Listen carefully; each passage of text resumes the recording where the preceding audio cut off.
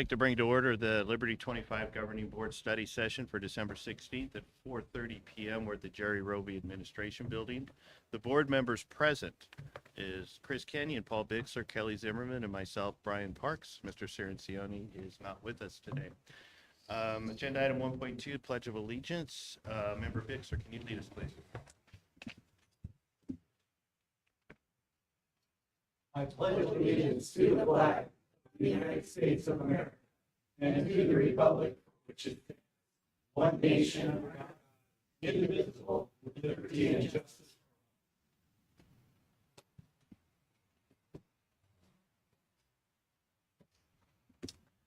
So we'll move on to agenda item 1.3, Trust Policy Transition. This is part 2. This will serve as the first read of the chapter 3 of the Model Policy Program. Ms. Castellanos. Good evening, board members. Sorry, I wasn't expecting to be that loud. Good evening. Thank you for coming and joining me for this work study session. We will be going over chapter 3 of the trust policies. The intent of this work study session is to ensure that these policies that the trust has offered align with our current and existing policies. So just as a reminder, we can't really make any changes. Those would have to, like if we were looking to change the core intent of any one of the policies, those would have to be brought to the board in a separate session. So today's work study session is very much just alignment with the current policies. How we'll run is I will go ahead and call out the policy number. And if we have any questions, concerns, or comments that we would like to go over, we'll do that for each policy number. Any questions before we get started? Okay. So we'll start. Go ahead.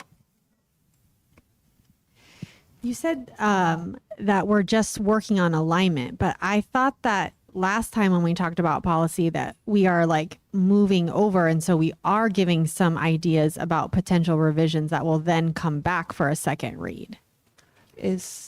Do you want to speak to that, Dr. Monroe, or would you like me to? Well, I think we can follow the formula that we did last time if anything comes up and make note of it. And again, everything will have to be decided on as a second read whenever we do that to the board. Okay. But yeah, I think there's certainly things that can be discussed or brought up, but as far as a decision making or anything like that, that would be at the second read. But yeah, I mean, if there's the homework that the board did, if there's notes, I think we do like we did last time and we keep those minutes. Yeah, so we'll keep the notes, but as far as I think, Dr. Monroe, what we're speaking to the intent of this, if there are changes to the policies, to the existing policies that one of the board members is suggesting, can that be navigated in this meeting, or would we want to navigate that in a different meeting? Well, I think it can certainly be brought up tonight. Okay. Nothing would be decided until a second read, and that would have to be, brought forward at that time. So I think we could follow suit what we did the last time. All right. Any other questions? Okay. So let's start with policy 3-101, the budget adoption. Is there any questions, concerns, or comments on this?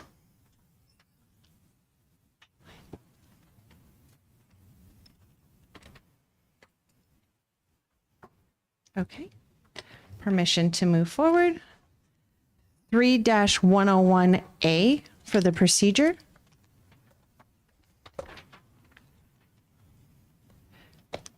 Three 101B.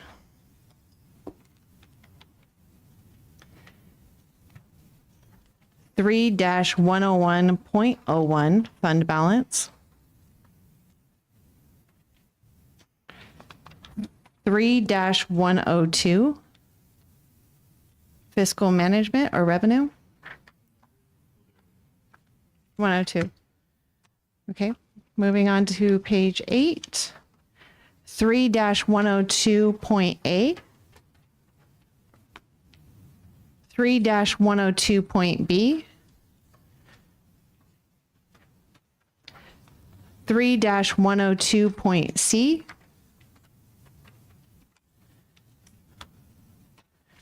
Okay, on page 12, 3-102.D. Yeah, I do have a couple questions on that one. It talks about petty cash a lot in this. First of all, how much do we do we normally keep petty cash around on our campuses and at the district office? Do we actually have petty cash? No, Board Member Brixler, we do not have petty cash. So we really don't have any, No. right? No. Okay. Yeah, I was just wondering, because that seems like a really good way to get us in real big trouble. Yes. So I would highly suggest we not have any petty cash sitting around. Okay. And my like question for number 1, it says whenever cash is involved, it is recommended that 2 people share the job of recording, counting, and verifying. I don't know if does it need to be recommended? I think 2 people should always be double checking them. I think that should be policy. Like PTOs, that's usually in our bylaws that 2 people have to count it. So I don't know that word recommended. I agree, Board Member Zimmerman. Yeah, we should have 2 people counting cash all the time. So I'll take that out and put in should.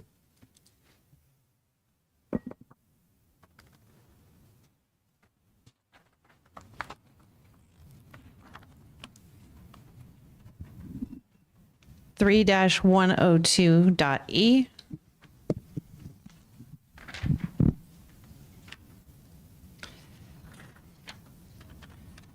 3-102, or I'm sorry, 3-103 on page 15. Yes, I do have a question on that one. There is a sentence in here that talks about the time frame of a warrant, when that will be honored. I'm guessing a warrant is something like a check or a cash disbursement that we've made to a vendor. Is that correct? Yes, Board Member Brixler, that is a warrant is a check. Okay. Yes. And then it says that after 1 year, if that warrant hasn't been exercised, it becomes void. That's correct. So if somebody does not use that or cash the check, then they can't after 1 year. Is that correct? That's correct. They could always request for us to reissue that check, but yeah, it would be void at that point. Do we have that happen? Have we had warrants go uncashed? Yes.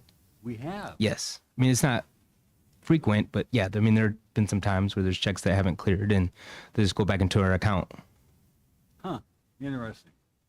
All right. Yeah, I found that an interesting thing. And it seems like a long time out, too. A year seems like a long time. Yes. But yeah, I had no idea people would just let it go. They don't need the money.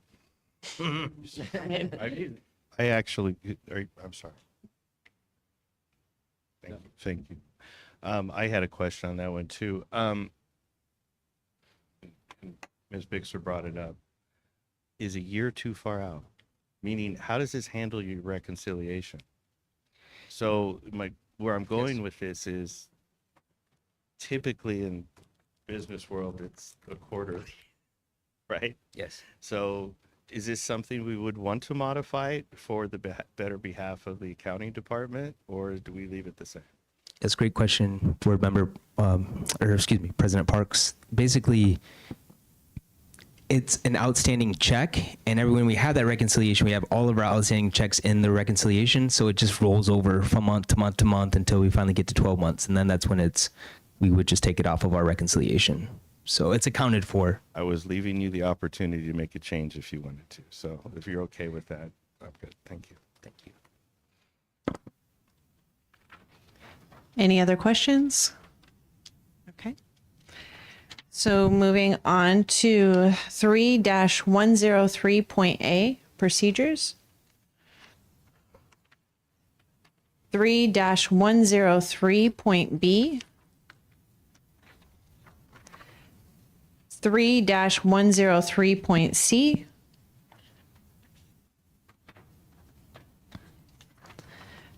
3-103.E. Yes, I do have a question on E. It talks about overtime and the compensation that occurs, and it says that when you accrue more than 15 hours of overtime, which would be compensatory, which is actually 10 hours of time over your regular time. So when you accrue that 15 hours, it goes to money. We start paying them.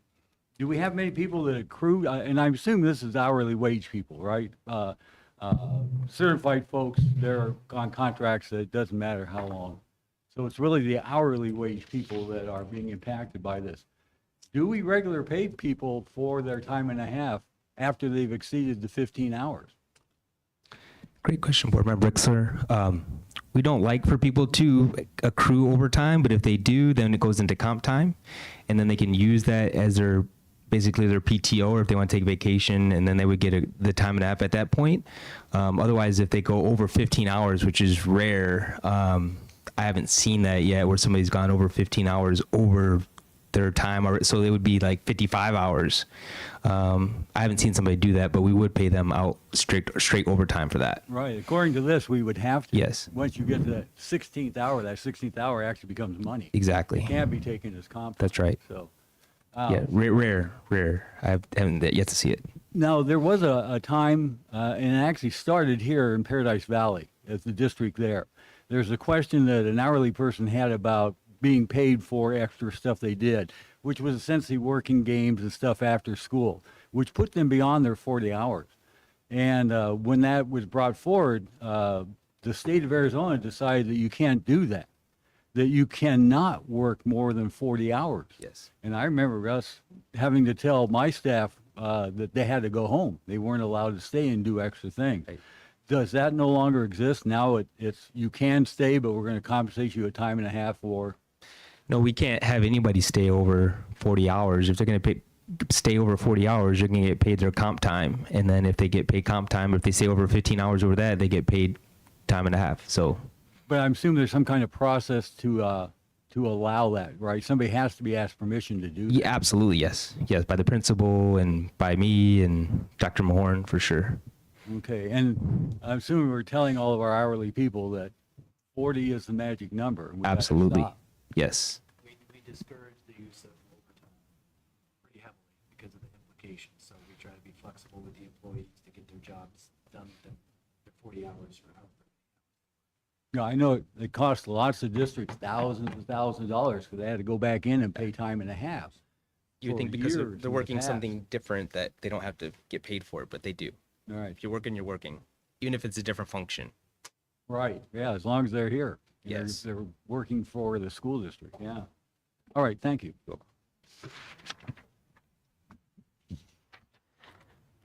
Moving on to 3-104.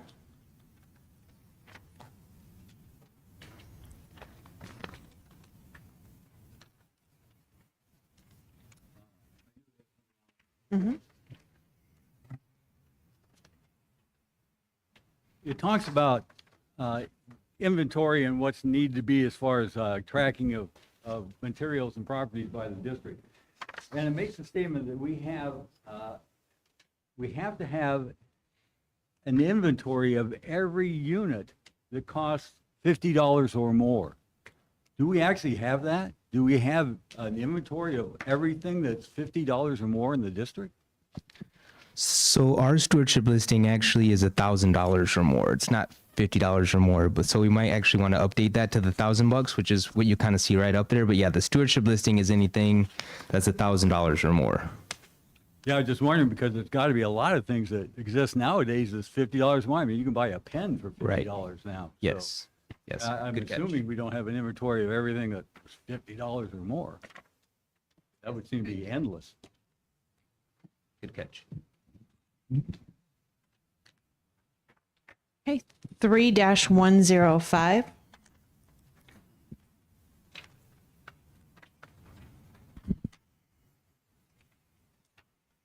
Three dash 106. 3-1. Oh, sorry. I apologize. We're on page 29.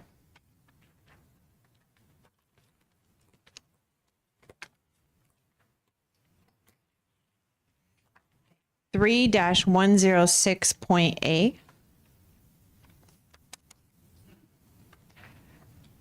3-106.B. 3-107.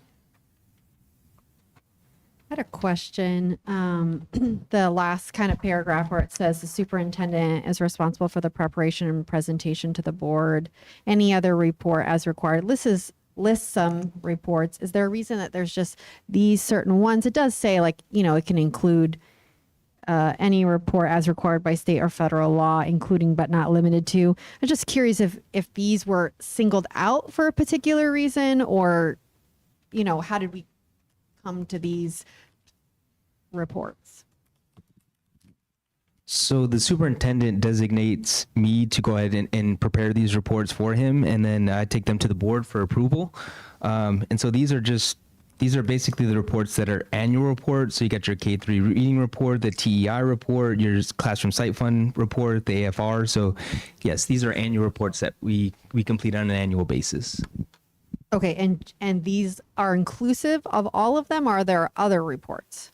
There's also like a budget. So there's going to be some other reports. I wouldn't say this is like everything, but it's close. I mean, this is 80% of the reports that would be in there. You're going to have a budget. This is just talks about fiscal accounting and financial reporting. There's going to be other policies that discuss budgets. Okay. I assume this is based on what's in statute Yes. for reporting what the requirements are. Yes.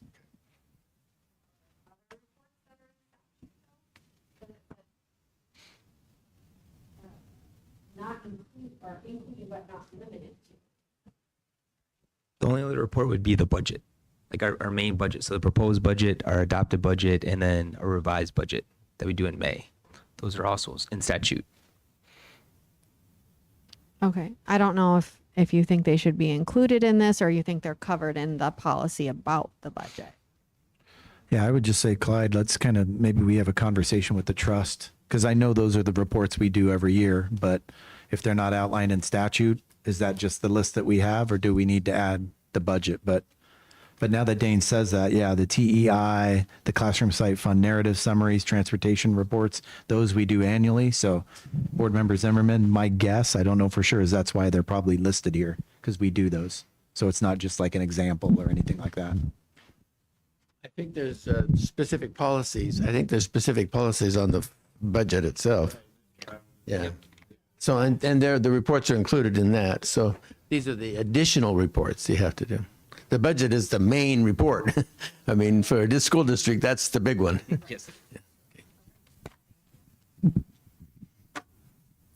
Any other questions? Okay. 3-107.A on page 32. 3-107.B.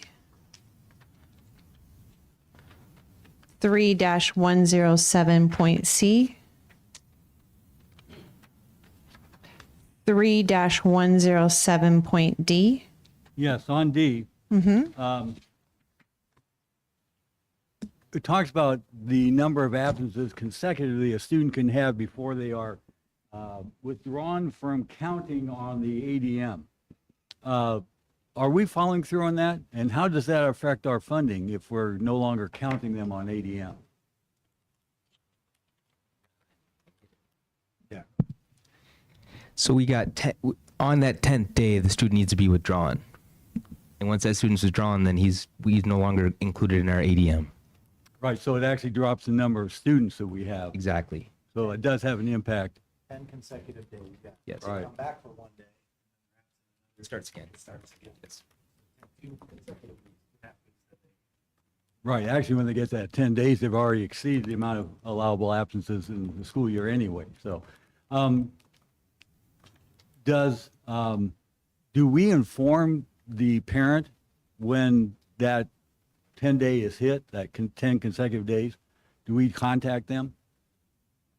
So they are aware that they're no longer enrolled at this school and could be in violation of state law.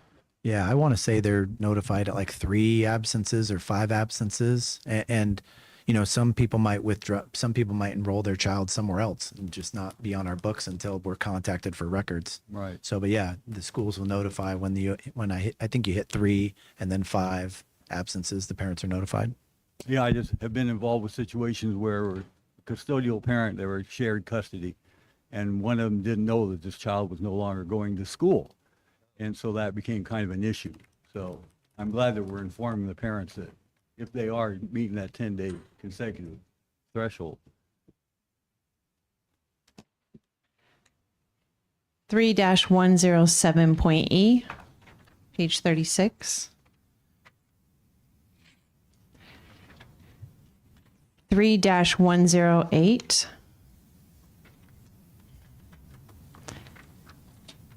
3-108.A.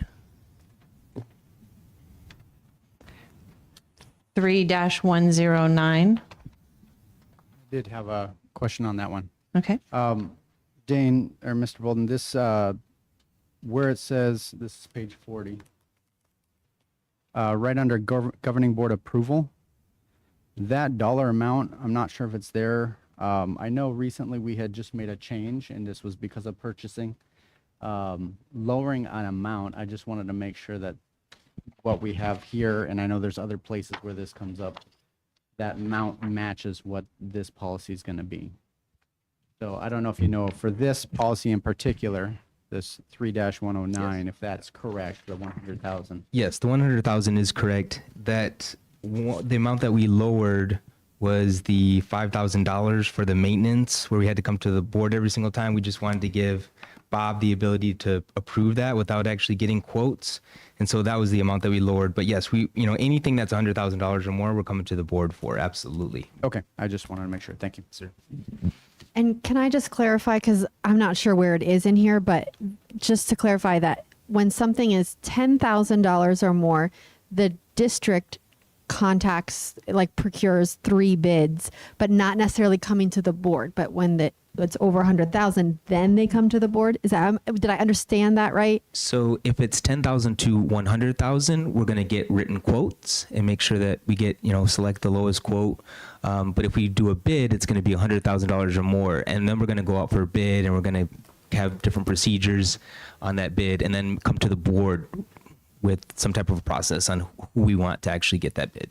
Okay, and the one that's 10,000 to under 100,000, is that, is there a certain number in policy of how many written quotes you have to get? It is 3. 3, Okay, yes. I just wanted to verify. Yes. Thank you. Yes, that's true. Yes, unless we're using Mojave or a contract, where we already have a vendor that's under contract, and then we don't have to get the quotes because they're already giving us great pricing. Yes. Yes, so Mojave is a cooperative. So we have different cooperatives that we are on, and basically we can just use that cooperative for pricing. And that would be for like air conditioning, like Yes. that type of maintenance Yes. or something? Okay. Maybe I could add something to that. When it's a cooperative, that cooperative does the bidding. They do the 3 quotes or the 3 bids. So that the bidding's already done. It's just there's a contract that the district's participating in through the cooperation.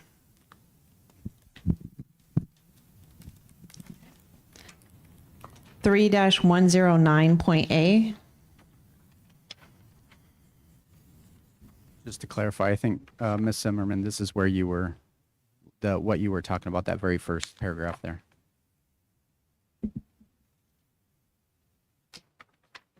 Yes. Yep, 43, first paragraph. Yeah. And that's what my note says. 3-109.B.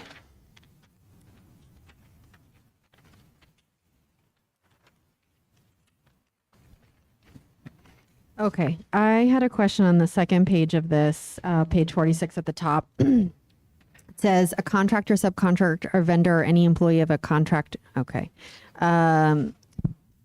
It's talking about like contractors having a fingerprint clearance card, and then it says, they may exempt someone that's not determined to, the superintendent may exempt from this requirement a contractor, subcontractor, or vendor that whom the superintendent has determined is not likely to have independent access or unsupervised contact with the students as part of their normal job. I'm just a little concerned. I don't know if we could be a little bit more specific. What does not likely mean? Do we want to take any kind of risk here with students that, we have a contractor that, and not during school hours. With just my opinion on that before Dr. Monroe chimes in on this possibly. When I think that this gives a little bit of latitude to the superintendent, discretion. There's certain things I can right off the top of my head think of, you have some crazy animal come on campus or something, you got to call animal control. Do we know that they have a fingerprint clearance card? We're not sure, but are we going to hold that up? It kind of gives a little bit of leeway where he can make that decision. I don't want to box him in too much with the wording of it, but Dr. Monroe, if you don't mind.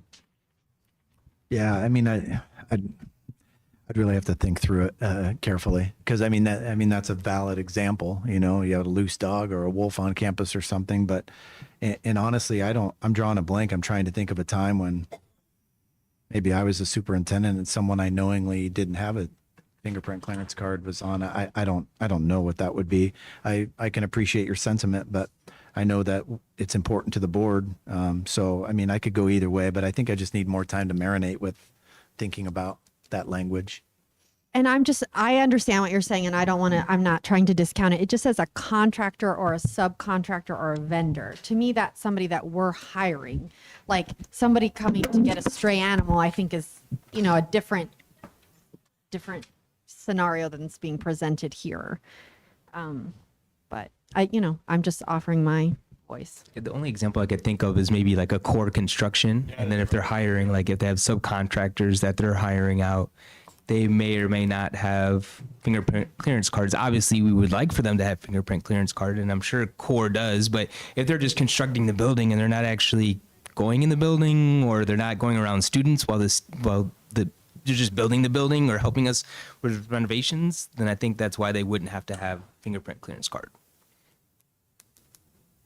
I think that's a little of a slippery slope, in my opinion. Now, at a new build, I can appreciate that. Okay. But when we're talking about working on campus with students, like I'm going to use the example of Liberty and the preschool, like, sure, the transportation facility, there's nobody over there, but there's definitely some sort of like work. They're doing some pipe or something that's right at the gate where kids come in and out.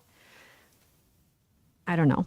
I'm not sure how. Yeah, I would say just give us some time on that. Like I said, I honestly wasn't thinking about this paragraph prior to this meeting. So let's give me some time on that one. So we are now at about 4:57. I would like to maybe put the rest of this on pause. At what time? Or are we okay? Oh, okay. I just wanted to make sure because I saw everybody trickling in. Thank you. Okay. I thought the governing board meeting was starting at 5 and I'm like, okay. Thank you. All right. So 3-109.c. 3-109.9 or point D, sorry. 3-201 facilities, page 50. I had a question on that one. Right under construction and maintenance, it's page 50, halfway down. Right, the second paragraph there, the board shall construct and maintain all district facilities and buildings. Is the board responsible for maintaining the facilities? I mean, is that just the language there? Can you explain that one to me? I'm just curious. Clyde, I'm going to look to you. I think that's sticky because I think the answer is yes. And I think what's expected is we work with the SFB and one could argue whether it's funded or not, that it's an expectation of us, but how it comes about, that's a different thing. If the SFB doesn't fund it, do we have to go out for a capital bond or what have you? But I think the expectation is, that we do maintain. I'm sorry, and you mentioned me a little bit. What was the question again, Chris? I'm sorry. Right there on page 50, halfway down, the second paragraph under construction and maintenance, it says the board shall construct and maintain all district facilities and buildings in accordance with the state, local, and federal requirements, and it continues on there, talking about the codes. But I do understand high level, board is responsible for all the high level things that happen in the district. So I do understand that. I just, that maintaining the district facilities kind of threw me through a loop, but I think I know where that's supposed to be. Yeah, the board's responsible for all of it, and that you have it through your staff. You know, you've got your maintenance department, all those things that's right in the mandatory responsibilities of the school board. We won't have you start painting the schools on Saturday, the board, so. Okay, 3-201A. 3-201.B. 3-202 facility use.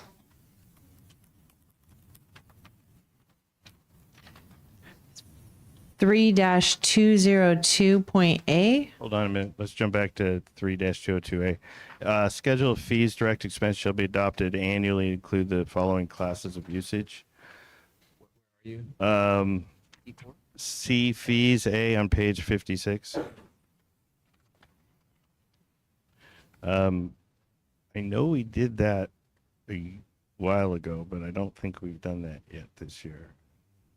Have we? I'm sorry.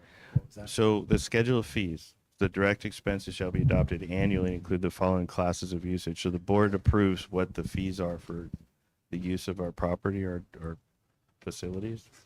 Bob, I'm looking, I think we approved it in the summer. Did I we? don't know if I don't think there was any changes to the fee schedule, but Okay. I just want to make sure I underlined it because I'm like, I was sitting with memory going, I know we did it over a Yeah. year ago, but I couldn't remember. So thank you. I had some comments about this as well. I went back and looked at our current policies for the use of facilities, and I think that we're missing quite a bit in here. I think this needs to be more defined. If you're looking at our old policy, it's KFEA and KFRB. One of the things that I think is really missing in here is who, like the facility users, how do they access the property? Is there a district employee always on the property? That was in our old policy. I did not see that in the new policy. And also in the application process, it talks about who makes the decision for the facility use. And I think I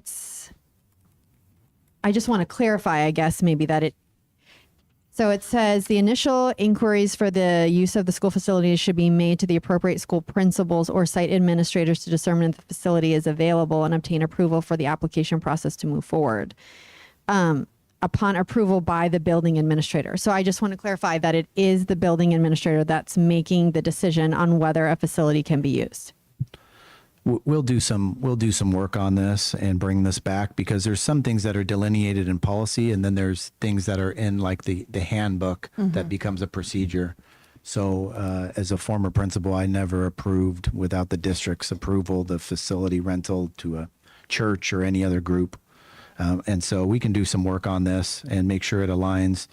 Policy, we stay higher level, and I'm not sure why some of those details are in the policy, but then the regulation is kind of through the handbook and the procedure. So we can do some work on this, Bob, and make sure it aligns with our practice and that it aligns with statute.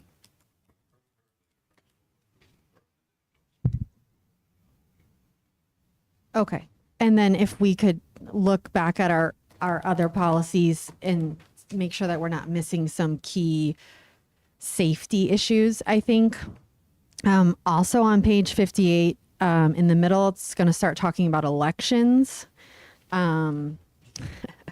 Posting of political signs and other electioneering activities shall not be permitted on school property at any time, including on election day, at school sites using as polling places. My question for legal is, can you make that stipulation or is that against statute? No, actually, the statute does say you can't use school property for election signs. That's what the statute says. I know we had an issue that came up on election day this year, and I was asked about that. And I talked it over with my partner at our office, and we decided, looking at it from a constitutional issue, that when you invite the public here to use a facility as an election location, then the general rule is a 75 limit, 75-foot limit. And any other facility besides the school facility, that's the 75 foot limit is the one that applies. But you do have a statute that says you cannot use a district facilities or uses or resources to influence the outcome of an election. So it really would be the governing board's call, in my opinion. On that particular day, you've created a limited public forum for that activity of the elections, and that the 75-foot rule would apply for that day. But the statute goes on all the time. Statute is always there, and the legislature adopted a statute says you can't use school facilities or school resources to influence the outcome of elections. So if you want to implement that and make that the rule here, then in my opinion, you should post it so that people could see that and that everybody would be informed. Because I think that there are also people that are in parking lots on election day, and that is absolutely school property. So I think I think this really needs to be refined, defined, and make sure that we are following the statute, that we're following the 75-foot line, and it's applied equitably across the district. Yeah, I don't know are any of the schools actually being used for election sites Yes, here too? they are. Okay, well, so I agree. It may be something that you really need to look at and define. When I was in Gilbert, we used the 75-foot rule on the day of the election, but other times you cannot use it at all. But that was the way we did it there. But the board can decide, because there is a statute that says you can't use school facilities. So if you want to do that, I think you just need to inform everyone and probably have something posted on the day of the election that says the 75-foot rule is not what applies. If it's a school facility, you have to go outside the school, off the school property. And I think we need to be real careful here that school property and the sidewalk and county property and city property are different things. Yes, the sidewalk and outside the sidewalk, the front sidewalk is considered a public access or public area. So that's the limit of the school property would be to the outside park, inside line of the sidewalk. I know that, excuse me, I know that this isn't in this section, but it is directly tied to what we're talking about. The very second to the very last page of the entire pamphlet here, at the very bottom, it's talking about private vehicles on election day. And this is page 118.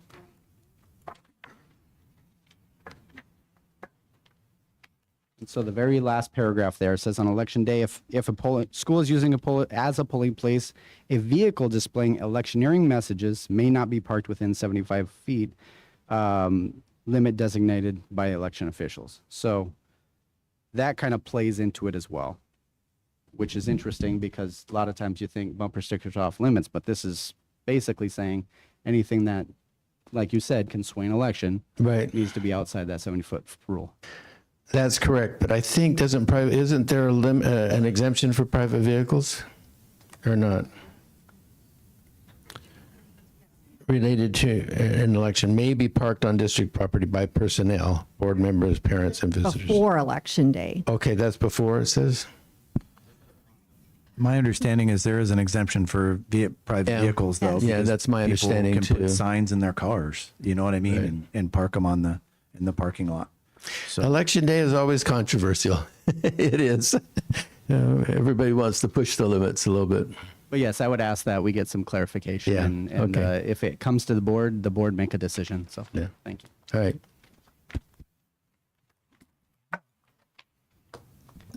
Okay. 3-202B.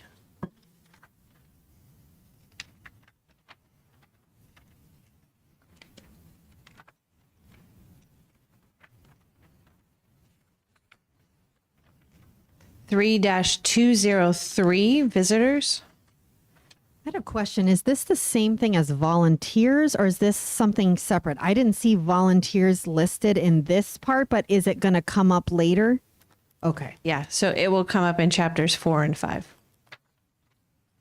Okay, so I just had a clarifying question about like current district. It's probably more like procedural, but from my understanding right now, if parents want to come in and like have lunch with their child in the cafeteria, they have to go through the volunteer process. Is that a correct statement or no? You know what? I would have to look to Dr. Mahorn. I don't know if that's correct. I don't want to misspeak. Do you know that for sure? Or do we need to get back? I'll get back, but I don't think so.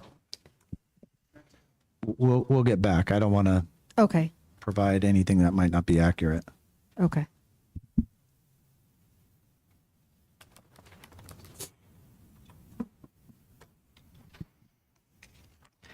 Okay. 3-203.A. That's on page 64. 3-301, food services, page 65.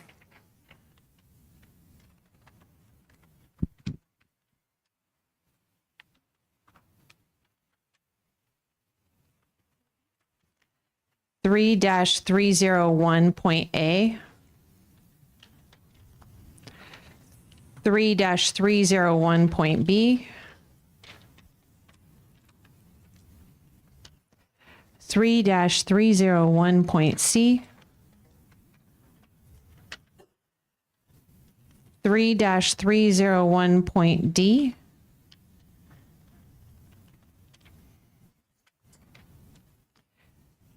3-301.E.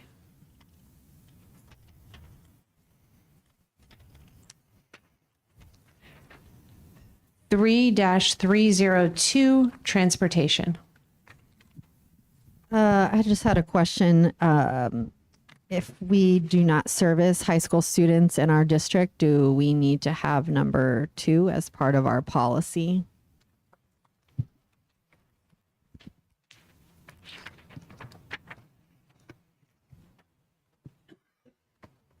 And then number 3, it says students admitted via open enrollment policies who may be eligible for transportation under state or federal law. Are we talking about special education students? But I'm not sure.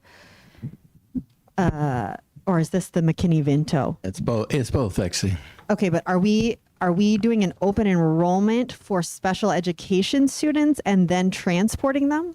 We probably need to research that one because special education students with disabilities is in number 4. Yeah. And McKinney-Vento's in number 5. So I'm trying to think what situation would warrant that. Yeah, that's why I put 'Cause example. it's a who. weird situation, but I'm sure the trust probably knows why that was put in there because McKinney-Vento and special education is below. I just think the key word is open enrollment. Who are we transporting on open enrollment?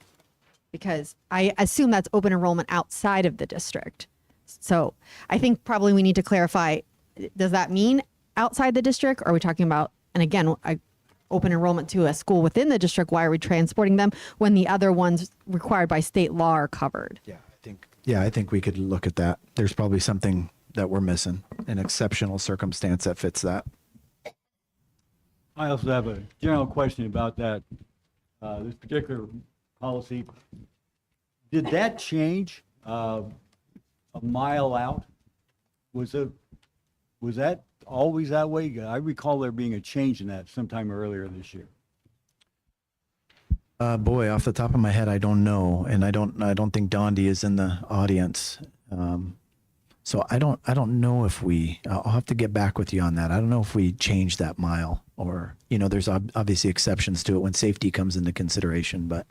Yeah, my recollection was I actually asked a question about whether or not it would impact our funding on transportation because it seemed to be a difference. It seemed to be farther out than what it was. I'm wondering if the mile is still accurate or is it now a mile and a half? Because it seems to me that there was some change that occurred.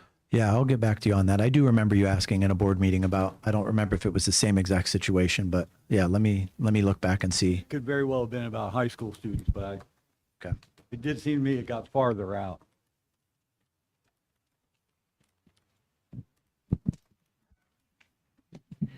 Okay, 3-302.A. 3-302.B. 3-302.C.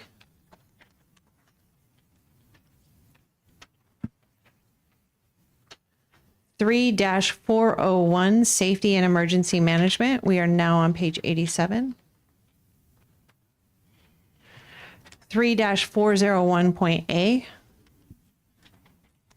3-401.B. 3-401.C. 3-401.D. Are you at E or D? I am now on E. 3-401.E. Yeah, this is the only place that we have anything that's a different color. Yes. Is this, does that indicate our policy that's not in the trust policy? Words that, language in our policy, not in the trust policy, is that correct? Yeah, so in September, the board changed a significant amount of policies, and we wanted to make sure that those policies that the board changed and the intent of those policies were incorporated into the trust policies, so that that way the intent of all policy is transferred over. So this is the only place that the intent of the policy that we have might have been a little bit different than what the board or what the trust had offered us. So we've highlighted all of those sections in this blue, green, turquoise-esque area color. So if we just went with the trust policy, this would not be in there. Correct. So our decision whether or not we want to have that language in there as well. Well, we won't decide that now, but that we wanted you to be aware. That's why there's the little key up at the top, updated district policy, even though the blue doesn't quite match, but it would come to a second read. And this was about pest control applications and the procedures that Bob's department does. I think that it was 72 hours was the real difference there. But we had just adjusted this a few months back. Right. So again, it will come down to that second reading, and if we want to keep this language in there, we need to make sure that's mentioned. Correct. And the intent of this change specifically was to give the district enough time to notify parents within the 48 hours. So, Seems like a good idea. yeah. Okay, 3-401.F. 3-402. Yeah. 3-402.A. Okay. I have quite a few things.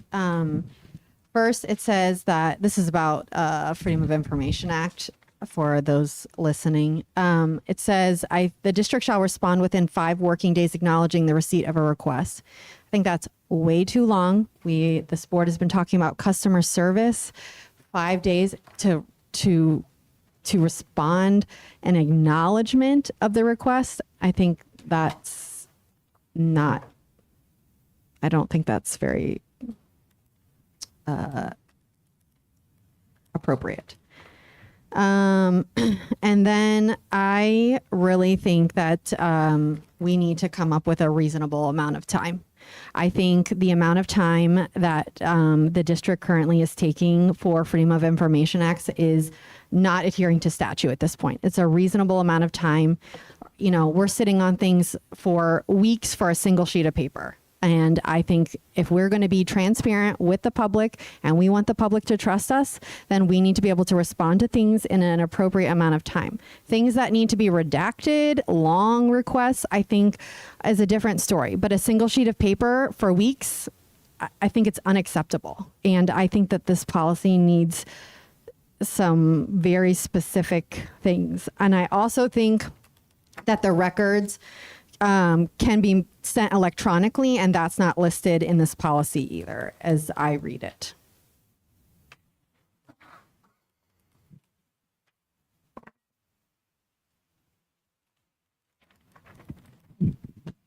Any other comments, suggestions? Okay. 3-402.B. I just had a question for legal. It talks about personal devices that are, for, can be requested in Freedom of Information Act. Can that be held up legally? Because, if it can't be held up and it's not common practice, then I don't think it should be in policy. It can be held up legally. There have been examples of that. I personally was involved with having to review someone's personal devices that people were alleging was being used for public purpose. So it wasn't a school district, but I did actually have to. I was the one who was reading the text messages. So yes, the courts will enforce that. Okay, but it would take a court to be involved. We are not pulling people's cell phones. No, certainly that's not something that's automatically done. You're right. It would be a court order where you would that would be requested. Okay, so I think that we should look at this policy then, because I'm sorry. Sometimes when I don't mark exactly where it is on this page, I have to go back and find it, but thank you.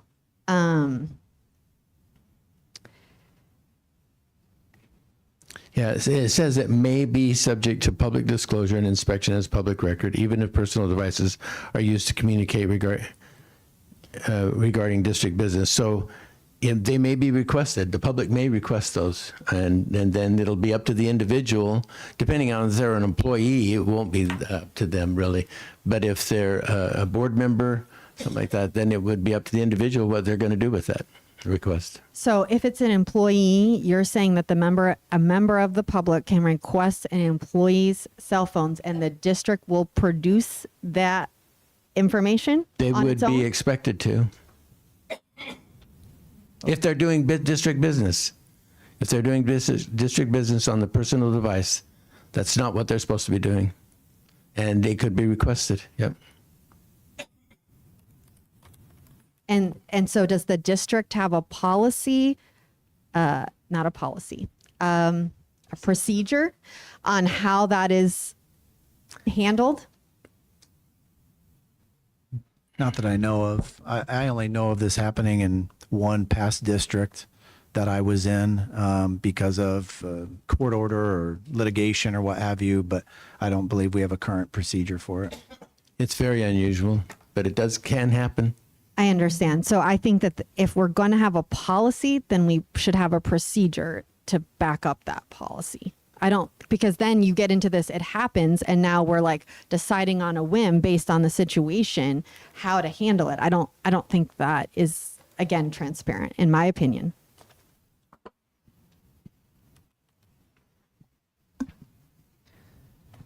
Okay, 3-402.C. 3-402.D. 3-403, technology. We are on page 100 at this point. 3-403.A.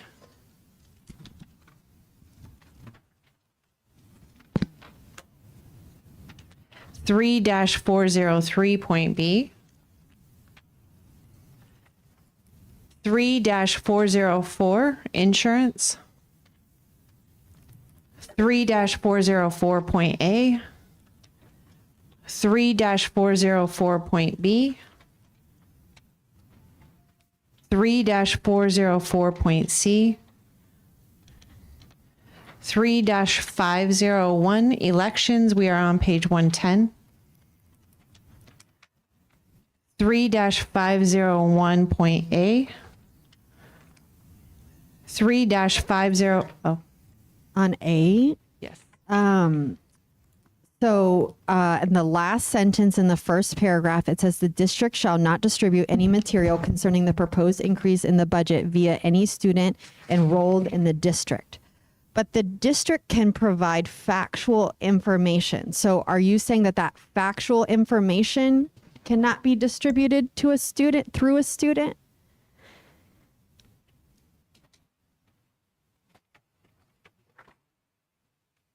So you mean like we can't send home a piece of paper with the student, even about factual information? I'm just clarifying. That's what we're saying here.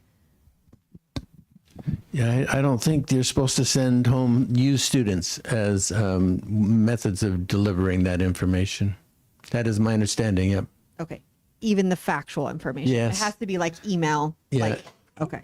Email or mailed or whatever, yeah. Okay. Yep. 3-501.A, 3-501.B. This is just a clarifying question for number 4. I'm just, since I worked on the override, and I'm just curious, why do they not allow do you know why the reasoning why the governing board's not allowed to set a pro statement for a bond? I'm just curious the thinking. I know that we can't. No, this is for a bond, not an override. Tell me where you're reading. Oh, sorry. Number 4, Number 4. the last sentence, the governing board may not I'm on submit the wrong a pro page. statement. I'm on the wrong page. Huh? Oh, 113. Okay. Not to exceed 100 words, each submitted to county the public. Governing board may not submit a pro statement. No, the governing board writes this original statement in the pamphlet That's for the O. for in both the a bond and an override. They're the very first written statement about the purpose of the override. Right. The governing board members can't write a separate pro statement. You're on the main statement that is written for the purpose of the bond or override. But they do write one for the override. They are one of the pro statements of the 10 submitted. But it says, it's okay. I mean, I'm just This is, wondering. yeah, this is the bond though. I Yeah, know. hear That's what why you're I'm saying. asking, do we just, I assume this is statute. Yeah, I believe it is. Let's check that, Clyde. Let's Okay. check to make sure. Sure. Because I hear what she's saying. Yeah. I want to be sure because I do know, yeah, in the bond pamphlet, it's all board. It's kind of the board's letter, what they're putting out to the public. But the governing board may not submit a pro statement. I know it's the first in an override. It's like the first one provided, but let's just make sure. Okay.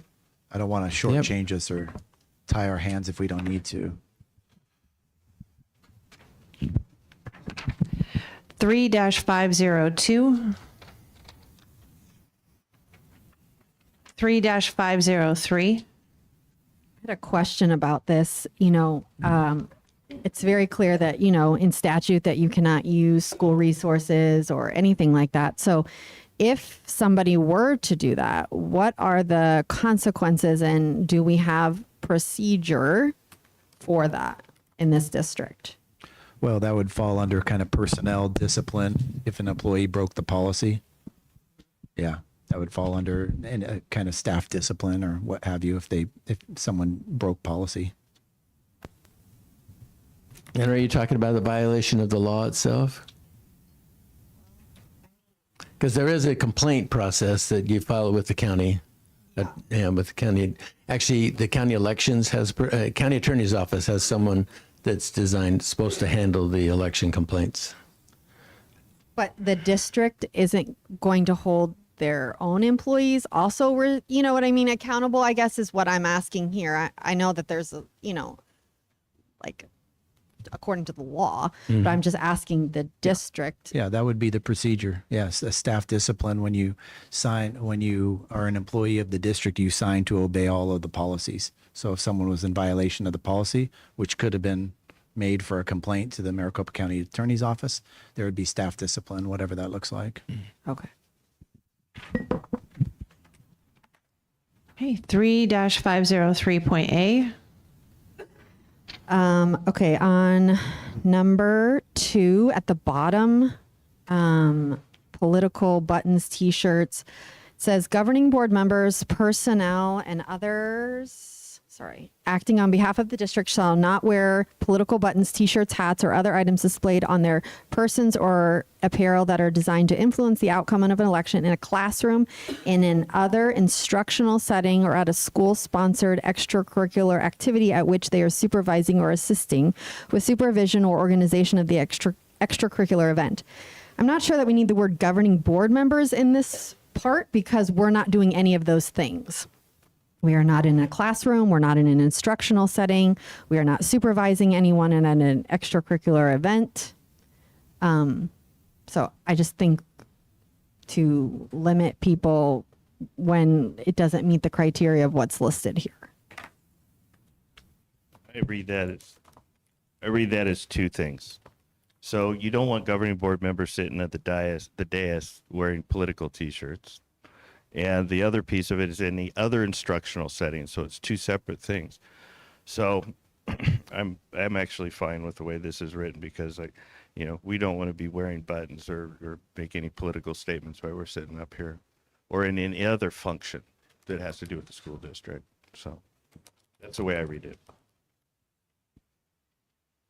I think this is a little tricky with the First Amendment, and it's not preventing teachers. The way I read this, and this policy is quite long. I think if we go to number 6 on the next page and it says C, I just think we need to be specific here to protect ourselves, our employees.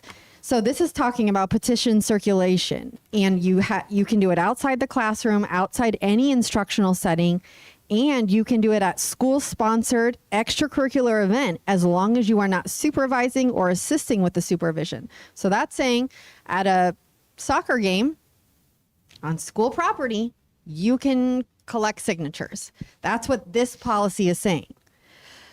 So, I mean, I think we need to decide if that's something, is statute supporting that statement? I mean, I think it could fall under the First Amendment, right? But I just think we need to have a discussion and be real specific here, and making sure that we're not infringing on the First Amendment right, but that I just want to clarify that can be done because I want to protect our employees. I think they have the right to do things. And I think there's been a lot of question about this. So I just want us to be real clear here. Yeah, I think one thing you have to keep in mind on this, one of the reasons why teachers are not supposed to wear political buttons and so on in classrooms is because of the amount of influence they have. And I think what this is talking about when it talks about governing board members is that amount of influence that a governing board member might have on the public. And you're not allowed to use that influence to do something as far as voting. But I think you're absolutely right. I don't know as a governing board member whether or not we should lose our First Amendment rights when we become a governing board member. I agree with you. I think this says something I don't agree with. Doesn't it really just say when you're at your official capacity, when you're representing the district? No, it No, says it when you're doesn't. at the event as a member. It says in an doesn't talk about instructional supervision at setting. all. This is not an instructional setting. You're talking about a board meeting, Correct. but that's official governmental action. Well, it could be extracurricular. You might be at a soccer Okay, game. then I think that the wording, if that's the direction we're going, then the wording needs to be changed because it does not say that in this policy right now. Okay. All right. We'll have to look at it. Yeah. We will review. Any other questions on Chapter 3? Yeah, I'm sorry. Number 8 says candidates and their representatives, persons acting on the behalf of the district shall not permit. Okay, I think the key word that we need to listen to, persons acting on behalf of the district shall not permit candidates, including but not limited to candidates for the board and their representatives to announce their candidacy or advocate their election or the defeat of their opponents in school buildings on school property, except for times when they are participating in a public forum. Does this include public comment at a board meeting? Well, that's not a formal forum.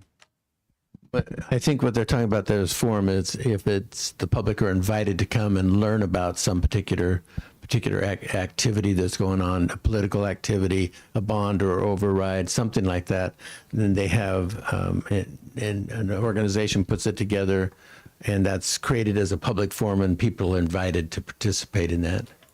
Okay, so we are saying in our policy that there are certain things that cannot be said during public comment at a board meeting by the members of the public.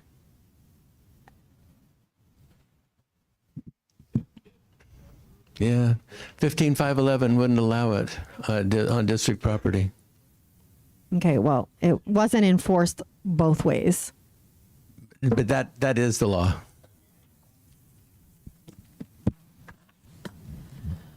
Any other questions, comments on chapter 3?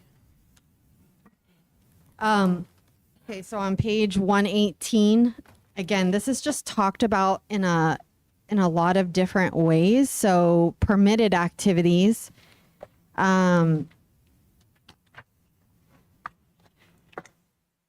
Is this B, I think we just really need to decide on as a board and in consult with legal counsel, but are we allowed to do things at school sponsored extracurricular activities? I see that as like a game, and which would be on school property. But it just says if you are not on duty. So, a bunch of teachers come to a soccer game. Like, I just want us to be specific so that our employees have clear expectations.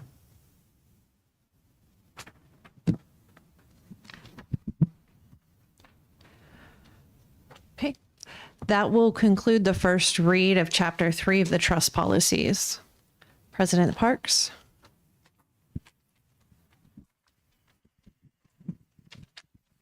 We'll show thank you, Ms. Castellanos. You're welcome. That'll conclude our study session at 5:36.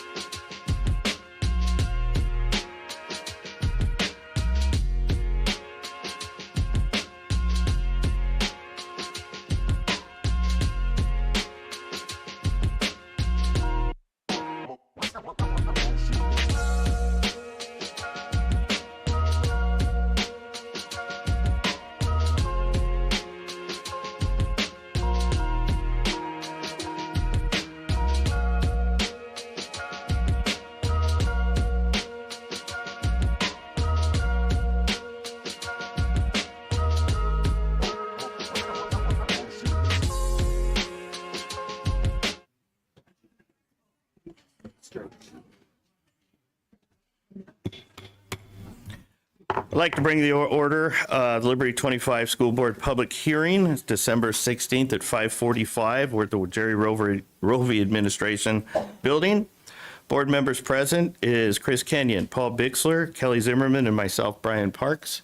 Brian Cirancione could not be with us today. Agenda item 3.2, hearing to discuss considerations for school attendance boundaries. Loretta Zumbro, Las Brisas Academy, and Blue Horizons. Beginning 2025-2026 school year, Dr. Monroe. President Parks, Vice President Kenyon, members of the board, per our current policy, we're to have a public hearing when boundaries are recommended to be adjusted. And so that's why we're having this hearing on the agenda right now. And so at 3.3, if there was any red cards where people wanted to be heard about the boundaries before a presentation was done later, that's why we have that here in this public hearing. Vice President Kenyon, do we have any red cards for public comment? No, we do not. Okay, that'd be 3.3, call to the public hearing. And since there's no calls to the public on the school boundaries, we'll go ahead and adjourn the meeting at 5:46.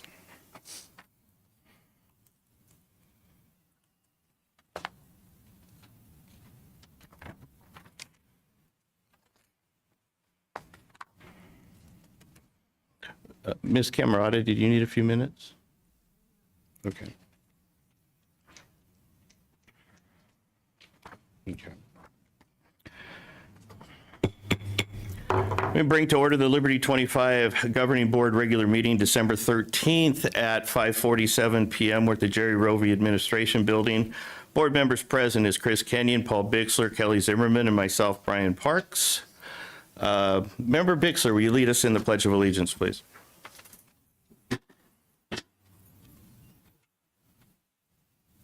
I pledge allegiance to the flag of the United States of America and to the republic for which it stands, one nation under God, indivisible, with liberty and justice. Welcome to the Liberty Elementary School District Governing Board meeting. We appreciate your interest in the district. The 5 elected governing board members serve without compensation and volunteer countless hours on behalf of our students and staff. The president and vice president of the board are elected in January. Under state law, the governing board may only discuss and vote on matters that are on the agenda for tonight's meeting. Agendas are posted a minimum of 24 hours in advance on the Liberty Elementary School District webpage and at the Jerry Rovey District Complex. Copies of tonight's agenda are located in the foyer and on the district webpage. If you wish to make a public comment, please complete a request to address the board form and submit to the board secretary before the meeting starts. These forms are located in the foyer prior to entering the governing boardroom. Members of the public will be given a maximum of 3 minutes to speak once recognized by the governing board president. Please state your name before you speak. During the call to the public may speak on any item of business on the agenda that requires the board to take action. The public may also speak to the governing board about a school district matter that is not on the agenda. State law prohibits board members from commenting on or discussing the matters presented at the end of the call to the public. However, the board may ask the superintendent to review the issue or place it on a future agenda. A board member may also briefly respond to criticism of a board member or the governing board itself. We ask that all speakers show respect and courtesy to others. Comments must pertain to a matter that is within the jurisdiction of the governing board. This is not an appropriate forum to complain about an employee, student, or others. We also ask the public who are present for the meeting to be respectful by being attentive, avoid calling out or creating any disruption that may interfere or interrupt the meeting. Individuals who interrupt or interfere with the meeting may be asked to leave by the board president. Thank you for allowing this meeting to be conducted in a peaceful and productive manner. And thank you for your attendance and involvement in tonight's meeting. We'll move on to agenda item 5.3, the approval of the regular agenda. Do I have a motion? Mr. President, I move that we approve the regular agenda consistent with board policy BEDB and temporarily suspend governing board policy with which this agenda may be inconsistent. Have a second? Second. We'll call the vote. Vice President Kenyon? Aye. Member Bixler? Aye. Member Zimmerman? Aye. I'm also an aye, so that passed 4-0. Move on to item 6.1, attendance and enrollment reports. Dr. Monroe. President Parks, Vice President Kenyon, members of the board, Merry Christmas, Happy Holidays. I hope you enjoy a Happy New Year and enjoy the holiday season with your families. I think our students, staff, families are very excited for the winter break. That's coming up in just a few days, so I wish everyone a happy holidays. As you could see in the enrollment report, we're currently trending. I think it's about 152 students from this point last year of growth, which is exciting. And then one other thing I wanted to mention, I think Dondi was in the room, but Rainbow Valley and Transportation Department participated in the Glow on Monroe Parade in Buckeye. And I was told today, Dondi, that we somehow won an award. Is that right? First place. So it was a pretty amazing experience. It's a cool new tradition that Liberty is going to be involved in at that Glow on Monroe Parade in Buckeye, and was really proud of Rainbow Valley Transportation for being a part of that. And then I'll turn a few minutes over to Dr. Mohorn for update on discipline, student discipline. President Parks, Vice President Kenyon, if you could bring up the slides for discipline.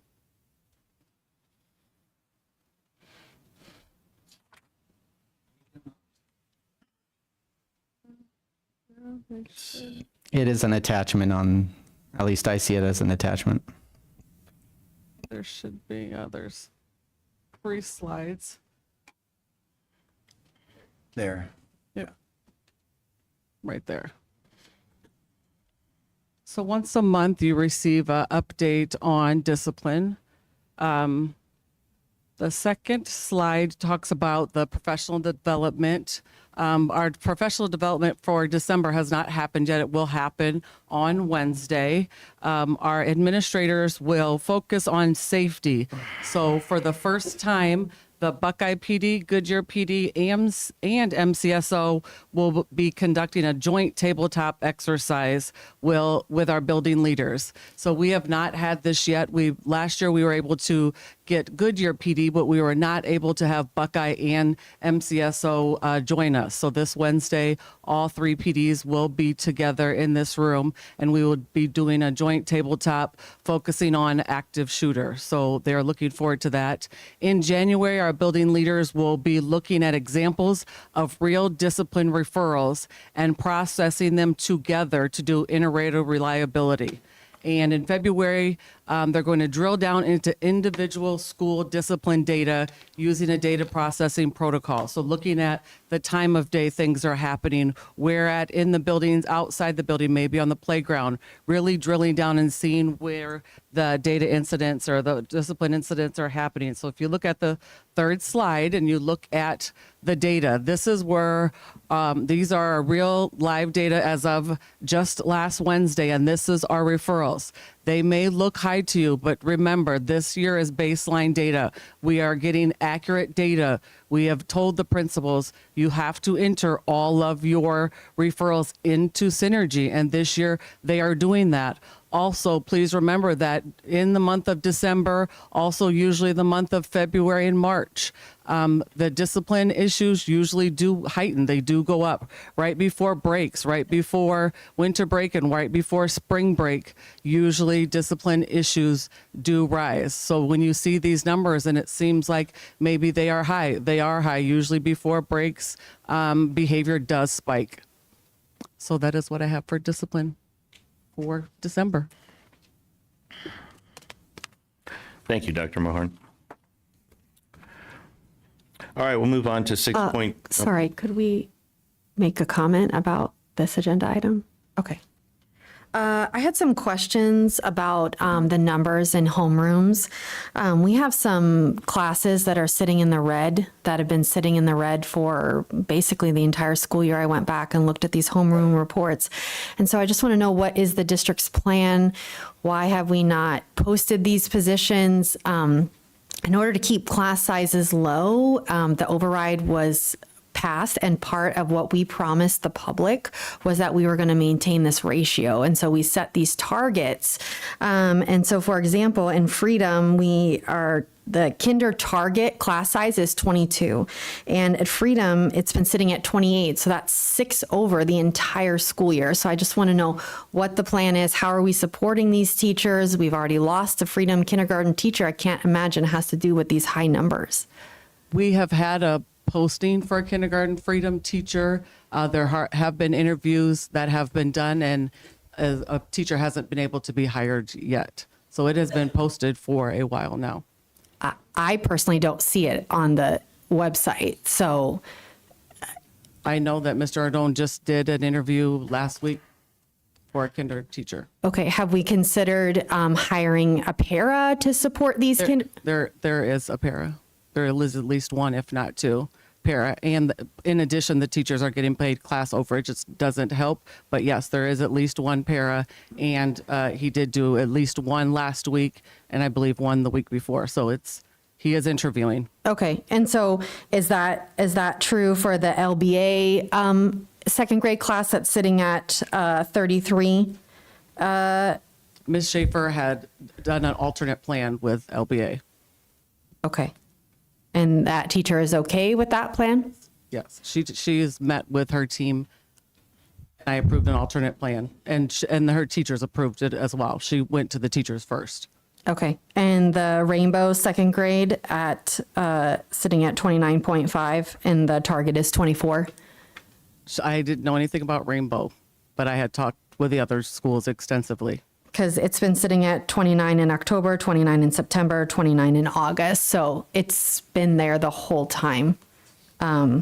So I think we need to make sure that we are honoring our promise to the voters. And I think we need to make sure we honor our teachers, that we set these class target sizes and we're supporting them so that they feel supported.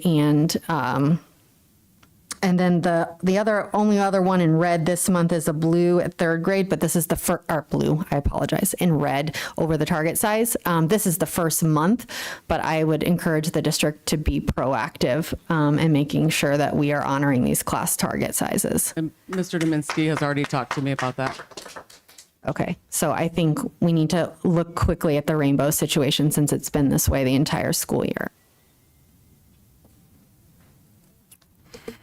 Ms. Zimmerman, that was outside of the agenda item. If you wish to pull things that are outside of the agenda item, you need to do that at the end of the meeting. The agenda item has the homeroom class updates. That's part of the agenda item. So I'm not speaking about something that's not about the agenda. It is in the item. Well, that's not how I read it, ma'am. But anyway, so we'll move on to 6.2, the governing board and superintendent recognitions. Dr. Monroe. Yeah, if we can invite the board down, we're going to recognize some employees and volunteers from Estrella Mountain.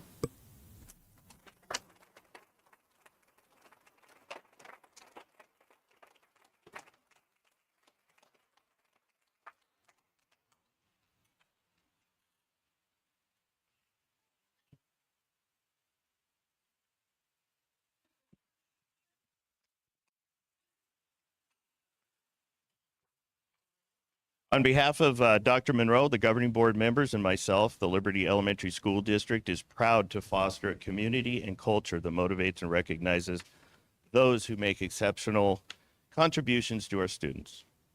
They embody our core values of respect, integrity, accountability, high standards, and are student-centered.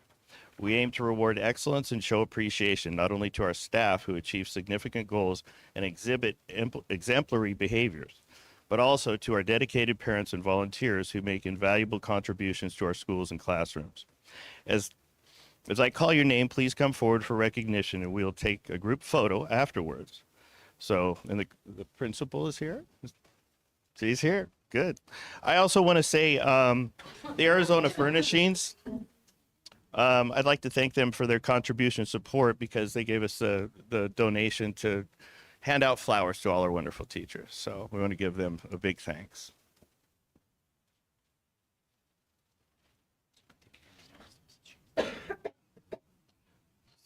So first on the list is Joni Sheasley, and I guess she's not here with us tonight, but Johnny, sorry. I guess she's not here tonight with us, but we'll give her a round of applause.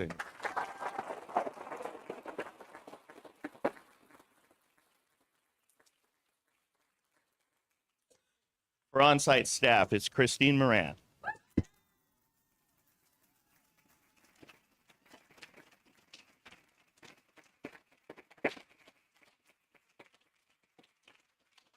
District support staff, Mindy Carafa.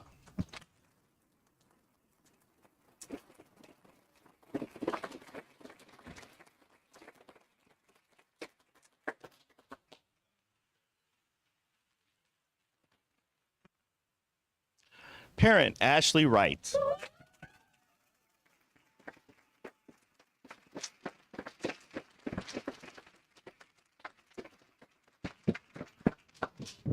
And our volunteer, Crystal Carbone.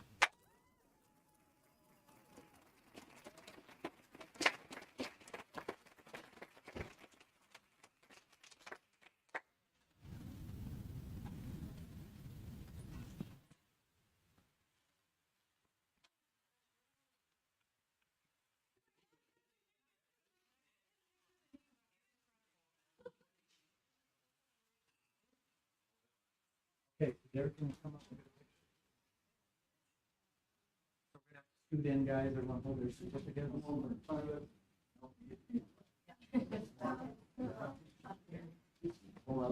They do it shortly.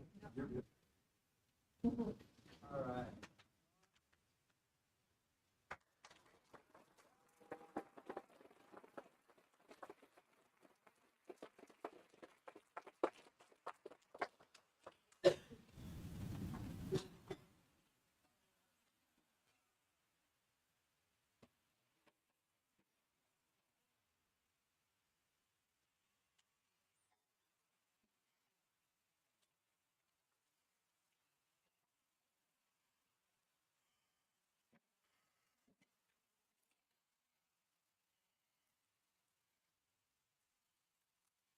If the teachers and some of the people in the audience want to take a moment and leave, you can.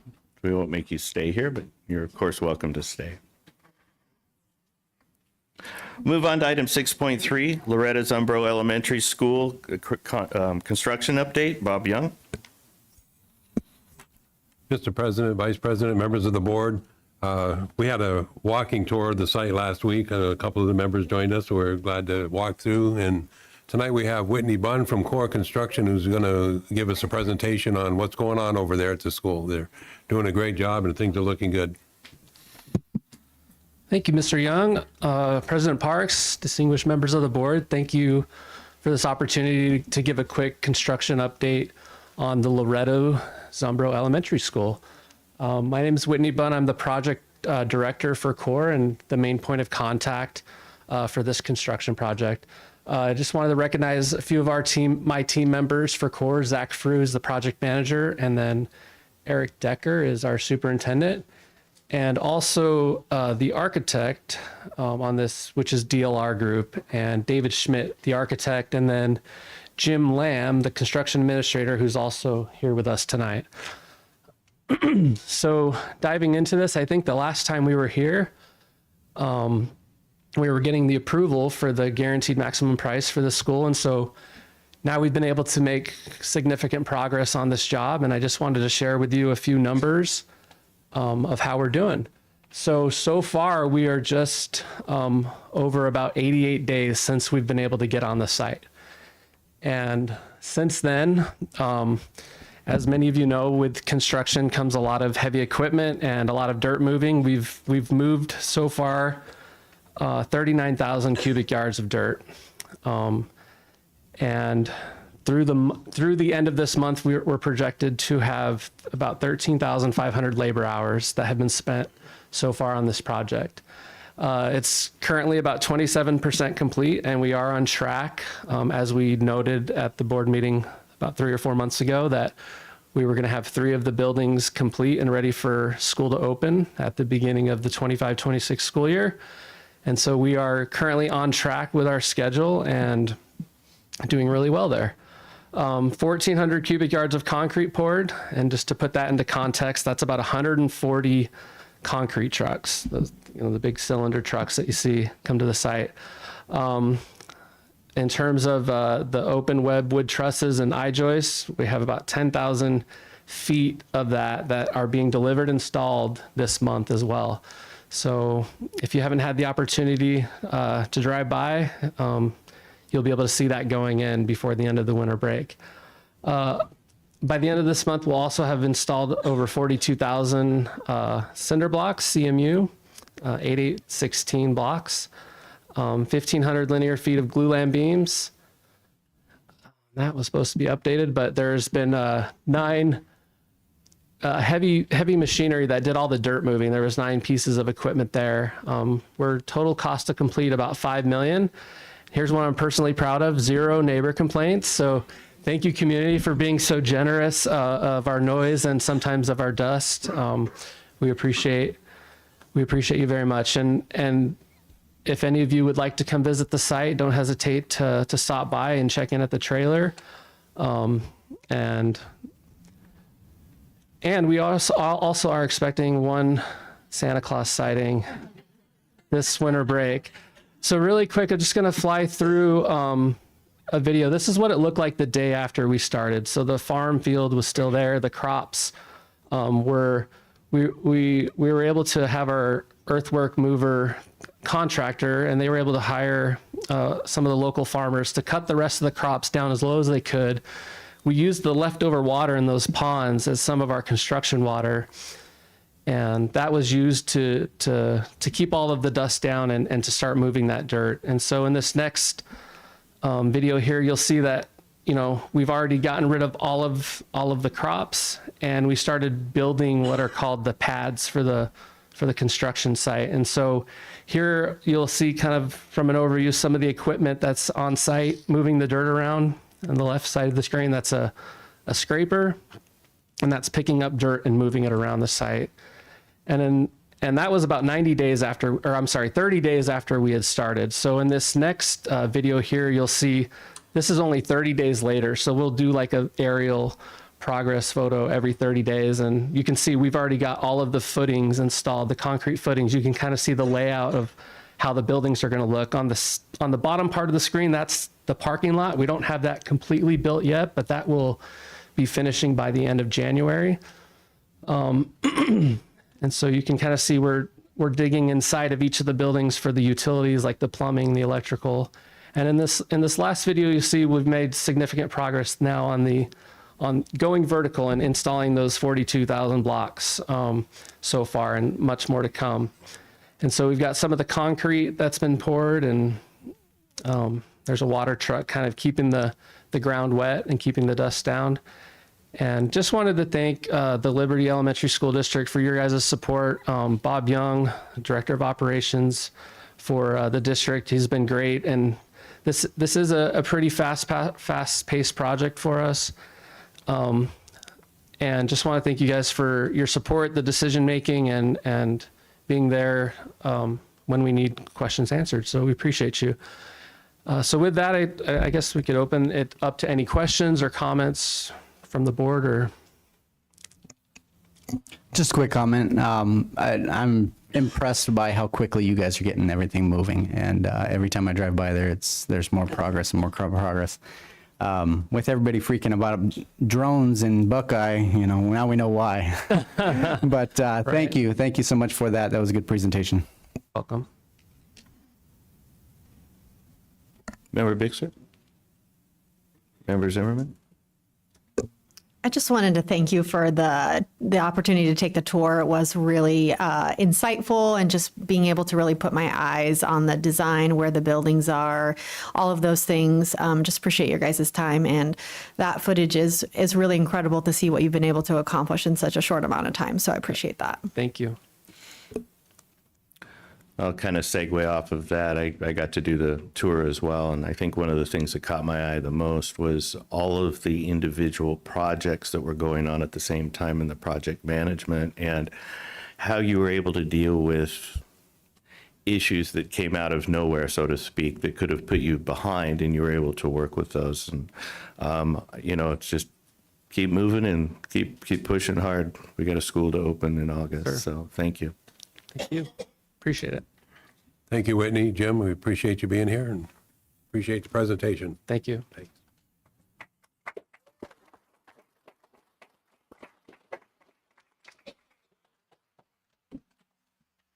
All right, move on to item 6.4, Loretta Zumbro Elementary School update. Mr. Bruce Nabinski, the principal of Blue Horizons.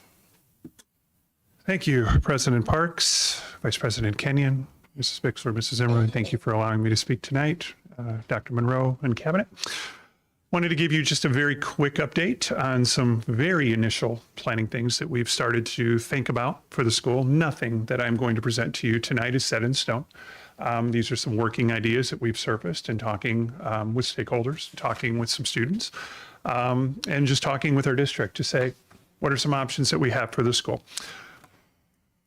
We know why the school is there, to our fabulous 36-year veteran Loretta Zumbro. This is a picture of her pretty much on day one when that sign went up, and I wanted to show you compared to, and you just saw the awesome drone footage that I cannot compete with.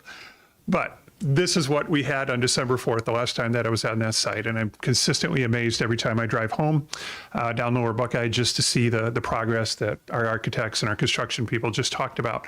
They're doing a great job. I've been able to be on site about 3 or 4 times and see the hard work that they are putting in. They truly are dedicated to making this school a world-class facility, working very hard. So very exciting as the planning principal to just see that development that takes place over time. So furnishing Zumbro, these are one of the big things that we got to start thinking about before our students arrive next August the 5th. We have had meetings that have taken place regarding furniture options. One of the things that we did is we took both our furniture people and our our architects through Blue Horizons, knowing that Loretta Zumbro will have some likings according to Blue Horizons. And we got some instant feedback from our teachers. We spoke with about 8 or 10 teachers. We asked them, what are you getting the most out of in your classroom? What kind of furniture do you feel your students are getting the greatest benefit out of? What furniture things in your classroom aren't working? What are things that are in the way? What do you need in terms of storage? What is appealing to you, not just in the classroom, but in the hallways? So we got a lot of actionable feedback from our Blue Horizon teachers and took that into our furniture meetings that we've had with companies to say, this is what our current teachers are telling us they get the most bang for their buck out of. We don't want to reinvent the wheel with this furniture. We want to make sure that if teachers are getting useful things out of it, that the teachers that we bring to Zumbro or that we hire for Zumbro will have the same impact. We definitely want to continue the tradition of flexible seating options, building color schemes, which you've ever been to Blue. Each of the 5 buildings has kind of a different color scheme. We want to continue that thought with Loretta Zumbro since there will be 5 buildings. And of course, as I mentioned before, teacher needs for both storage and space. That is very important to teachers.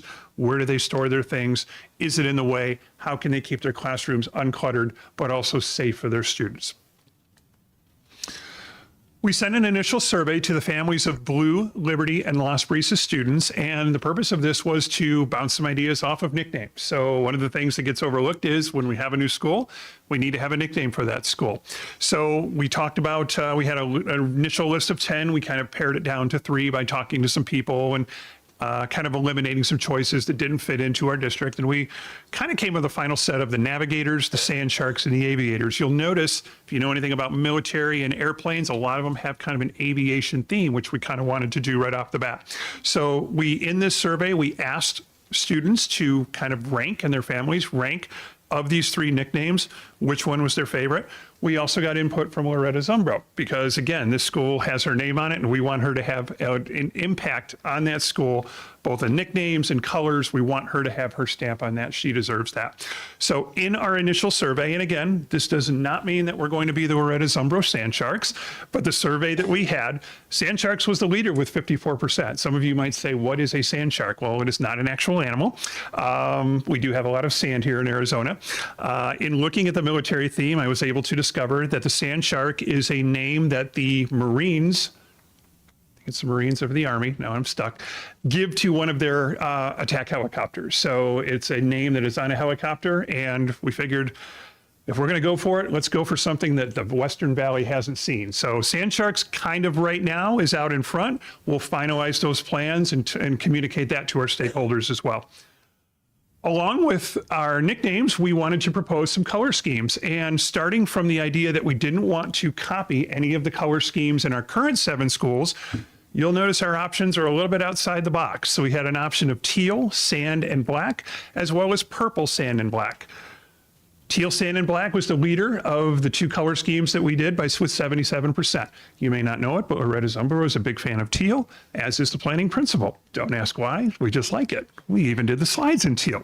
So again, I'm not standing here to say that the Loretta Zumbro will be called the Sand Sharks and our colors will be teal, sand, and black, but we wanted to get some working ideas and see what our stakeholders, our children that are going to be attending that school, thought about that. So I would say this is leading the pack. We have had some discussions with furniture companies about what this type of furniture might look like in a school, and we actually have some exciting ideas if we proceed with this color scheme. Those are things that we will finalize in the next 4 to 6 weeks so that we can get the ground running on that.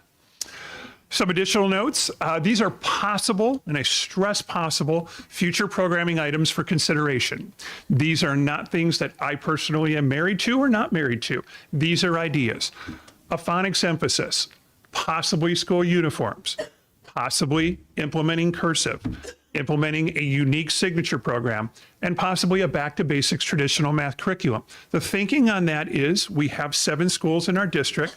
In adding an 8th school, having a traditional program that might be a little bit different than other schools, or maybe having something like cursive or uniforms, may give parents an option in our district to come to that school.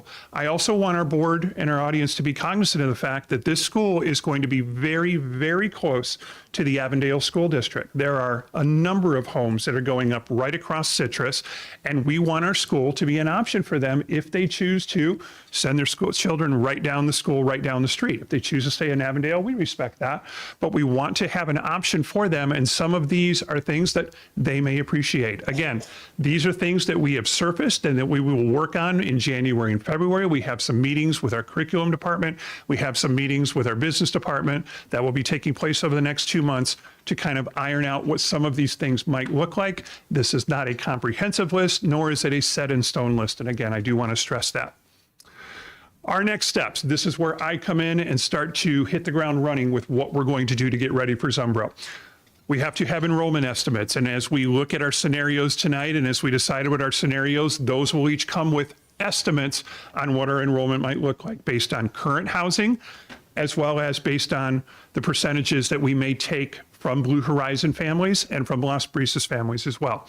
Student registration, we have to get the portal up ready to go because those families are going to have to start registering their students come winter and spring. So we're going to get that going. I don't have it on there, but we do have a kindergarten roundup date that we have finalized for February that we'll probably hold here at the district office since we won't be able to hold it at Zumbro.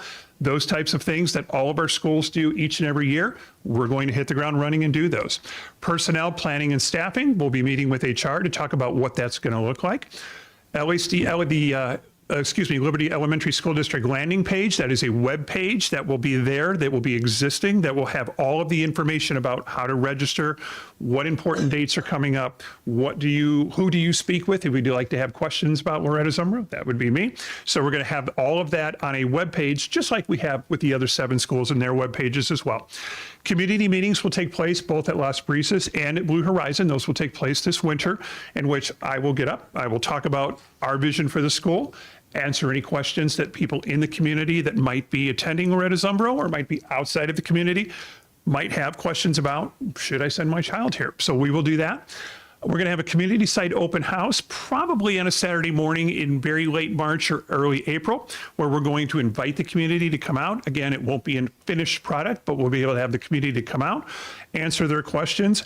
I plan on pounding the pavement very, very extensively. I'm going to walk those streets, walk those new neighborhoods and say, you may not know me, but I'm going to be the new principal of this school. Can I answer any questions that you have? What are some things you would like to see in your school? What are some things that you would like to avoid? And get some feedback from our stakeholders. That is the most important thing. I have never designed a new school. I have never opened a new school. I'm going to rely on what people are asking for in a new school and what they're looking for and take that back so that we can make this an experience that they're going to send their children for many, many years. So thank you for letting me provide a very brief synopsis of where we're at. I am hopeful, with Dr. Monroe's permission, that I can do this every couple months leading up to the grand opening in August of 2025 so that you can be aware every step of the way of where we're at. And I'd be happy to answer any questions that anybody has. Vice President Kenyon. Just thank you. That's a good update, and I look forward to seeing what's going on in there. And I'm glad you're surveying the teachers, the kids, the staff, everybody, the stakeholders around the area. That's very important. So thank you. Thank you, Mr. Kenyon. Member Bixler. Member Zimmerman. You know, I really loved when you said that you were going to knock on doors. I think that is a great way to engage the community that I think, as we'll talk about later, you know, we didn't have any parents come to talk about the boundaries.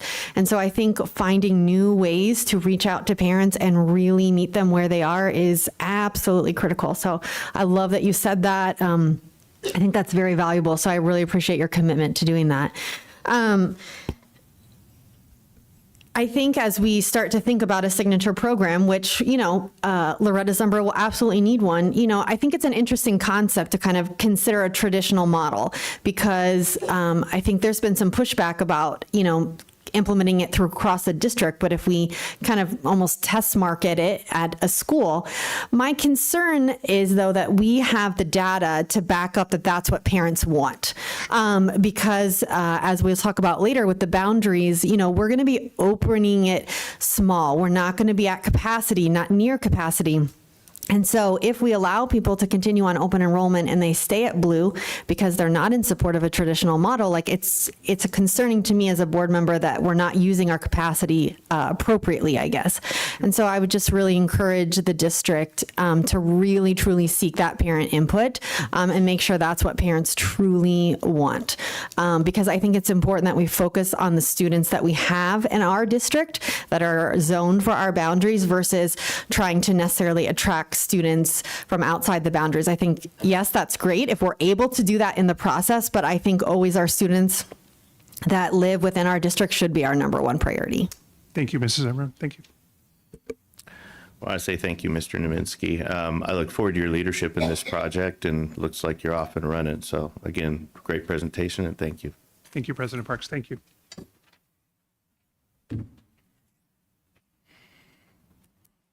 So I'll move on to item 6.5, business services presentation. Dane Bolden.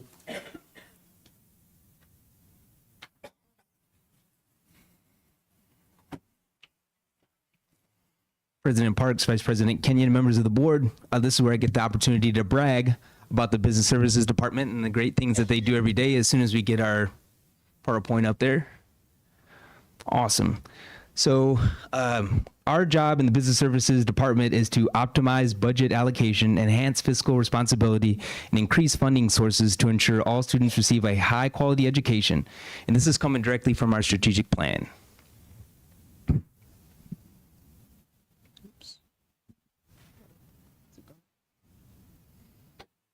There it is. All right. So meet our team. So Crystal is the accountant. Notice I put the before it. She's awesome. She does everything, cash reconciliations, PO. She's amazing. And then we got Lupita Harper, who's the new lead. She took over for Addison. And Jackie is the new payroll specialist. And then on the upper right-hand side, you'll see Caitlin. She's grants everything. And then Cassie also does a really great job of paying the bills. So if you need a bill paid, she's the one to go see. Megan Kinnan is our procurement specialist. She's been here for 6 months, but I think she's going on 6 years. Her wealth of knowledge is just amazing. I learn from her every day. And then Mandy is our warehouse supervisor, and she loves delivering packages. So Santa Claus has nothing on Mandy. So she does a really, really good job.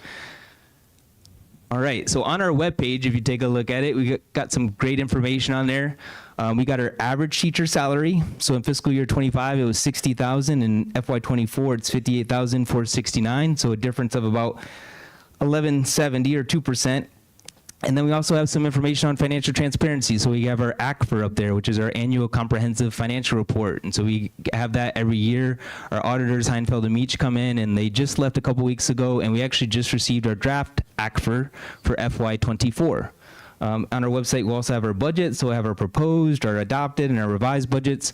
We'll have our AFR, which is our annual financial report. And then we also put financial recognitions up there that we receive. So from GFOA, we get a certificate of achievement.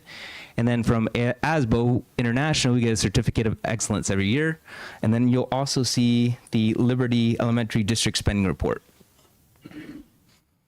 Some accomplishments that we've had so far. So since I started in July, we've gone through a performance audit. So Crystal has really been doing a great job on this since we started last March.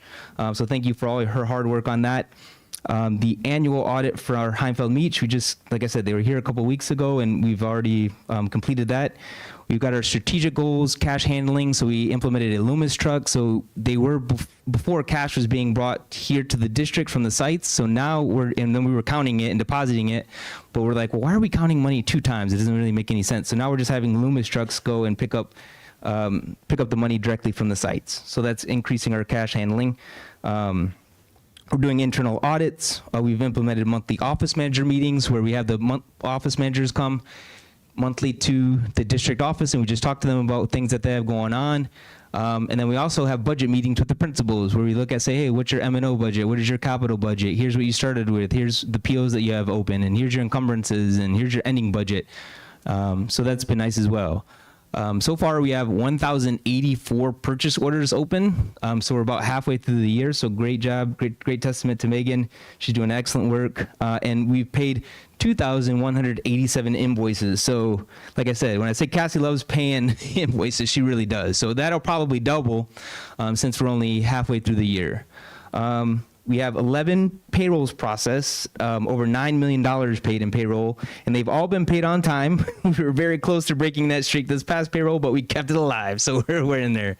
We're doing all right. And then $1.4 million in expenditures and grants here to date. So that's Caitlin. She's doing a fantastic job of making sure that we're getting reimbursements and that we're getting expenditures through all the grants that we can. And then all of our reconciliations have been completed through October 2024. So again, shout out to Crystal. She just does a fantastic job making sure that our reconciliations are up to date. And then again, we have over 1,000 packages that have been delivered. So shout out to Mandy. Like I said, Santa might try to borrow her, but he can't have her. So we're just gonna keep her on our end. School Finance 101. So tax credits and audits went really, really well. I just wanted to say thank you to everybody who came out and participated in that. Ms. Bixler, thank you for showing up to the tax credits and to the audits classes that we had and for supporting us. We really appreciate you. So thanks for being there and for giving us some feedback. Appreciate that. Aside from that, School Finance 101 revenues, I was sick last week and I had to cancel it. So we had several community members show up and they said they're interested in attending. So we're going to reschedule that. But I didn't get any community members sick, but I did get my wife sick. So she's mad at me right now. But anyway, so we'll go ahead and reschedule that 12/12 revenue streams. Okay, so slide 6. So Loretta, every Tuesday, Loretta Zumbro goes and reads to the students at Blue. And she came to me in my office and she said, hey, can business services participate and go read to the students? And I'm like, why would I want to go read to the students? Like, what does that even mean? Like, and I'm like, and I went to Dr. Monroe and asked him and he said, yeah, I think that's a great idea. And I'm like, okay. So then we kind of came up with the schedule. And so we were on a rotational basis. And so we go and read to the students. And I tell you what, like, it's been one of the most fulfilling things I've done. It really gets to our why. And I appreciate her even asking and for Dr. Monroe to allowing us the ability to do that. Cause I know a lot of superintendents that wouldn't allow us to do that. So here's a couple pictures of us reading with the students. It's just so cool just to like get down there and just, hey, read with them for 5 minutes. So, it's been great. It's been great. All right. This is Blue Horizon. So this is a picture that we got from Bruce. Basically, we had a furniture contractor that was requested a picture so that we could make the furniture at Loretta Zumbro look like the furniture at Blue. So this is their science lab. And of course, I was at the Loretta Zumbro groundbreaking, which is really neat to already be opening a new school or building it, or at least paying the bills that for the people who do build this school already for just being here for 5 months. That's pretty neat. And then there's me, Secret Service of Budgets, and that's Dr. Monroe at the groundbreaking. But you got $33 million in instruction, so it's a very, very expensive project. And then if you add up all the rest of that between M&O, because it's kind of for the most part be an empty building, so you had to fill it with people, you had to fill it with supplies, you got to fill it with capital and Chromebooks and things like that, and food service equipment. So that's going to be another $1 million. So upwards of $34 million. And this is kind of in other duties as assigned. I was voluntold to go to the volleyball championships over at Las Brisas, and it actually was pretty neat. Again, it's one of those things where you're like, I don't want to go to that, and then you go and you're like, this is awesome. So it just was cool. I took my son. It's just right down the road, and we pretty much walked there, and he actually took up volleyball. He enjoyed watching it, so it was pretty neat. And this is close to the second to last slide here. This is where we went to Liberty Elementary, and we got to dress up and do preschool trick-or-treating. So the preschoolers lined up and went down the way, and we just handed out candy to them for trick-or-treat. So that's all of the business services team. So I'll leave it up to the board if they have any questions. Vice President Kenyon. Thank you, Mr. Bolden. That was a good presentation. I'm glad you're feeling better. Thank you. Just real quick, so revenue streams 101, once you get that ability to reschedule that would be great. Absolutely. And then, especially those last pictures, I mean, getting to the why. It's so great to see admin getting out and, exposed to these kids, because that's why we're all here. Absolutely. Right? That's why we're on the board. That's why you guys have a job. That's what we're here for. We're here for these kids. So thank you so much for doing that. And I can tell it's made an impact on you, and I believe it has on the rest of your finance staff. And you guys do a great job. So thank you. And getting creative with going out for those grants. That's a lot of grant money that you guys bring into the district. So thank you. Appreciate that. Thank you. Member Bixler? Member Zimmerman? Thank you for the presentation. I have no questions at this time. Thank you.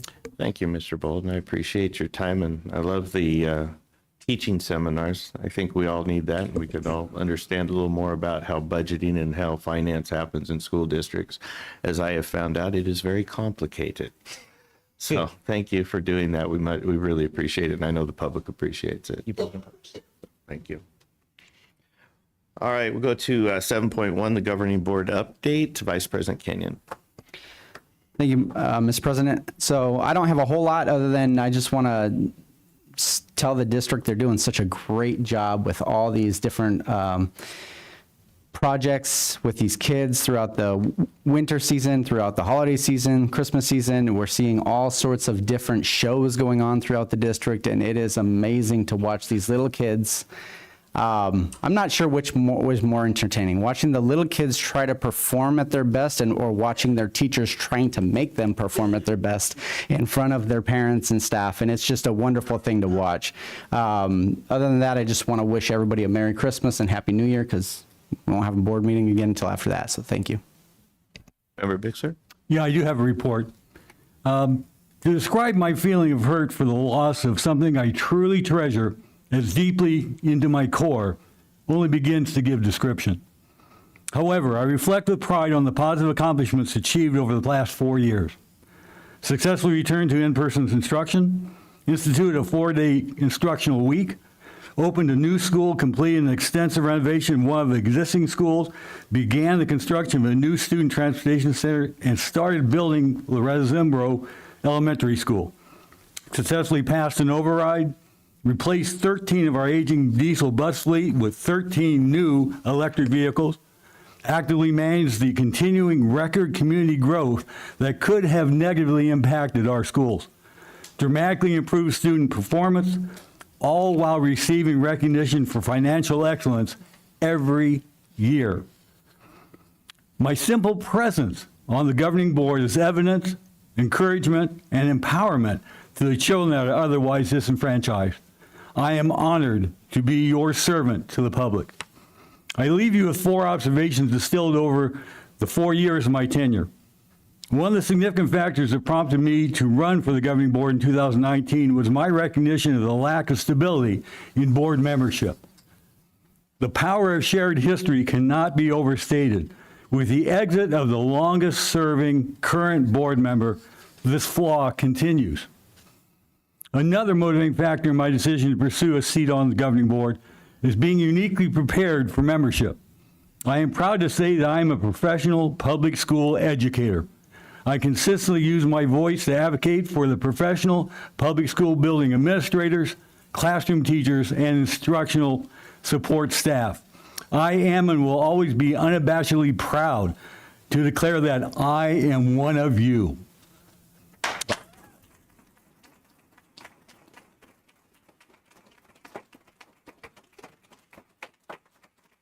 I am the only board member from the previous board from this current board, or from the future board with over 35 years of direct professional public school experience, with the last 18 years specifically dedicated to the observation, assessment, and improvement of classroom instruction. I know how effective teaching looks. I have an intimate knowledge of the Arizona standards. I have the proven ability to recognize, inspire, and support the delivery of an award-winning instructional program that meets the needs of an ever-diversifying student population with unique learning needs. This will no longer be at the board level. The political partisanship on this board has become palatable. The inclusion of highly inflammatory, highly politically partisan rhetoric, now a part of the locally penned revision language of policy, IGD, is ample truth. But this was further confirmed when the then board vice president stated in defense of the revision language, political, you bet. How is this reflective of the nonpartisan mission of an Arizona Public School Board? Also, a special notice was the use of shared terminology in defense of the revision language by a quorum number of the then board membership, terminology I had never heard before that day. This raises alarm as to possible open meeting law violations. Sadly, this is not a singular instance over the past 4 years. Finally, the results of the November 5th governing board election. It is clear that my consistent advocacy, positivity, experience, expertise, honesty, transparency, and professionalism in doing what is right for all district stakeholders was of far less consideration than my being a transgendered woman. What I say, do, and vote meant far less than what I wear.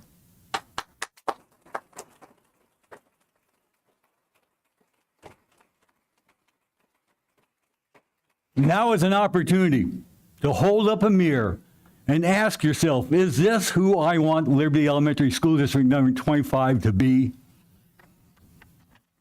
To my sisters and brothers that truly share the belief in the sanctity of the promise of equal privacy, safety, and access to a free, appropriate public school education for all children, I'm sorry that my value, my very best, was not good enough. To my sisters and brothers, I bid you, fare thee well.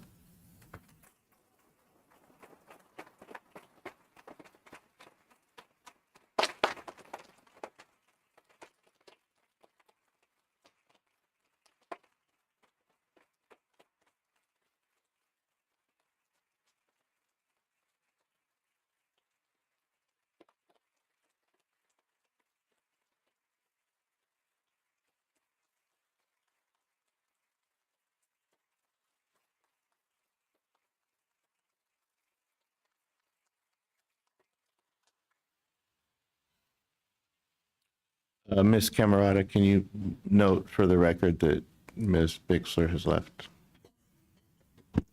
Yes, I did a roll call. Thank you. Ms. Zimmerman. First, I want to just wish our families and staff a happy holidays. I hope that you enjoy this break. I especially wish our staff a restful break. I'm so grateful for the incredible work that you do with our students each and every day, and I hope that you enjoy this time with your families. Over the past 2 weeks, I was able to attend Coco's and Caroling at Estrella Elementary. As always, Miss Landash and Miss McAvoy do an incredible job of highlighting our students and bringing holiday cheer, and it's just a really fun community event, so I appreciate that. I also just wanted to take some time to highlight some of the accomplishments of trimester 1 for our schools. Across the district, we have our ELA mastery at 43%, which is up from 3% from last year at the same time. And we have math across the district at 35% mastered, which is up 5%. And certainly, you know, that's not the level that certainly is the goal, but I think that it's important to recognize improvement, and that happened across the district in trimester 1, and I want to make sure that our teachers feel that recognition. I'd also like to highlight a couple of grade levels across schools that really made significant improvements, and just want to be able to highlight them and recognize them. In ELA at Estrella, 3rd grade is at 76% mastery. Which is 21% up 21% from last year, and huge gains. I just want to make sure that I say specifically that I am comparing 3rd graders from last year to current 3rd graders, so it's not a cohort. Also at Estrella, 5th grade is at 80% mastery.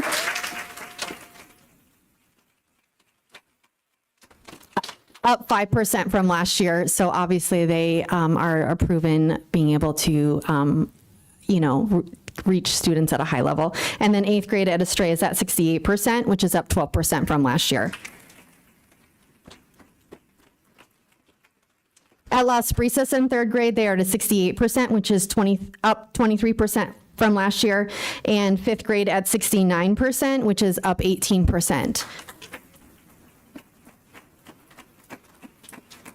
At Rainbow Valley in 2nd grade, they are at 51%, which is an improvement of 27%.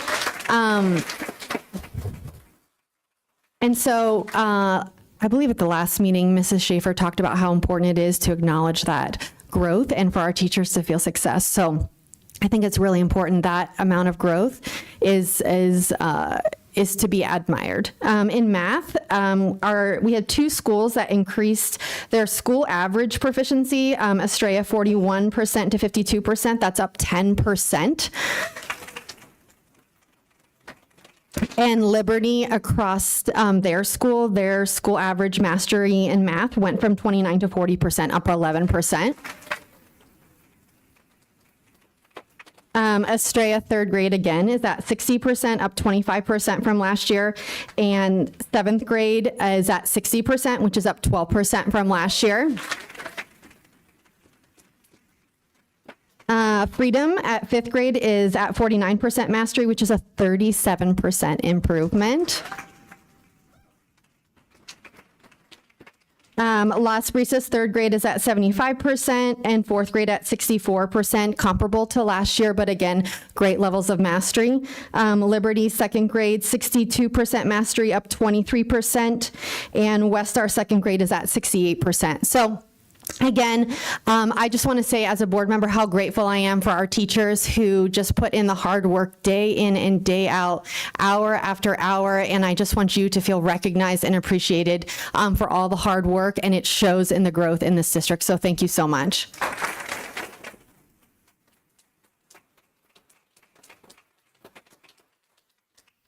Thank you, Ms. Zimmerman. I appreciate that. I just want to say I get out to a few things here over the holidays, but I'll follow up with Ms. Zimmerman. And one of the things that's always interesting is Ms. Landash puts on a heck of a show at Estrella. She does it constantly, and she's probably not given the credit that she deserves, but she's an outstanding teacher at Estrella. So I want to thank her for all the work she does.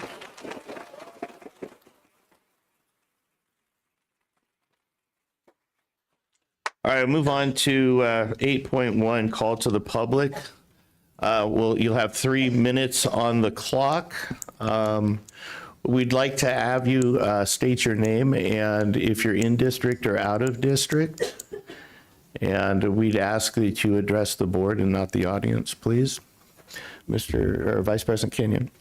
Yeah, we have a number of them, and I apologize if I get your names incorrect. You can correct me, that's fine. Katie Heyer here. Sorry. Heyer.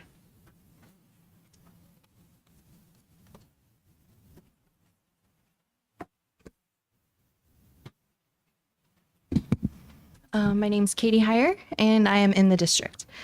Good evening. My name is Katie Heyer. I have 3 children. One promoted from EMES last year into high school, and 2 currently attending EMES.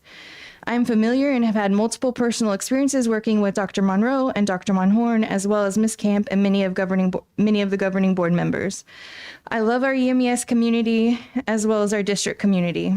I worked on the last successful override, knocking doors, handing out pamphlets, making testimonial videos to be posted online, as well as asking friends and neighbors to put signs in their yard, while expressing from my heart the importance of what the money will do for our kids and our teachers. This is not my comfort zone. The importance of the issues, as well as the firsthand experience on campus, drives me to be a doer, to do everything in my power to make a difference. In October, I noticed some issues with teachers on our campus, being worried about what next year would look like, if they could stay at EMES or if they would have to find new schools to work at. This was a surprise to me. I volunteer daily on campus and couldn't think of any reason people would be unhappy. I heard rumors of Mrs. Boris being pushed out. My husband and I attended coffee with the superintendent and expressed our concern. We were told that changes happen, but there wasn't a concern for EMES. Dr. Monroe assured us there were no personal grudges. Moving to 2 weeks ago, the concerns from teachers are stronger than ever, and when I see Dr. Monroe on campus, I asked him about it. I offered to have a phone call to discuss my concerns or a meeting. I expressed my concerns again and asked if advocating for the teachers and Mrs. Boris with an email or making comment at a governing board meeting would make a difference, and he said no. I asked if there was anything I could do to make a difference, and he said no. No. I found out that Mrs. Boris had been offered a job at the Loretta Zumbro School. I find that a huge compliment that she would be offered that position. What a huge undertaking. Mrs. Boris made the decision to stay at EMES. In return, Dr. Monroe no longer sees her as part of his vision. Why would you break something that is working so well? We have fantastic teachers who come back each year, many with their own children in attendance. Our students are thriving. They feel safe. We received another A rating. The community on our campus is healthy and coming back strong after struggles of COVID. Dr. Monroe mentioned to me evaluations and performance for reasons Mrs. Boris might not come back. How would that be a concern when you asked her to open the Loretta Zumbro School? I reached out to President Parks and he said he would do whatever Dr. Monroe recommended. How? How are we going to get voters to pass on overrides or a bond when the district isn't caring about its teachers, principals, or voters? I can't ask those around me to support something I don't feel good about. Now, I know from working with you, Dr. Monroe, that you do care about our schools. You care about every school in this district. I know from talking to you. This is our community. This is my home where I live. Please don't root. Sorry, ma'am, your time's up.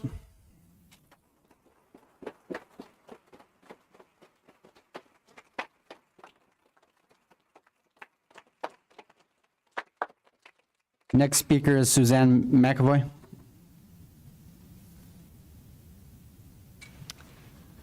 My name's Suzanne McAvoy, and I do live in district. I am speaking to you as a concerned constituent and a parent regarding the recent discussions about changes in leadership at Estrella Mountain Elementary.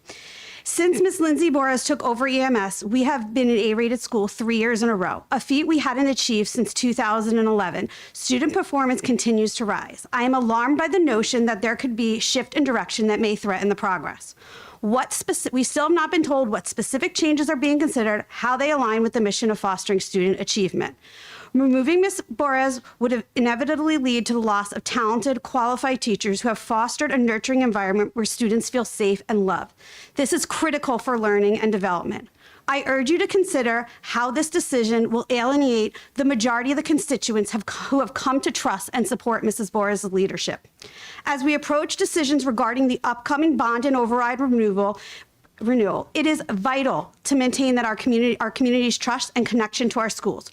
Losing support can have dire consequences, such as particularly impacting essential programs such as art, music, PE, and reading interventions. All of those positions are paid for by the override. If Ms. Boris does not return, you will lose the support of the Estrella community, which will lead to a loss of the override renewal, which will have a crippling impact on our kids. You can look at the data. You cannot win an override or a bond without this community up the hill. Without effective reading interventionists and the support of special teachers, our students risk transitioning from a well-rounded education to one that is significantly watered down. It's crucial that we work together to ensure that every child has access to a quality education they deserve, which includes diverse learning opportunities and tailored support. I implore you to do what is right for the students, the teachers, and the community. Supporting the renewal of Ms. Boris's contract is crucial to maintaining our high standards we have worked so diligently to achieve at Estrella.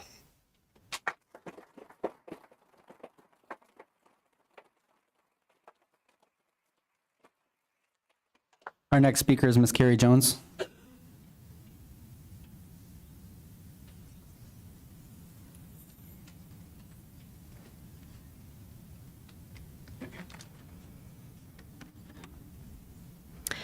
Good evening. My name is Carrie Jones. I reside outside the district boundaries, but as a former Liberty administrator, teacher, and parent, I make the drive to show up for its staff and students that I still care about.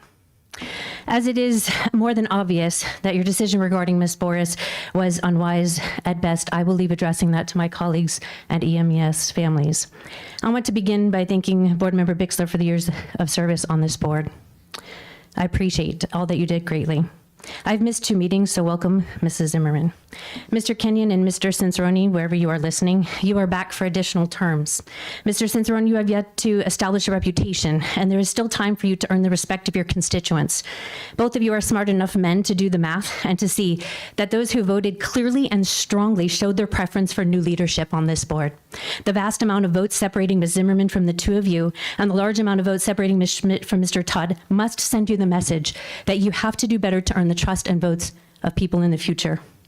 Mr. Kenyon, on your profile, you say that you are a devout Christian, and I call on you as a fellow believer to please choose integrity and honor above all else when you make your decisions.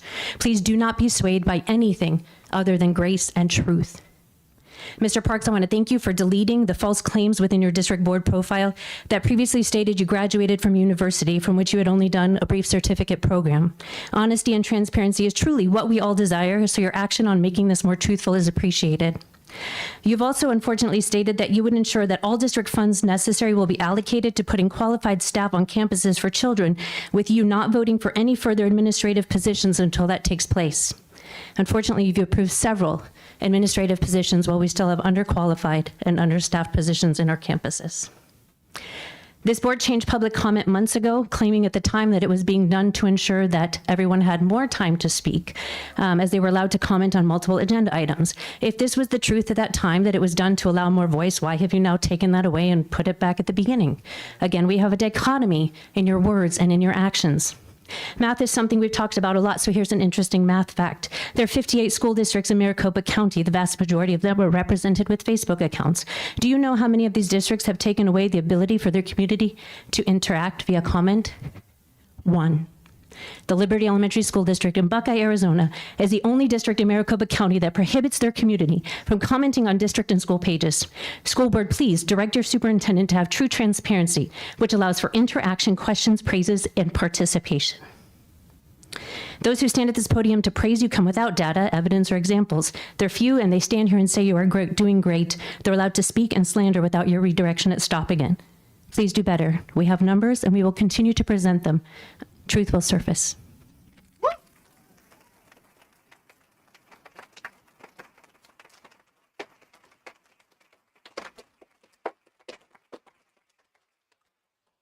Next speaker is Heather Hedges. Haggis. I'm glad you guys all know each other. Good evening, everyone. My name is Heather Hagedis. I am an Estrella Mountain Ranch community member and the 5th grade ELA and social studies teacher at Estrella Mountain. I am also the International Baccalaureate Primary Years Program Coordinator. I work with the K-5 team planning and updating units, reflecting on them, and communicating needs and strengths. Having a principal with an IB background is invaluable to me. Mrs. Boris and I reflect and improve on our action plan for the PYP program to help ensure we offer the best IB experience for our students. I would be unable to do what I do without Mrs. Boris's IB knowledge. The IB program takes a lot of work, but we do it because our mission at Estrella is we do what is best for kids. 3 years ago, Estrella received an A rating from the state of Arizona. Mrs. Boris celebrated the achievement with our staff and told us we needed to work hard so we could do it again the next year. Not because of the rating, but because we do what is best for kids. The following year, we earned an A rating from the state again. Ms. Boris told us how proud she was of us, and we celebrated the achievement. She then told us we have work to do, that she was confident that we could earn an A rating again because we do what is best for kids. This past year, Estrella earned an A rating for the third year in a row. This remarkable achievement is due to the hard work by the Estrella staff. We know we are supported and that Mrs. Boris believes we can do great things. We don't do this for the recognition. We do this because we do what is best for kids. We are a family at Estrella. We lift each other up, encourage each other, and rise to meet challenges together. We do this because we know the head of our family, Mrs. Boris, believes in us and supports us. Estrella is successful and high achieving because of Mrs. Boris. Mrs. Boris, thank you for all you do. We love you and we support you. Thank you.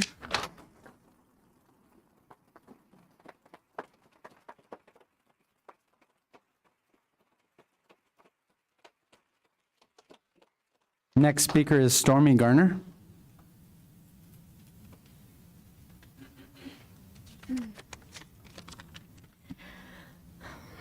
Good evening. My name is Stormy Garner. I'm a resident of Estrella Mountain Ranch, a second grade teacher at Estrella Mountain Elementary, and a proud mom of a third and fifth grader who love our school and have had nothing but positive experiences at EMES. I also grew up in this district, attending Liberty School from kindergarten through 8th grade. This community has shaped my life in profound ways, and I'm deeply invested in its success.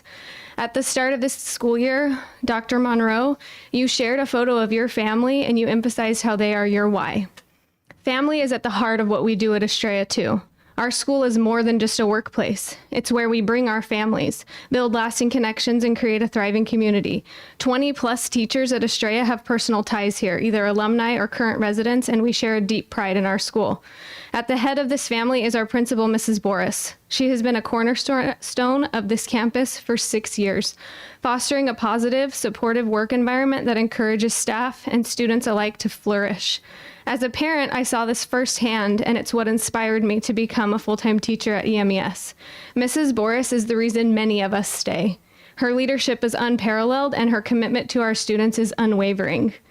And now we find ourselves asking, who is listening to the voices of this community? When we ask Dr. Monroe, we're told that the board drives decisions. When we ask the board, we're told that the decisions are left to Dr. Monroe. Where is the accountability?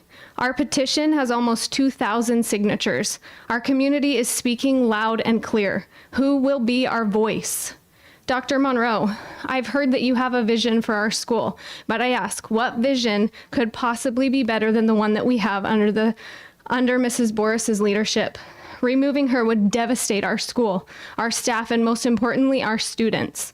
I urge you to think about your own family and how you would feel if it were torn apart. Please do not tear ours apart. Thank you.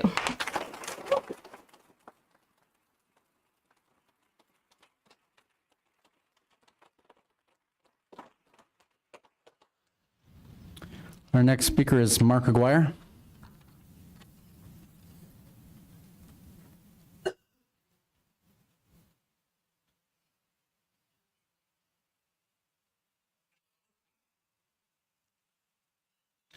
My name is Mark Aguirre. I'm a resident within the district.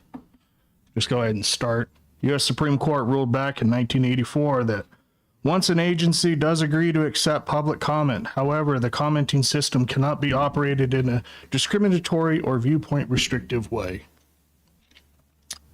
With that said, the lady who walked out of here, Ms. Bixler, that's what leadership looks like.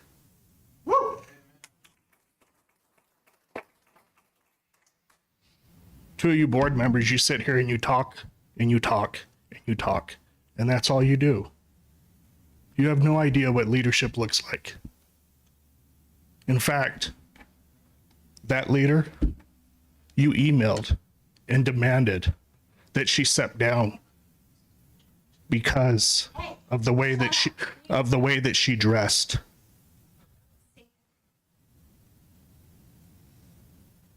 and yet you call yourself a Christian. My Savior loved everybody. How about your Savior? Just the ones that dress like boys? Or just the ones that dress like women? The white ones? All of them. I see that you have scenarios for the boundaries. It's truly unfortunate that you, the superintendent, the CEO of the district, did not listen to the previous CEO of the district and simply do your job and go negotiate with the developer. That one move that you did not do cost taxpayers of the state, because this school is funded with SFB money, millions of dollars. Because a lot of people don't realize it wasn't supposed to go where it is now. The farm family, who I'm friends with, they really appreciate it. They really appreciate it.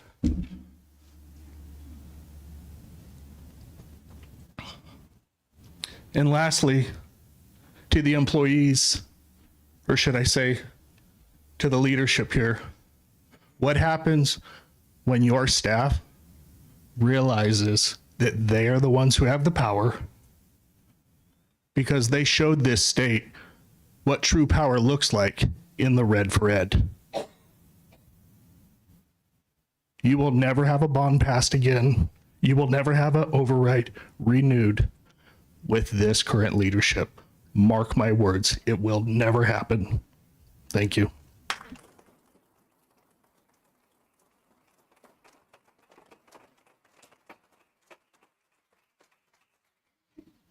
Next speaker, Peter Smith.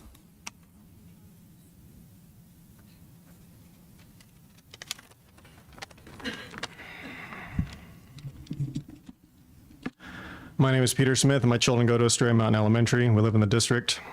I like EMS. It's been a fantastic place for my children to learn and develop. That's because EMS has a staff focused on their own professional improvement, student growth, and well-being. And that culture is a direct result of the leadership of Mrs. Boris. You were warned in October not to move or end the employment of our principals. Parks then made a clear attempt at that October meeting to create a narrative that he appreciates Mrs. Boris, the principal of Estrella Mountain, even though audio of him describing his own conversation with Monroe had already surfaced online, where Parks stated that Monroe had better get over there before he killed her, referencing Mrs. Boris. You don't get it both ways. You either appreciate her or you want to kill her. As with most politicians, what they say in private when they don't think there will be consequences is what's true. Then we have Mrs. Boris not receiving a contract for the next school year after having turned down an offer to run the new school. So she's good enough to run your flagship school, but not good enough to be kept at Estrella Elementary. Once again, you don't get it both ways. Here's what I think you all are trying to do with your little game of political go fish. Parks has it out for her and doesn't want her at EMS for some reason. The hope was that by moving her to a new school, you'd sever her parent support structure within the district so that later you could non-renew her contract for the next year without much fuss from us, the parents. Well, I'm here to tell you, there's going to be fuss. We will not stand by while you turn Estrella Mountain into a poorly run fight club like the other campuses are turning into under the board majority and Monroe's guidance as the current superintendent. If Mrs. Boris does not receive a contract for the principal position of Estrella Mountain with pay and benefits consistent with her current contract and reflecting any pay increases the other principals receive, I will be walking and knocking to line up support against the entire board majority block. That can start in January or it can start in July. Based on how many angry people are here, I don't think I'll be alone.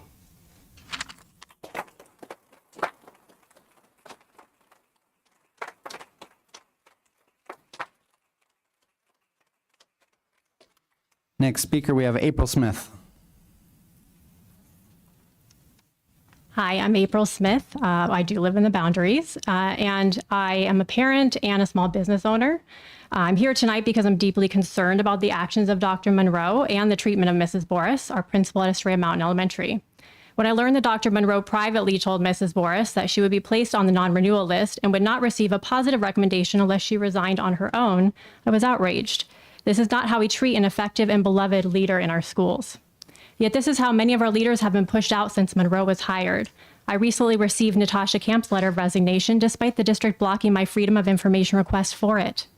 It confirms that her resignation was not her choice either. According to the district website, her position is not being filled until next school year. This means that for the rest of the year, there is no one at the district office to support our academic programs or address student concerns. In response to the news that Dr. Monroe is trying to push out Mrs. Boris, I started a petition supporting her desire to continue as the principal at Estrella Mountain Elementary. With just 4 hours, over 1,000 people signed it. Today we have 1,879 signatures, with 70%, which is about 1,300, coming from within our district boundaries. These are not just a few outliers, as Mr. Parks has suggested. These are concerned parents, teachers, and community members who are demanding accountability. The remaining 30% of signatures come from staff and family members who are equally alarmed by what is happening in our schools. If this board continues to support Dr. Monroe as he pushes out exceptional staff members like Mrs. Boris, it sends a clear message. You do not stand for parents' rights or for the stability and success for our schools. This is not an isolated incident. Dr. Monroe has a history of this kind of behavior. During his time in Cave Creek, he employed similar tactics. A former high-level administrator with over 20 years of experience revealed that Dr. Monroe eliminated entire departments under the guise of saving money, only to rehire his own staff for higher salaries. He non-renewed one administrator's contract and then replaced the position with 2 people, costing even more money. In just 19 days, he told an entire department of 17 people in Cave Creek they would not have contracts the following year. 5 of 8 schools in the district were placed under new leadership. This is all public knowledge if you Google it from the news articles that were written. There's over 42 news articles about Dr. Monroe. The Cave Creek District lost almost 300 students in the 2021-2022 school year. And according to reports from the Department of Education, less than 50% of students residing in Cave Creek attended those schools. This is already happening here. Cave Creek parents even reached out to our board before he was hired, warning against his appointment. These warnings were ignored, and our district is facing the same pattern of instability and mistrust. The board's decision to hire and retain Dr. Monroe despite his track record and to quietly force our highly qualified staff like Mrs. Boris out is unacceptable. If you truly value the voice of parents, teachers, and students, you would not be allowing this to happen. Mrs. Boris has proven herself to be a leader who cares deeply about her students, staff, and our community. Her work speaks for itself, and she has the full support of our community. Time's up.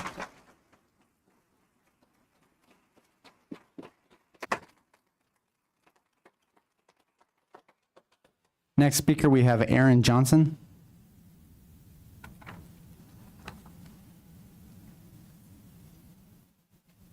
My name is Aaron Johnson, and I am a member of the community in the district.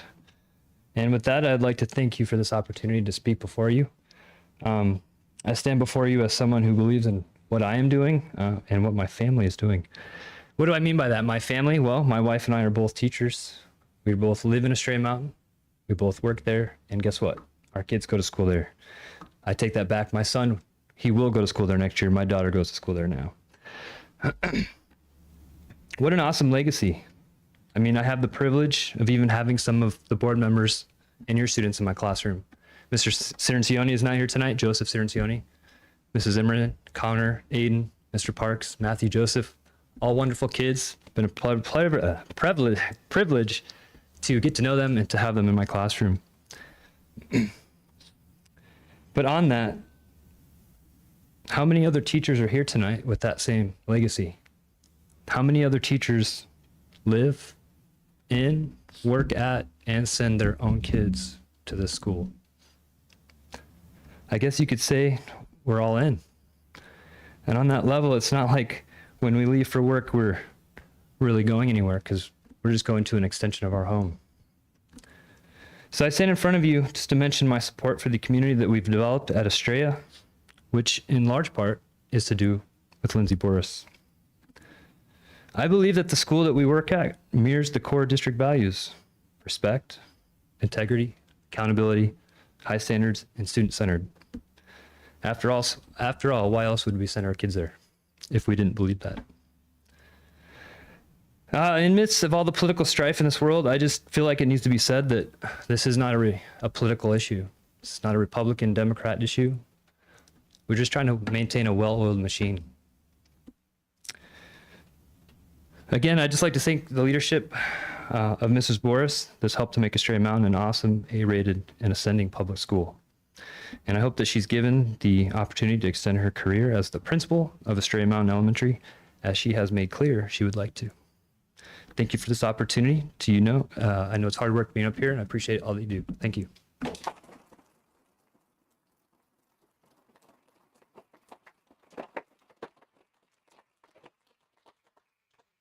Next speaker is Holly Benz.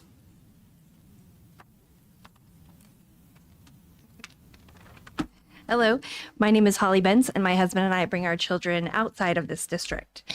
I am here tonight as a very concerned parent and volunteer at EMES to express my dismay over the non-renewal of our principal, Ms. Boris. To say this is a tragedy would be an understatement. I have been lucky to volunteer in private, Catholic, and public schools over the years, and never have I come across a more positive, productive, and nurturing school community. This 100% starts from the top with Mrs. Boris. She has the admiration of her peers, the respect of her school parents, and the love of her students, even those younger siblings that haven't quite entered kinder yet. Ms. Boris works tirelessly to make more with less, both money and FTEs. Her staff is dedicated and willing to go the extra miles necessary because they feel valued and appreciated. And you've seen the data that backs up her students' performance. An A-rated school 3 years running is no easy feat. You've also received the data compiled by Dr. Ashley King, which clearly lays out the negative toll a principal change would take on our children in every way that matters: safety, security, test scores, teacher turnover, and absenteeism, not to mention the monetary cost, which is significant to say the least. I implore you to rethink your decision. Our kids deserve the absolute best school community they can get, and that only happens with Ms. Boris as their principal. Thank you.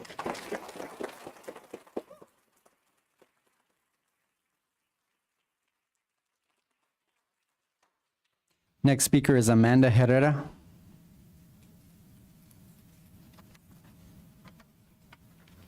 Hello, good evening. My name is Amanda Herrera. I'm here as a parent and a teacher at Estrella Mountain Elementary. I've had 3 children go through our school district. My oldest is 30 years old. My youngest is 17. My youngest child and I started at Estrella Mountain Elementary the same year. And again, he's now a junior in high school. This is my 11th year teaching at Estrella Mountain Elementary.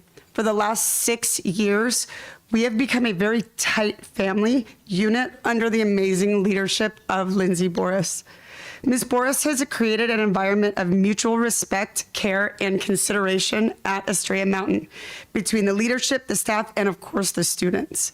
Because of her efforts, Estrella is consistently one of the highest performing schools in this district. As a 7th grade math teacher, I am consistently one of the highest performing teachers in this district and have taught many of your students. In fact, last year on the AASA state test, 95% of my students showed significant growth. That is amazing. That is so rare. I achieved it thanks to the leadership of Ms. Boris.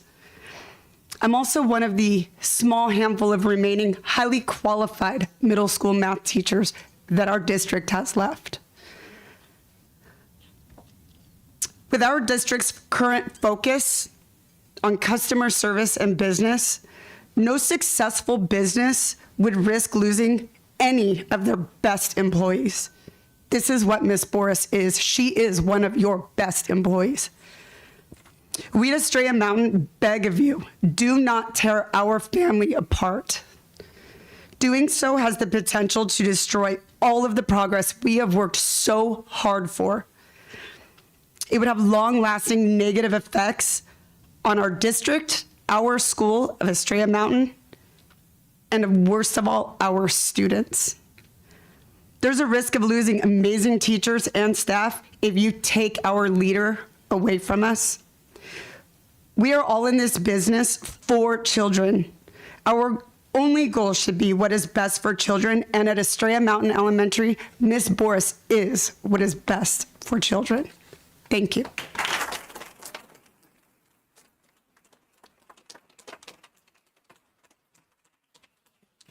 You have Camden and Crystal Leja.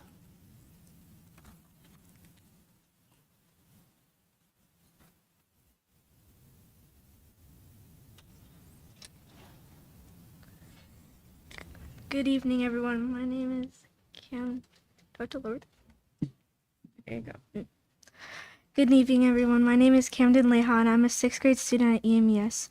In my opinion, I don't think Miss Boris should stop being our principal. I think Mrs. Boris has had an amazing influence on our campus and the students. Whenever I first came to EMES, she made me feel welcome and wanted. She checked up on me to make sure that I was fitting in and if I was having a good experience. Something I noticed from my experience and other new kids is she not only did this for me, but she did it for everybody.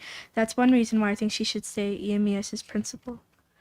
Another reason is she's always finding a new way to make our campus better. If it's a fundraiser or more teachers, she's always finding a way to make it better. Also, she treats all kids equally. It doesn't matter if it's a good kid or a bad kid, she will always see every way for us to improve. An example is I remember in school, so in 2nd or 3rd grade, she let the older kids mentor us. They helped us learn different characteristics. They helped us learn to be caring even if we didn't want to be. Mrs. Boris did that for us because she cares. She cares about our improvement. She cares about our growth. She's always finding ways for us to be proud of ourselves, each other, and our campus. Also, she always rewards us for hard work, like the Color Run fundraiser and the Harkins fundraiser. We would help the school out, and then we would get rewarded for helping our school. She would not only reward us for hard work, she showed us what hard work pays off for. That's why Mrs. Boris is not only a good principal, she's a good mentor for us. That's why I believe Mrs. Boris should stay EMES's principal. Thank you for your time.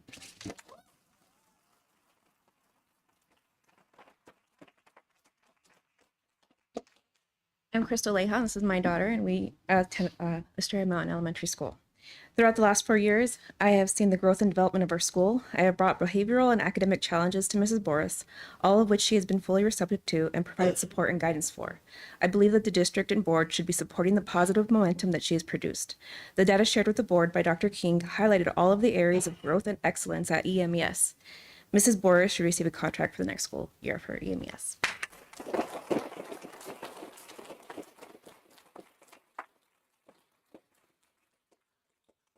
Next speaker is Suzanne Wolf. Walt.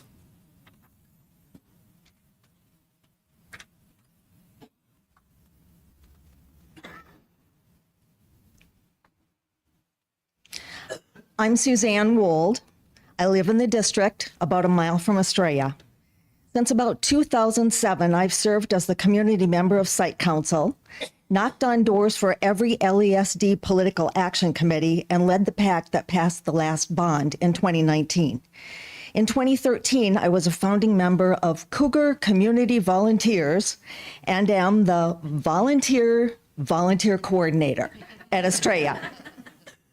There's a rumor that the district will not offer a contract to Mrs. Boris this spring, even though the data on Estrella academic performance demonstrates that she's a very successful leader, and staff and families are very much in favor of keeping her as our principal.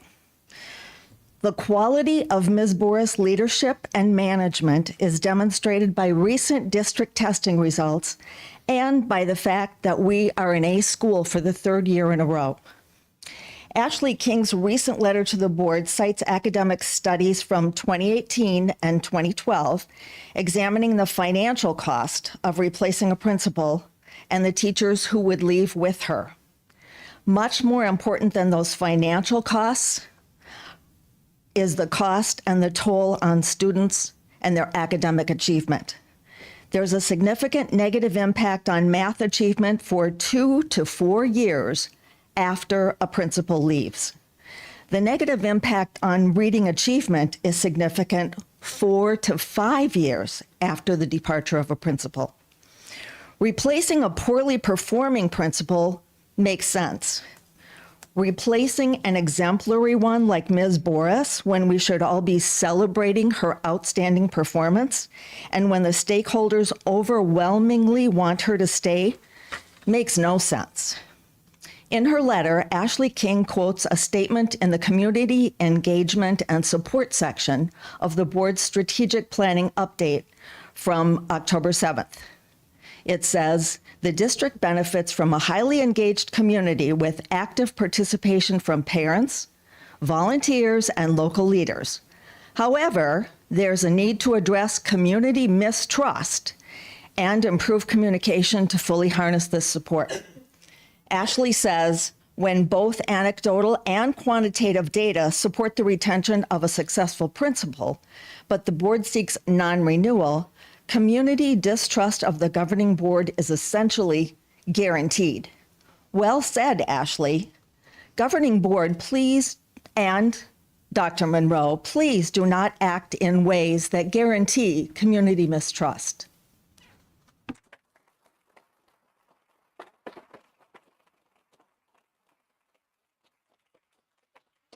Next speaker is Ryan Birch.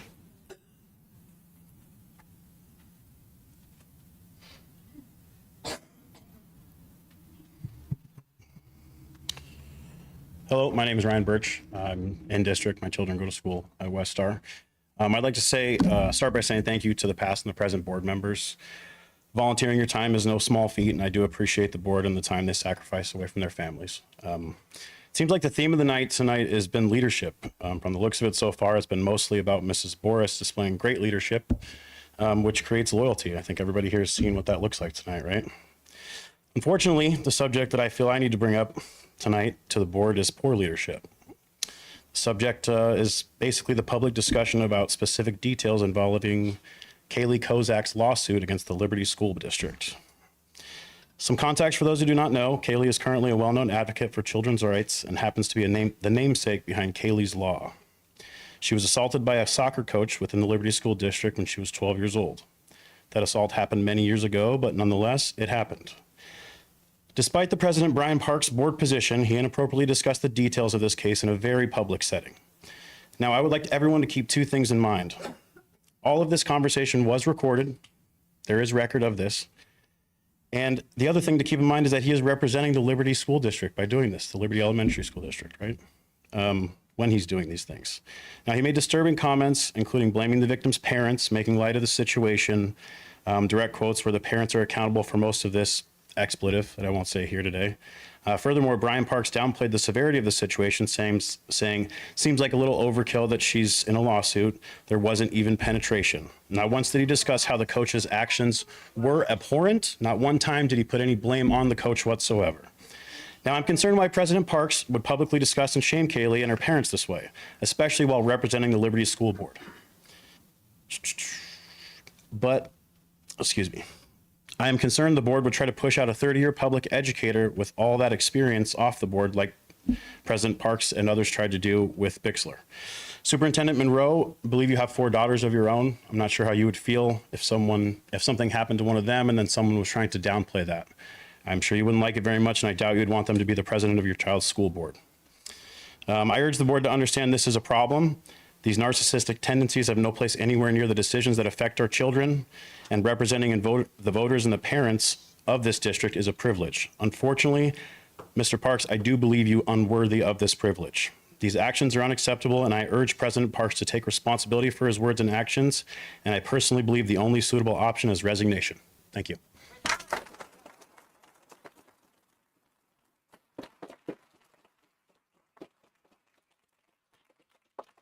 Next speaker is going to be Mike Lyon.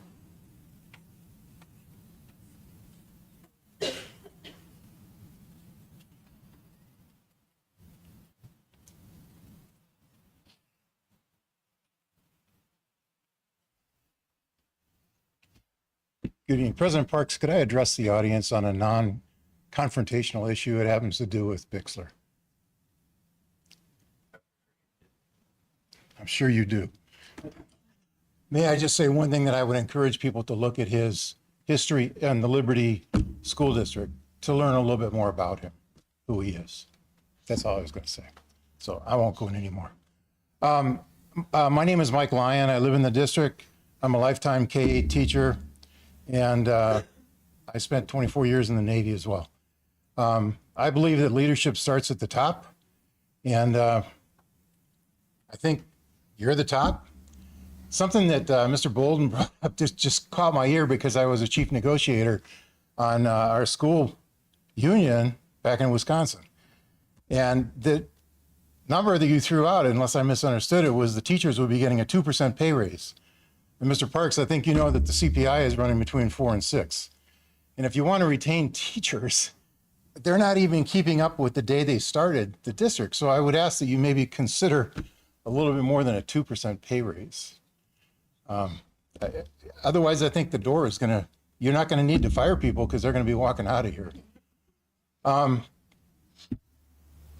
Mr. Kenyon, you're a pastor, and I would ask that somebody else brought this up too, that you consider pastoring your teachers because I think they need a little help at this stage. It seems to be the winds are all blowing against them. And then I'm not going to talk my full 3 minutes. The last thing I noticed was there's a saying that goes, if it isn't broken, don't fix it. And I think we're trying to fix things that don't need fixing. And I will relinquish the rest of my time.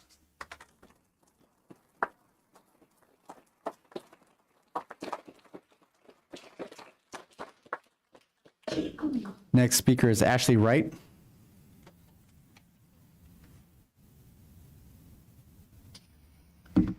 My name is Ashley Wright, and I do reside within the district. I'm a parent and volunteer at Estrella. It's no secret how I feel about Miss Boris. I've spent the last 2 months up here telling everyone who would listen how I believe there's no better principal for Estrella, that she truly cares for not only her staff and students, but their families as well. She's proven time and time again that she's not just highly qualified for her position, but irreplaceable. There are many parents like myself that bring their children to Estrella for not only Mrs. Boris, but also the highly qualified team she's assembled at Estrella. Her staff not only holds the average for most years in the district, but also the most years in teaching. That's a true testament to Ms. Boris's leadership. After all, when you're looking for advice, look to the experts. Knowing how many veteran teachers and children of teachers and administrators from other schools and board members have their children at Estrella, I feel like I'm in the right place. The district would like us to believe that the unhappy teachers who have resigned, that's 13 for those of you that are counting, are making way for new, highly qualified teachers in the district. If that were true, we wouldn't have 17 teachers in the district on emergency certification. While it has been said that we have a certified teacher in every classroom, they have failed to make the distinction between a certified teacher and a highly qualified one. According to the Arizona Department of Education website, emergency certificates may be issued at the request of a district or charter school superintendent when an emergency employment situation exists. If highly qualified teachers are beating down the door to come to this district, why will we be able to qualify for emergency certification?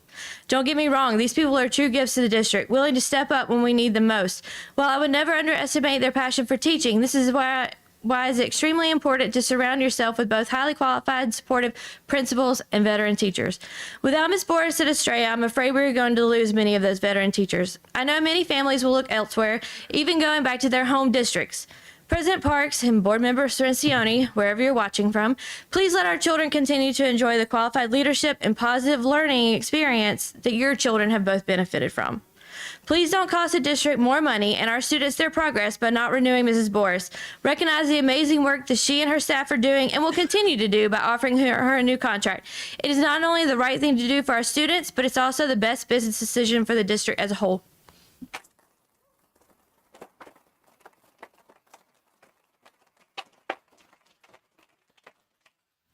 Next speaker is Carly Wright. Hi there, my name is Carly Wright and I do live in the district. So I'm actually speaking on behalf of someone because she cannot make it. She's currently in a basketball game at EFHS. So this is her letter. Dear board members, district administration, school staff, and community members, my name is Lily Heyer. I apologize for not being here in person. I'm currently playing in my freshman and JV basketball games for Estrella Foothills High School. I wrote this letter so that I could still convey my message just through different means, which is why I asked my friend Carly Wright to read it for me. I'm a 9th grader at EFHS and I recently graduated from Estrella Mountain Elementary School. During my 8th grade year, I was lucky to hold the positions of president of the student council, NJHS member, basketball MVP, soccer MVP, and band member. Since my graduation, I have assistant coached the boys volleyball team for EMES. I've spent roughly 5 years with Ms. Boris, and I've witnessed firsthand her effect on her students and the strong bond she's built with them. She worked hard to build a relationship with me and my brothers during my time at EMES. I felt safe and seen, and I knew I was in a place where I could succeed. Pulling Mrs. Boris away from her school will not give the new school the magic she has at EMES. So sorry. Because her magic, trust, and respect has to be carefully cultivated, something that she spent years doing at EMES. Those are values I've learned during my time in the Liberty School District. I love our district, and I'm extremely grateful to have for our hardworking staff, teachers, PTO, and board members. I'm very proud of all that we have done here, and I'm sure that we will accomplish in the future. I would like the board and superintendent please reconsider keeping Ms. Boris at EMES. I wish for the current students and all the students that have yet to attend EMES to be educated with the same nurturing and safe environment that I was. Thank you very much for your time, Lily Heyer. I would also like to add on my behalf, Ms. Boris doesn't just touch students and parents, but she also touches people who she doesn't even work with. My amazing band director allowed me to come here and skip an event because he knows how important Ms. Boris is and how important she is for this district. And he gave me the opportunity because he knows just how much I love her, we love her, everybody loves her. Thank you for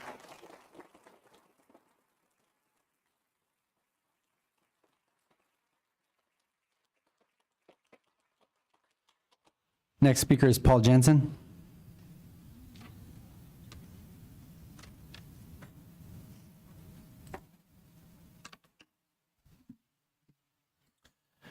Good morning, I'm Paul Jensen. I live within the district. I'd like to start by recognizing Paul Bixler and commend her for her 4 years of service.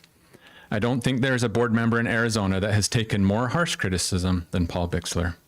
She joined the board knowing that many people would misunderstand her for who she was, but also knew that she could bring a wealth of knowledge, passion for education, and desire to help every student through public education.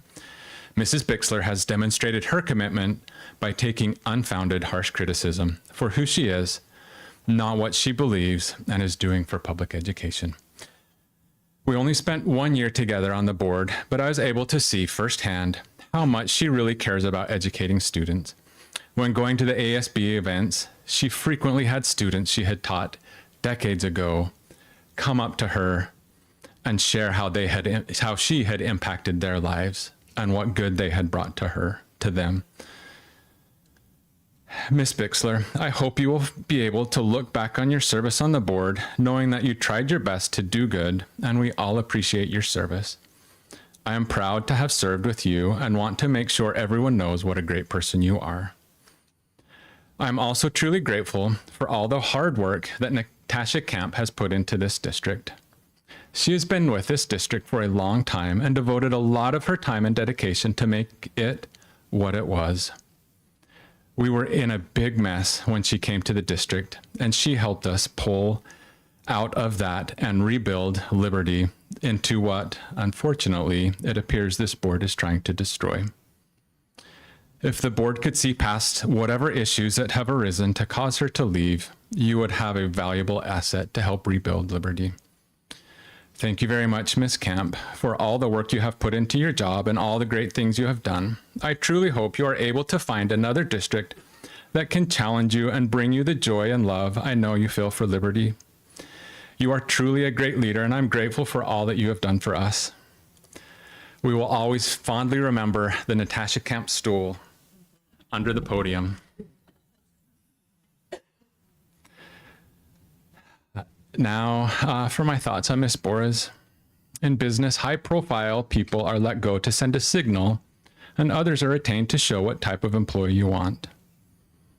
Looking at Mrs. Boris's accomplishments, it appears that kindness, high student performance, a community that loves you, and a dedication to the district is not of value. While I know this is not true, please be clear for your reasons for allowing her to leave, so that other principals will know what you are really letting her leave for. Otherwise, they will be confused as to what they need to change. And us as a community. Sorry, Mr. Jensen, your time's up.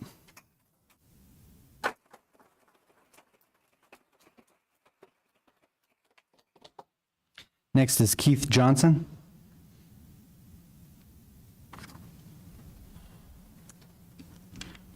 Hello, my name is Keith Johnson. I do live in the district. I come to you from a different avenue in the fact of that I am a 6th, 7th grade ELA teacher. This is my first year. and I'm having a wonderful year. It's been great. I appreciate the certificates that I have received from this board in recognition of the accomplishments of my students, even the little dumb suckers, okay? They love those, but I'm thanking you for that. 3 years ago, I retired. I was able to retire a little early from corporate work world. I come from learning and development. That's going to come up again. In that learning and development, I had the ability to travel, go different places, meet a lot of individuals, do a lot of great things. That was with big companies like with Amazon, Chewy. So it was a great ride. But in that, I actually encountered some individuals adults who acted like children. And I thought, you know what? I've got the opportunity. Now's my time to just go ahead and move to the side, live the good life here in Arizona, play a little golf, and just ride my motorcycle, do a little fishing, and just enjoy life. I decided to do some substitute teaching just to keep me busy. Well, little did I know that Miss Boris came out and met me at the recess field, and she leaned towards me and said, would you consider, this is on my first substitute job assignment, okay? My first one. And she asked me if I'd be willing to take on a short-term, long-term position. Sure, I'll do that. That went well. Got a chance to go out and see some other schools after that short-term, long-term was over. Then she came to me with I got a long-term, short-term position for you. That teacher's coming back from her leave, so we just need you for a while until she makes it back. And I thought, well, I'll do that. So I did it. You know what happened? The teacher didn't come back. And she asked me, would I be willing to do this full time? And I'm like, that's not what I signed up for. But because of everything that I was able to do and able to, I really enjoy it, I said yes. So this is my first full year of doing this. And truly what I can tell you is within learning and development, I am doing the greatest learning and development because of Miss Boris. She came to me, asked me to do it. I'm willing to do it. And it's just been a wonderful ride. And I don't want that to end. She brings a lot of great, just everything to the table. She found something in me. I've even had some students asking me to teach forever and ever and ever. I'm saying I don't know if I can do that, but I truly found my why. And when I mentioned I was in learning and development, I'm doing the greatest learning and development now. Sorry, Mr. Johnson, your time's up.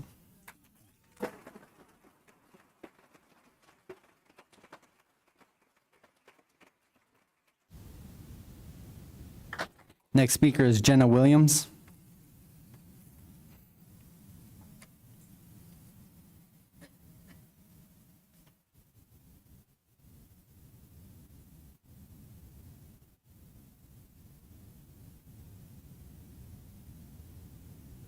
Congratulate Kelly Zimmerman for her position on the board. And I would also like to thank Mr. Paul Bixler for her service, and she will be greatly missed. The next that I have is I would like everybody here to just listen to what has to be said. Guys, I don't know, these fucking parents are idiots. Since we're the board, we run the school district. If you don't like it, go find somewhere else to work. So then I looked at him and I said, look, I'm just gonna make this simple for you. Because we're in a conference room about that. Or we're sitting there, his eyes got this big. I said, you retire this year or you will be publicly fucking humiliated. And he just looked at me and goes, you can't do that. I said, watch me. He gave a shit. Guys, I don't know, these fucking parents are idiots. I've been asked by the MCRC and a couple of really powerful departments to reference state senate to fix the education, maybe the education laws instead. Since we're the board, we run the school district. If you don't like it, go find somewhere else to work. So, guys, I don't know, these fucking parents are idiots. We've slowly, since we changed the superintendent and had control of the board, 62 teachers on our list. Did you notice? Did you know that a lot of the bad ones are disappearing? Right. And you have to do it kind of very selectively. I can't pull them out of all one school, but I'm moving them to. Right? You know what? I have to leave. I left and I called court and I said, dude, you need to go down there and take care of this because I'm a killer. And, you know, the thing is for me, I'm, you know, one of the top officials in the school district. I have to maintain a certain amount of professionalism no matter what. Guys, I don't know, you know, these fucking parents are idiots. Like what I did, what we put forward was, you know, look, this discipline policies for teachers and kids. That's what I had to say. You're zero tolerance too. You fuck up, you're out of here. You know? So Merkel's gone. We're going to get rid of her. Yes, we're going to get rid of her. She just fucking psych. I'm done. Yeah, we're done with it. So. No, Bogart, like, pulled in. It's like, he was part of some swingers club or something, running a swingers friend. That was some of the comments made by Brian Parks. All right, your time's up.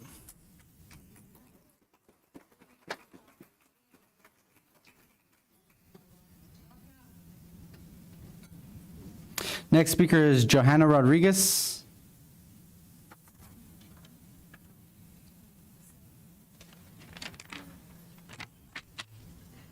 Hi, good evening. My name is Joanna Rodriguez. I come from out of district as a parent, a PTO participant, a school registered volunteer, and an active member in Liberty School community and that of Goodyear. My family and I moved to Goodyear in 2017 with absolutely nothing in me that wanted to move to this place, but yet here I am.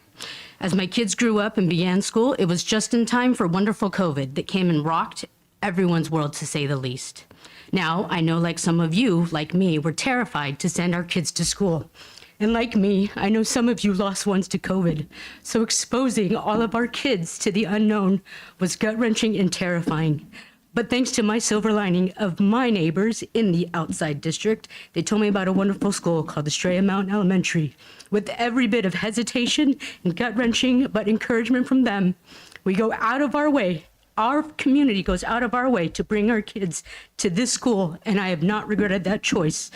Much to say, I do still regret moving to Goodyear. Nonetheless, Estrella's faculty, staff, and community was an answer to our family's prayer. As I became involved in PTO and also as a volunteer on this campus, I get to see kindness in action. I get to see teachers and the principal take their hours, their challenges that the kids bring to them, whether it's tossing chairs, children cursing at them, flooding toilets, kids being too tired to even go to school. The list goes on and on and on. Day in and day out, without once have I seen Mrs. Boris lose her cool.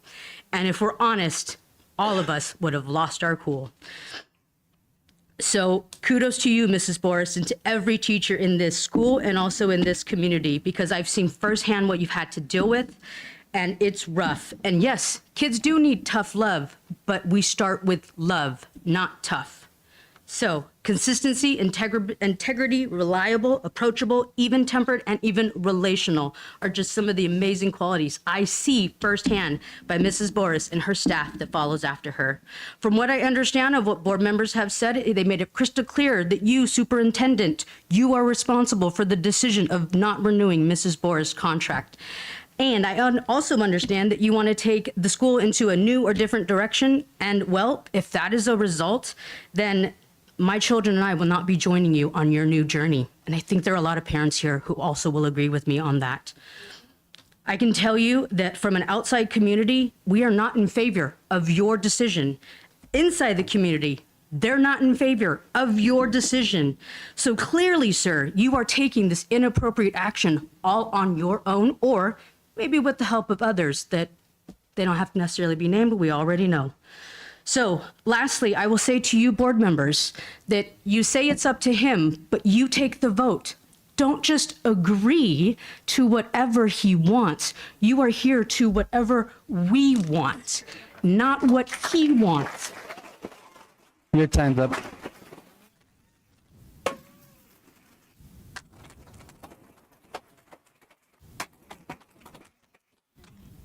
Mr. President, that concludes the public comment.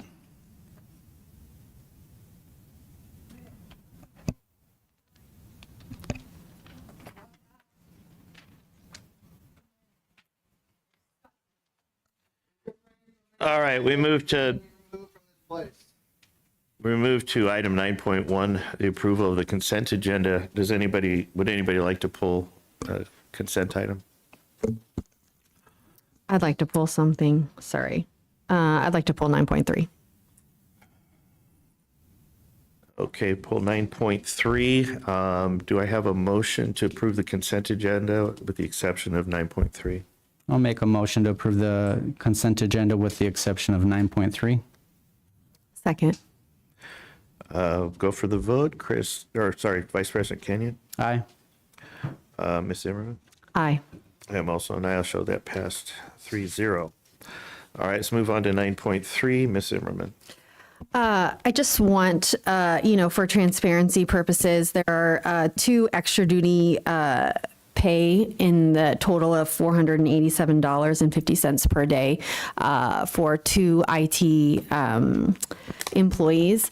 And I just want to say for the record that it's not that I don't think they are deserving of extra pay, but I would just like district administration to explain how that number was calculated, and if there is a precedent that has been set previously.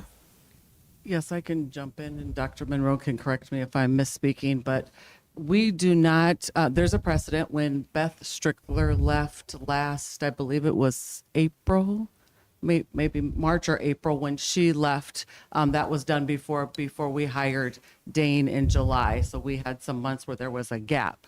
And so we did have one person who was filling in, and what we did and I can say what we did now is we took the lowest pay for an incoming IT director at the daily rate, and we split that between Rob and Loretta. And at first we don't do anything. We just all jump in if we have a member, somebody that's missing. And so it's been since August, September, and since it's been months since we've been able to find someone, that's why we now are paying Robin and Loretta to fulfill those duties, because we haven't found anyone yet to fill that position. Okay, and so what has been done to try to fill that position? It has been posted on ASBO, ASPA, our Liberty website. It's been posted on Indeed. It's posted on Handshake, which once it's posted on Handshake, it posts on about 20 other sites that it automatically posts out. It's posted on NAU website. I can't think. It's posted in lots of different places where we try to get people. Dr. Monroe has put it out through some of his contacts, trying to get it out, especially since it's a cabinet position, to as many different, I've put it out to my West Valley HR people, which is about 80 people or so. Just, hey, we have this position open. If you know anyone that may be interested, please have them go to our website and apply. Yeah, I just would really encourage district administration to not force people to resign in the middle of the year, and then we wouldn't be in this position, because that's what happened here. That's what a severance agreement is. That's what happened with Beth, and now we're in that position with Natasha Camp. And I have the emails and the receipts to back it up. So I just encourage you not to force people out in the middle of the year. We wouldn't be having to force people to do extra work.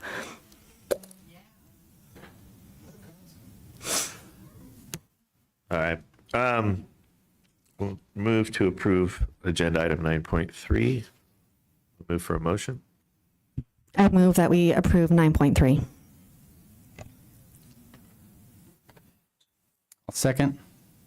Go for the vote. Vice President Kenyon? Aye. Ms. Zimmerman? Aye. I'm also an aye, so that passed 3-0.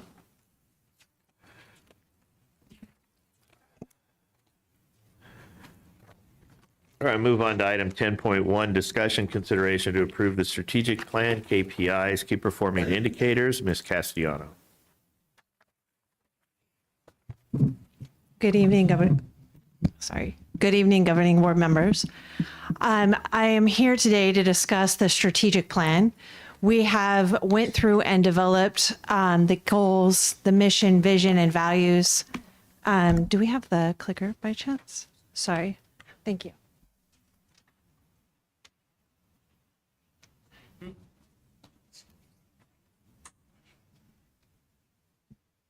So the purpose of our conversation today is just to review the strategic plan, where we've been, and then look to the approval of the key performance indicators.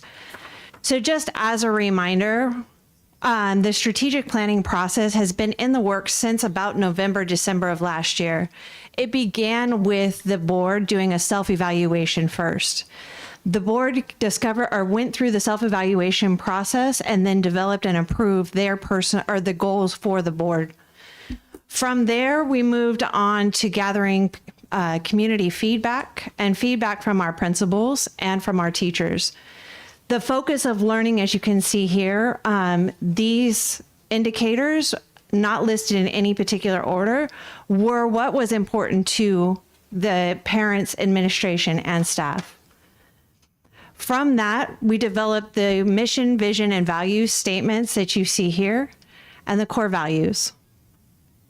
We also conducted an in-depth SWOT analysis, strengths, weaknesses, opportunities, and threats, and some of those findings are here. From that process, we went through and developed the priority areas, and were able to identify what priority areas that the board and the administration would like to focus on. As you can see, the instructional services and employee excellence, along with effective systems, safeties, and resources, family and community engagement, communications, and marketing. From that process, after we developed those goals, the goals were approved in October of this year by the governing board. Then from the goals, the administration has gotten together and determined how we are going to measure our progress on each item. So the key performance indicators that I present to you today are the indicators that were developed by the administration. They were reviewed by the board members, and then feedback was provided. That feedback that was provided was then incorporated into the key performance indicators, and they are now there for your approval. These key performance indicators are meant to be just the starting point. So this will be a working document. The strategic plan will be a working document as we move forward. But this will give us a place to start so that we can actually measure the progress of the district and of the board members. So our next steps is to get the approval of the key performance indicators, and that is what I'm asking you all for today. Any questions? Vice President Kenyon. No questions at this time, other than thank you. You guys have put in a lot of work. Thank you for administration. This takes a lot of time, and everybody involved in doing this. I mean, we've been working on this for many, many months, and I'm glad we're at this step. So thank you. Absolutely. Ms. Zimmerman. I just want to say that I wasn't able to give feedback, and so I'd really like the opportunity to do that now. And I asked Mrs. Bixler before she left if she was able to provide feedback, and she wasn't either. So I'd really appreciate it if this board and district administration could have a conversation about some of these key performance indicators, because I think this is very, very important work. And I just want us to make sure that our key performance indicators are reflective of the goals, and that they are set up as we, in the term of like setting goals, SMART goals, that they're attainable, that they're specific. So are we able to have that discussion tonight? Just a real quick, let me just chime in here. Ms. Castellanos, who developed the KPIs for the that are currently in front of us? The KPIs were developed by the district administration. Did any staff or teachers, anybody have any input on that? Yes, the administration has worked with staff, and I don't know the teachers. Let me be honest with you there. I don't have that answer. But I will tell you that I did watch the administration go to all of the different school districts, the principals and whatnot, and to gather feedback. Right. Okay. So this came from the actual people who were driving. So they created the KPIs, what they thought was best for their schools and their teachers. Yes. Okay. So we can have that discussion now, but I just wanted to make it clear, we as a board did not set the KPIs. Those were done through all the way down to the teachers, all the way down to the teachers. Again, I can't say that it was done all the way down to the teachers, but I can defer to Dr. Monroe for that. I will tell you that there was significant level of feedback provided in the KPIs, and that's why it took the last 2 months. Thank you. Dr. Monroe. Yeah, the KPIs are very, I don't want to say fluid. I guess the word would be dynamic. We're really anxious to get started. Dr. Sloat has been a big part of it, helping them be quantifiable or more measurable. There's still some baseline data that has to be identified on a few of them, but that doesn't stop the work from progressing. But we've worked with Mrs. Castellanos, each cabinet member, through their staff, which could potentially go down to the teachers, the principals and the teachers if needed. And every cabinet member, as you can see, every department is reflected in the KPIs. Those are indicators. And so KPIs change. And so as we measure how we're progressing, those KPIs may be adjusted quarterly or twice a year or once a year as we go through things. That's the nature of KPIs. They indicate how we're achieving our goals. So by no means are they quote unquote polished. And I don't know if they're ever, finished. I don't know if they're ever quite finished because that's the nature of KPIs. And I guess the word is dynamic. They change and they adjust as we achieve things. But we're ready to start to get to work on them. And so I think that this is a good document and will continue to be refined as we work with Dr. Sloat on some of the numbers and the measures. And then we can start to report to the board on how we're achieving, some of these KPIs. What are those indicators? So if you have a few questions you'd like to ask. Okay, well, I will give for the record, I will be discussing what I have some concerns because as a board member, it is our job to provide the checks and balances and represent the constituents, and that's what I'm going to do here. So with priority area 1 and goal 1, I think that the amount increase from 10% every year, I think that is unattainable for the long term, for the 5-year. You're asking people to be at a 76 proficiency rate, which would be about 40% above the state average in math. I think a much more attainable goal would be 5% every year. And even I'm okay with 10% the first 2 years to really get our proficiency up, but then 5 years, because I think it's important for our teachers to feel success and to feel like their work is valued. And if we're constantly telling them, well, you didn't meet it, you didn't get 10%, I just think that's demoralizing to staff. And so if you look at the ELA one, it says 8%, so I would just advocate for 5% as well. And I want it to be an inclusive conversation, so I don't want to move on. I don't want to just state my opinion. I'd rather us have a discussion. I feel like that's what, as a board, we're supposed to do, is to come to have a discussion at the meeting in the public. But if you don't want to, then I'll continue on with other things I'd like to state about the KPIs.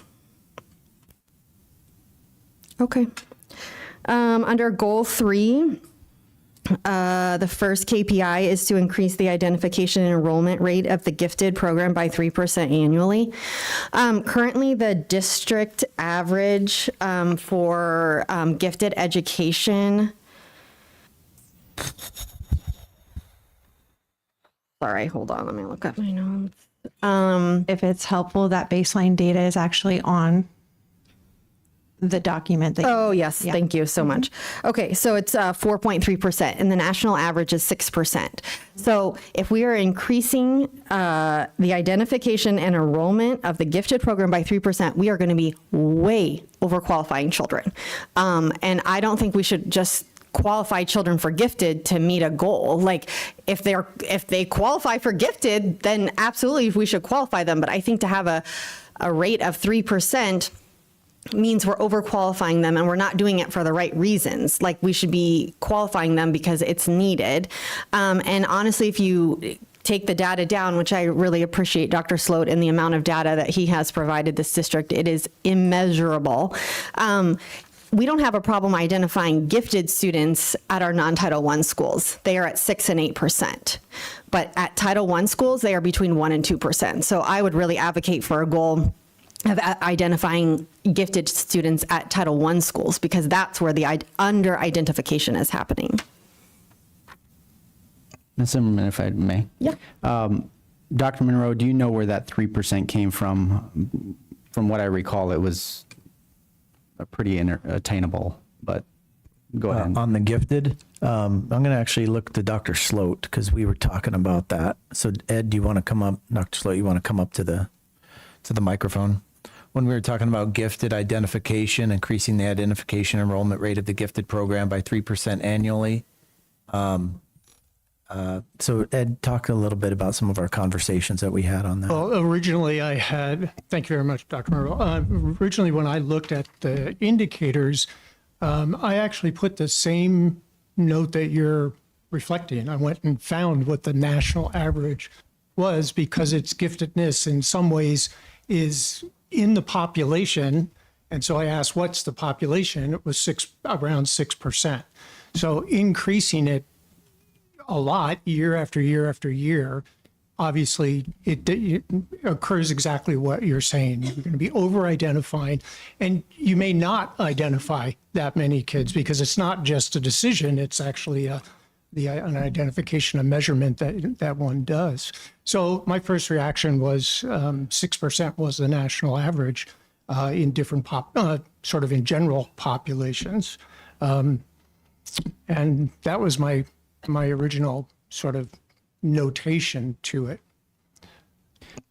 Thank you, because I would agree with Ms. Zimmerman where we don't want to be identifying, like we're not on a hunt, right? No. We're not trying to fabricate numbers. We're not trying to do anything like that. But you're saying 6% is national, and we're looking at, for our goal, saying 3% within the district.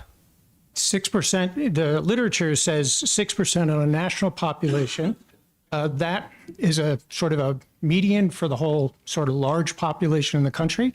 But in other subpopulations, that number can change. It can be over-identified in certain sub areas of the population or in the communities that they're in, and it can be too high for other areas. So you get into the socioeconomic type distributions across the country. Right, so the danger is if we lower this number too much, we could be letting people slip through, kids who should identify gifted, we overlook them. I think my original comment when I was thinking about it and I was looking up the national is that it's not a matter of us simply identifying somebody with that trait or that characteristic. It's, are we measuring enough of the population so that if they're there, we identify them and then can provide services based on that measurement. So I think I made a comment early on about it's not the identification percent, it is it's the coverage. Are all of our students being in some ways considered for being, I'll say, gifted tested? That's too simplistic. And what's that rate? And should that rate be going up? Not just the identification, but the actual sort of testing and finding out where these kids are in our different campus populations. Okay. But aren't we already doing that? I believe that we screen in kindergarten and test all students in second grade. Is that correct? That's correct. In second grade, we test all the students. So we are doing that. So from a measurement standpoint, there are, if I'm correct, because I'm not a gifted person, not a gifted person. You are a gifted person. Think higher of yourself than that.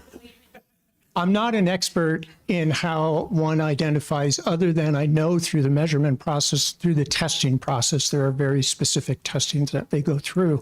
And if those scores are high enough, then they move in or get designated as potential candidates for the gifted program. So my original reaction was, I didn't know that we were testing everybody. I don't know the conditions on it, but it is not simply raising it to 3 to 6 to, 8 or 9, and then you just keep going, because that gets out of what the sort of the natural distribution in the population of young kids are. So the goal itself is somewhat, you can't just have an increase like Mrs. Zimmer is saying. You just can't have 3%, 3%, 3%, 3%, because that's not the nature of the trait that we're trying to measure. So someplace you're going to top out on it. So one of the things I got to point out here, and this is unique to the way that the district has done this in the past. These are starting points. These are points that are goal for this next year. And then the board has the option at the end of the year, based on the results we get back, to modify them. And so that was one of the new things that we're doing. So annually, next summer, whenever we get our numbers back, we'll revisit this and adjust our numbers accordingly. And that's why I say this is a starting point. This is a point where we say, this is our goal for look at the next year. We're already below what we have now. If we could raise that 3%, if we raise it 1%, we'll come back and say, well, what happened? What's the data tell us, and make an adjustment. So these are, what I'd like to think of is, are these, the question I always put for, are these realistic, kind of attainable goals the first year? Is this something we look at and then revisit them at the end of the year? So I just wanted to throw that in. But this is a 5-year strategic plan, correct? Okay, so we're writing the goals, like with the goal that at the end, we're going to accomplish them at the end of 5 years. So I hear what you're saying. And again, I'm not saying that you need to get rid of the KPI. I just think that maybe it needs to be adjusted, because I don't think raising it 3% annually, which is what the KPI says, is an appropriate goal. But okay, I'll move on. KPI number 2, it says 75% of special education students who have been enrolled in LESD for a full academic year and whose annual IEP goals initiated by LESD will meet at least 75% of their IEP goals. And I have a concern that why are we only aiming for 75% of our special education students to meet goals?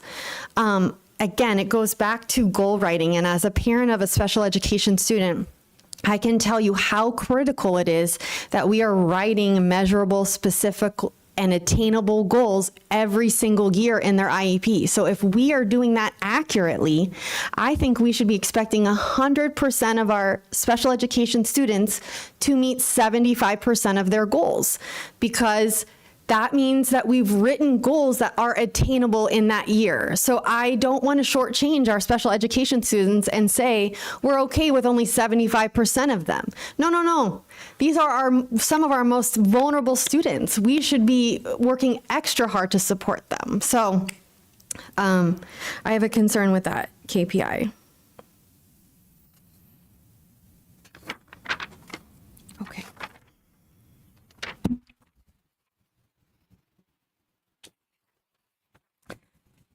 We'll go ahead and move on to priority 2, employee excellence.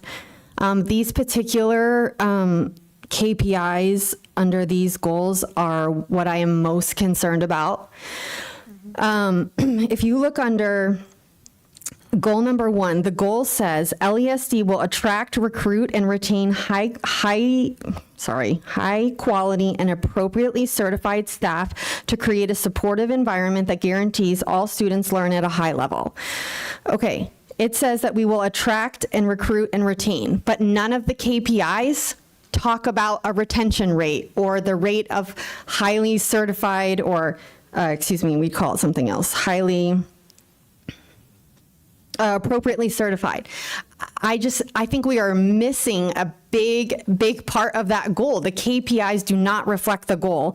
And that first KPI, improve the perception of a supportive climate.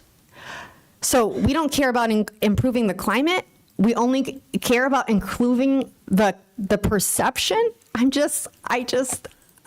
sorry. I am not okay with that. I cannot support KPIs that don't target what the actual goal is. And I'm just so sad that we cannot have a discussion up here. I just don't understand how this board can sit up here and be okay to say that we only want to improve the perception. Is that what this is about? We should care about our teachers and what they really think. I'm just shocked. I'm sorry, Ms. Zimmerman. We don't all freak out like you. We think, we sit, we might talk, we might have a discussion, but please don't attack like you have. Okay. Okay. I think on that one, Mrs. Zimmerman, one of the ways you try to measure culture and climate is through surveys of staff, right? And surveys are perception data, and I think that's probably why you see the word there, because that's how you get after measuring how is the climate, how is the culture. And so I think that's why you see the wording of you improve the perception of a supportive climate, because that would be reflected like in the spring survey, the perception that would come through in that data. So I think that's probably why that word is there. Okay. I think that these KPIs, there should be some sort of, in order to improve the perception, as you stated, then we need to know what is the satisfaction with the district. And I think if you want to improve the perception, then people should be perceived to be satisfied. And so if we're offering a climate survey, then I feel like we should be including that data, and it's not here. So,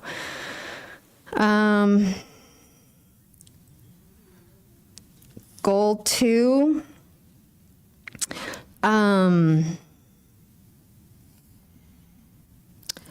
The KPIs are just kind of talking about providing PD, and I just wonder if there could be a, how is that measured, right? We're just talking about providing PD, I apologize, but how do we know if that PD is successful?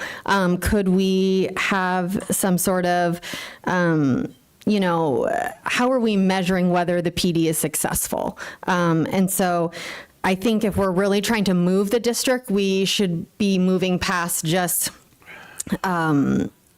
providing a service, but rather showing some sort of improvement or things like that. So that would be my note about that.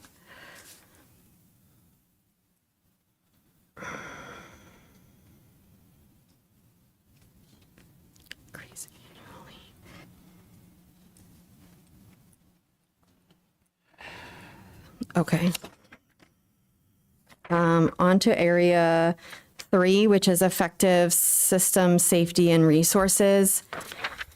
Goal 1, it just says hold at least one community meeting each quarter to build support for voter approved funding measures such as a bond or override.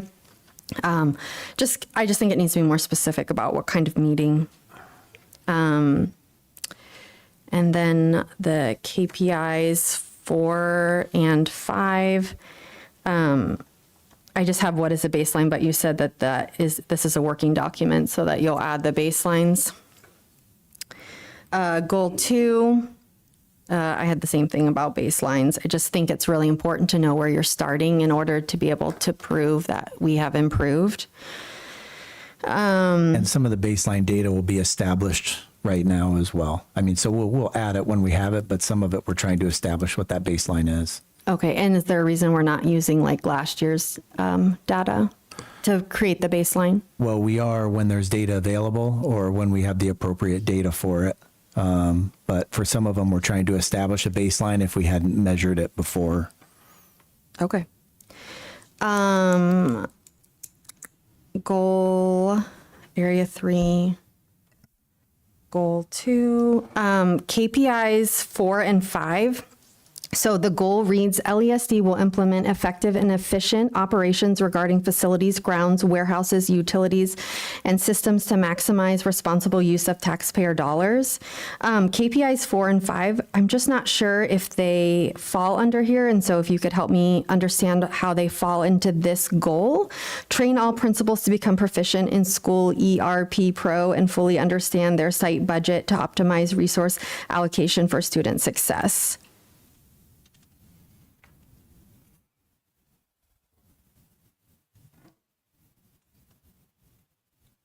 Yes, so we basically just want, that's kind of what I talked a little bit about earlier, is actually having those budget meetings with the principals and going over, so School ERP Pro is our accounting system. And so we're showing them, here's your budgets for M&O, here's your budgets for capital, here's what you have, what you started with, what you've used, what your expenditures are, what your POs are. So that's basically training the principals on budget reports. Okay, and so are we filing that under systems for the goal? Is that how because it just talks about like operations regarding facilities, grounds, warehouses, utilities. So I'm not, again. I think that's safe to say it's falling under systems, and we haven't really, to my understanding, done that with our principals and really empowered our principals to be able to have access and be able to read those reports so they can make responsible expenditures. So systems to maximize responsible use of taxpayer dollars, yes. Okay, and then number 5, decrease the percentage of money spent on outsourcing of special education services. Again, I'm just wondering how that falls under goal 2 of. Yeah, we'll look at that real close, but I would say for now it's still under the systems. There may be another place where it goes better, but we're trying to dedicate some efforts into bringing more things in house, being more financially efficient as a system here in special education. So we can examine that, but I think it would be under the systems umbrella. Area 4 is family and community engagement. KPI number 4, it says to conduct annual climate and culture surveys to assess parental satisfaction and engagement levels. I just think that there should be a goal here, not just conducting the survey, but what are we doing with that information? Are we trying to improve the satisfaction of our parents? I think we need to do more than just conduct the survey. Area 4, goal 2, KPI 2, just again, baselines. Area 4, goal 4, LESD will embrace and adhere to customer service standards that ensure positive interactions and experience for parents, students, colleagues, and the community. I just want to make sure that this applies to everybody in the district, including the district office. Area 5, marketing and communication. Goal number 1, KPI 3, is about publishing positive media stories. I just curious, are those that they're being written spontaneously by people, 10 positive stories, or are we paying to have stories written in the newspaper that are positive of the district? That's not anything that's paid. It's what the media would pick up. And so we'll do press releases here and now, but we want to make a concerted effort for getting positive message out there with video or what have you, but it's not anything that we pay for, but it really depends on if the media wants to pick it up. So we send a press release, and then some media outlets might run and push that. So we're trying to find really good, positive, embedded stories to tell a good story about the district. Okay. Goal number 2, the KPIs aren't written for past the first year. So in a 5-year strategic plan, it just seems like the goal or the KPI should be written past the first year. And same thing under goal 4, the KPIs, most of them, the timeline is this summer. So again, if we're writing a 5-year plan, I would just like to see us, extend that goal and continue to work on things throughout the 5 years. That's all I have. Thank you. I'd just like to reiterate that the board had been working on this since June. The 5 board members that were seated at that time all the way till recently, had the input. A lot of the input is the directions we wanted to go with the different areas of the goals. So I'm comfortable with where we're at with this for our first year. We can revisit a lot of this as we end the year, and we can update it. This needs to get pushed through tonight so it can be put into play, and we can start measuring our proficiencies and all the other pieces involved with our strategic plan. So with that, Vice President Kenyon, I'll call for a motion. All right, right before you give the motion, Ms. Zimmerman, I want to apologize. I kind of snapped a little bit, and I apologize for that. Some of the stuff that you mentioned, I'm agreeant with where we should take a closer dive, but I do understand the need to get this moving, and so we can start collecting the data. The wonderful thing about this is we are able to look at it and modify it as needed. And so that's a good thing about this. But with that, I will go ahead and make a motion. Let me get on the right one.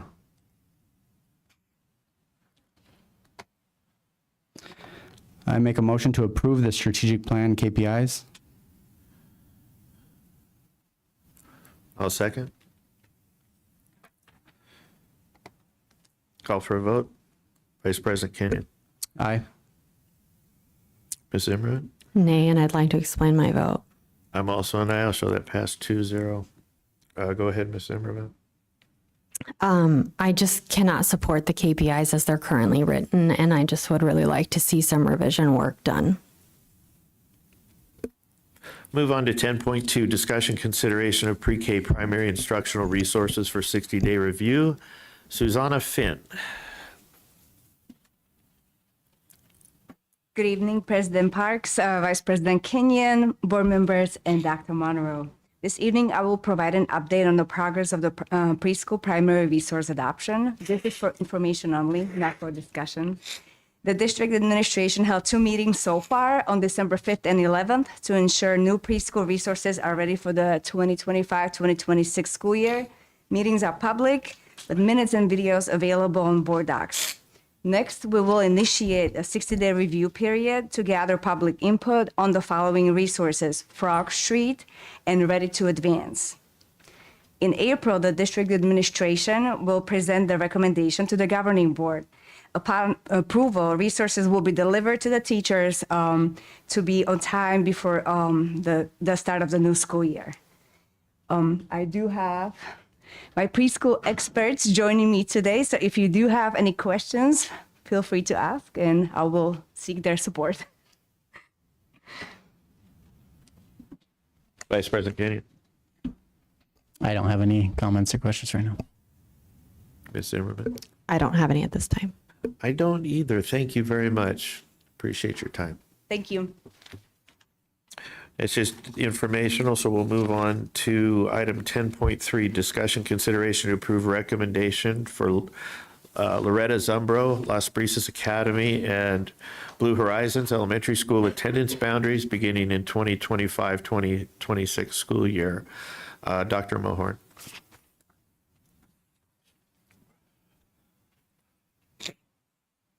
And Dr. Sloat will be with me. President Parks, Vice President Kenyon, members of the board, Dr. Monroe, we would like to bring to you our presentation and our recommendation for our boundaries. This is our presentation, Loretta Zumbro Elementary School Attendance Boundary Considerations. So we want to give you some background about our planning and communications.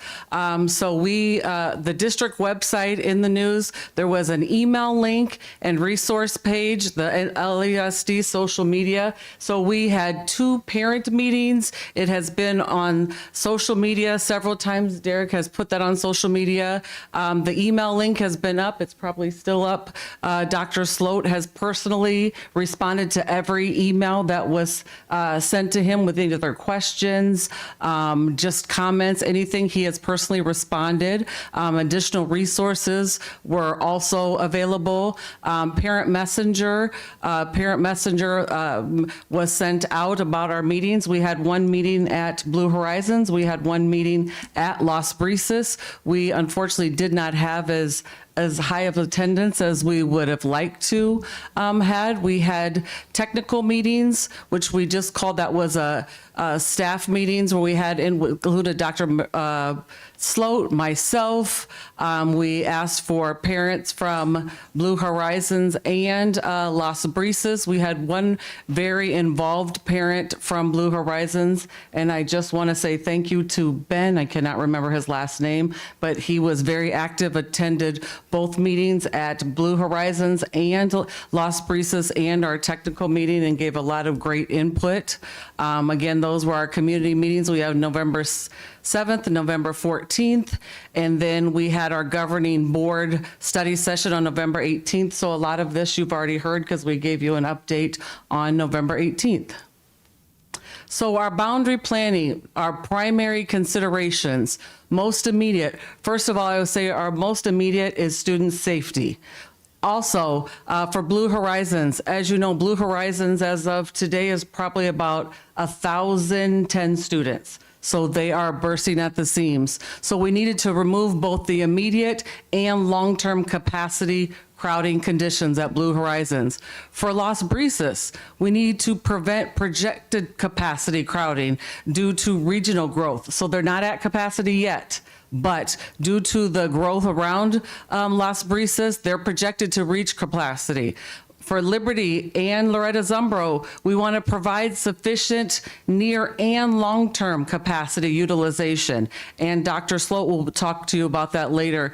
And stability. Design our boundary solutions so that they're stable at minimum for 5 years. We do not want to be in front of you 2 or 3 years down the road saying, oh, we need to change boundaries again. We do not, and we won't be in front of you in the near future saying we need to change boundaries again because we were wrong. Supporting principles and considerations, boundary coherence, maintain neighborhood integrity. We do not want to split.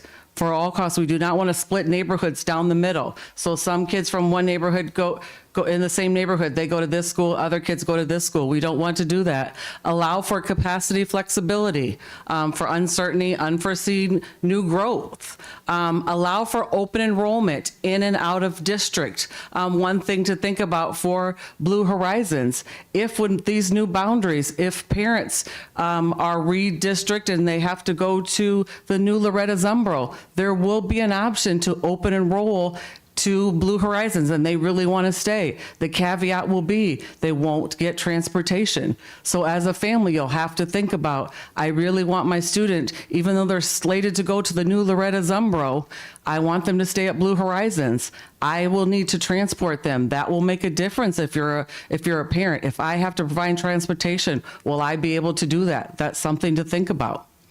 Allow for families' preference. If I have siblings, matriculation for those stayers. Transportation, thinking about the time and the distance. And something we have to think about as a transportation department is the cost. And of course, we talked about safety for the walkers and street crossing. Parents will send their kids. It's Goodyear. Goodyear is going to provide us, I believe, they're going to redo that street right there, so there will be a light, because right now there is not a traffic light right there. That will help with the crossing right there. I think this is where Dr. Sloat's jumping in. President Parks, members of the governing board, thank you for letting me talk a little bit or continue our conversation about boundaries. So this first slide here is the current boundary area for our district. And what I've highlighted on it is the growth region. And unfortunately, in the decision-making process and the boundary planning process, things become more easy if growth is evenly distributed across the geographic area, because you can draw a lot more scenarios when growth is distributed more evenly. This is not the case that we're facing. It's the Citrus Road corridor. That's where the concentration of growth is. And you can see the green region. So you have this area that is right around Loretta Zumbro.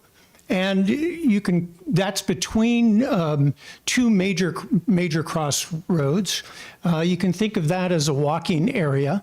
That's going to have 260 some odd students. I have the exact numbers down here. And then immediately north of that along Citrus Road is the Amber Meadows La Privada Future Growth Area. And that's another 260 or 280 students between those two areas. And really just to the west of those, there's nothing. There's no future plan development, at least right now, on the 10-year projection timeline. Then when we look at Vista de Montana, that has about 250 students in it, so considered a high density, high enrollment area, but that's completely built out. So if you look at the way our boundaries are set up right now and where the growth is, you can almost see this pivot area. It's a no-brainer to draw a boundary in the immediate quadrant of the new school because all the kids are going to reside right next to that new school and be walkers immediately. But then you go up north to Amber Meadows and La Privada. There are no students there now, and there will not be for probably 2, maybe more years. And when those developments start to play out, they're not going to just all of a sudden have 1,000 homes in it. It's going to take time for those to play out with that. So there's really nothing going on in Amber Meadows now for the next year and a half, 2 years, we don't think, right? And then Vista de Montana. So you have this sort of pivot point in that growth region on which to do the boundary planning. And so there is going to be no perfect solution to this that's going to meet every need with that. Any questions on that? I just wanted to highlight it. It's this concentration in a very small regional area that really limits how you can start carving these places, the geography up, and still not subdivide, if you will, a neighborhood, draw a boundary down a neighborhood street. And let me just interrupt, Ed. Just a point of clarification, something that was mentioned earlier that the board heard and that the board knows. Amber Meadows La Privada was an original site when I took over the district, and we attempted to negotiate quite a bit. I just want to clarify this. We attempted to negotiate quite a bit, including the city of Goodyear. However, it was not reciprocated. So I will just state clearly, it was in the best interest of our district to move off of that because near the end, the negotiating party wouldn't even come to the table. So I just wanted to offer a little clarification. I understand the board is aware of that, but just to have it stated publicly. Okay. I see you lean to the microphone. I feel like it's probably somewhere, but in that first, kind of green region, right where Loretta Zumbro is, how many kids reside in that area right now that are currently going to Las Brisas? Do you know approximately? I don't have that number in front of me. There is some development in that area because those students currently go to Las Brisas. I don't have that number in front of me. The total count on build out in that area, sort of that quadrant, is 282 students at the 5-year mark. And so there's quite a bit of development that's occurring right now, both with vertically and new ground being broken in that region. So the total is 282 that we're using at the 5-year mark from the projection, if that helps. With that. So the two areas that become important that are really in play are Amber Meadows and La Privada and Vista de Montana. Those are the two areas. You're not really going to do anything next to Loretta Zumbro.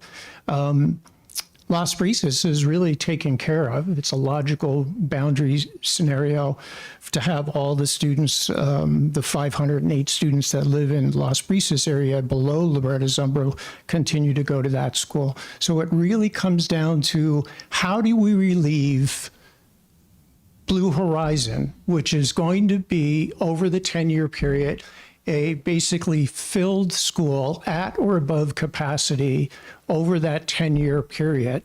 How do you relieve that school, substantively relieve it, and make a consistent boundary plan that's going to last, that's going to have that 5-year minimum, and it's not going to cut neighborhoods up with that. So that's the task that we really got down to. So we developed the 6 different options with that, and scenario 1, scenario 2, and scenario 4, through all the feedback we got and through staff working in the data, decided, well, knew we needed to sort of pare this down. But scenarios 1 and 2 simply don't relieve. They don't meet the most basic criteria of relieving Blue Horizon. They really don't do that at all. Scenario 1 doesn't do it at all, and scenario 2 just barely. And then scenario 4 was an option in which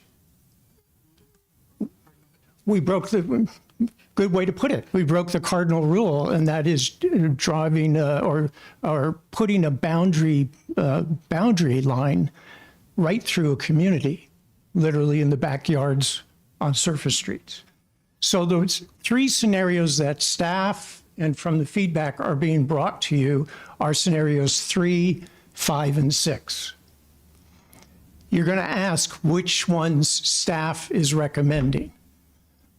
I think 6 and 3 are the 2 options, but for very, very different reasons of making the decision that I'll talk about with that. So there are the 3 options that we'll deliver today. So here, in some detail, is scenario 3. What are the characteristics of scenario 3? It is relieving Blue Horizon by about 157 to 160 students. It brings Blue Horizon's capacity utilization at the 5-year mark down to 88%. So below 90%. It leaves open about 115 seats, or about 4.3 classrooms. No, 4.1 classrooms of 28 students on it. So does it relieve Blue Horizons? In our first check mark, the answer is yes, it does. Does it relieve it substantively? It only does so moderately. It is over the timeline.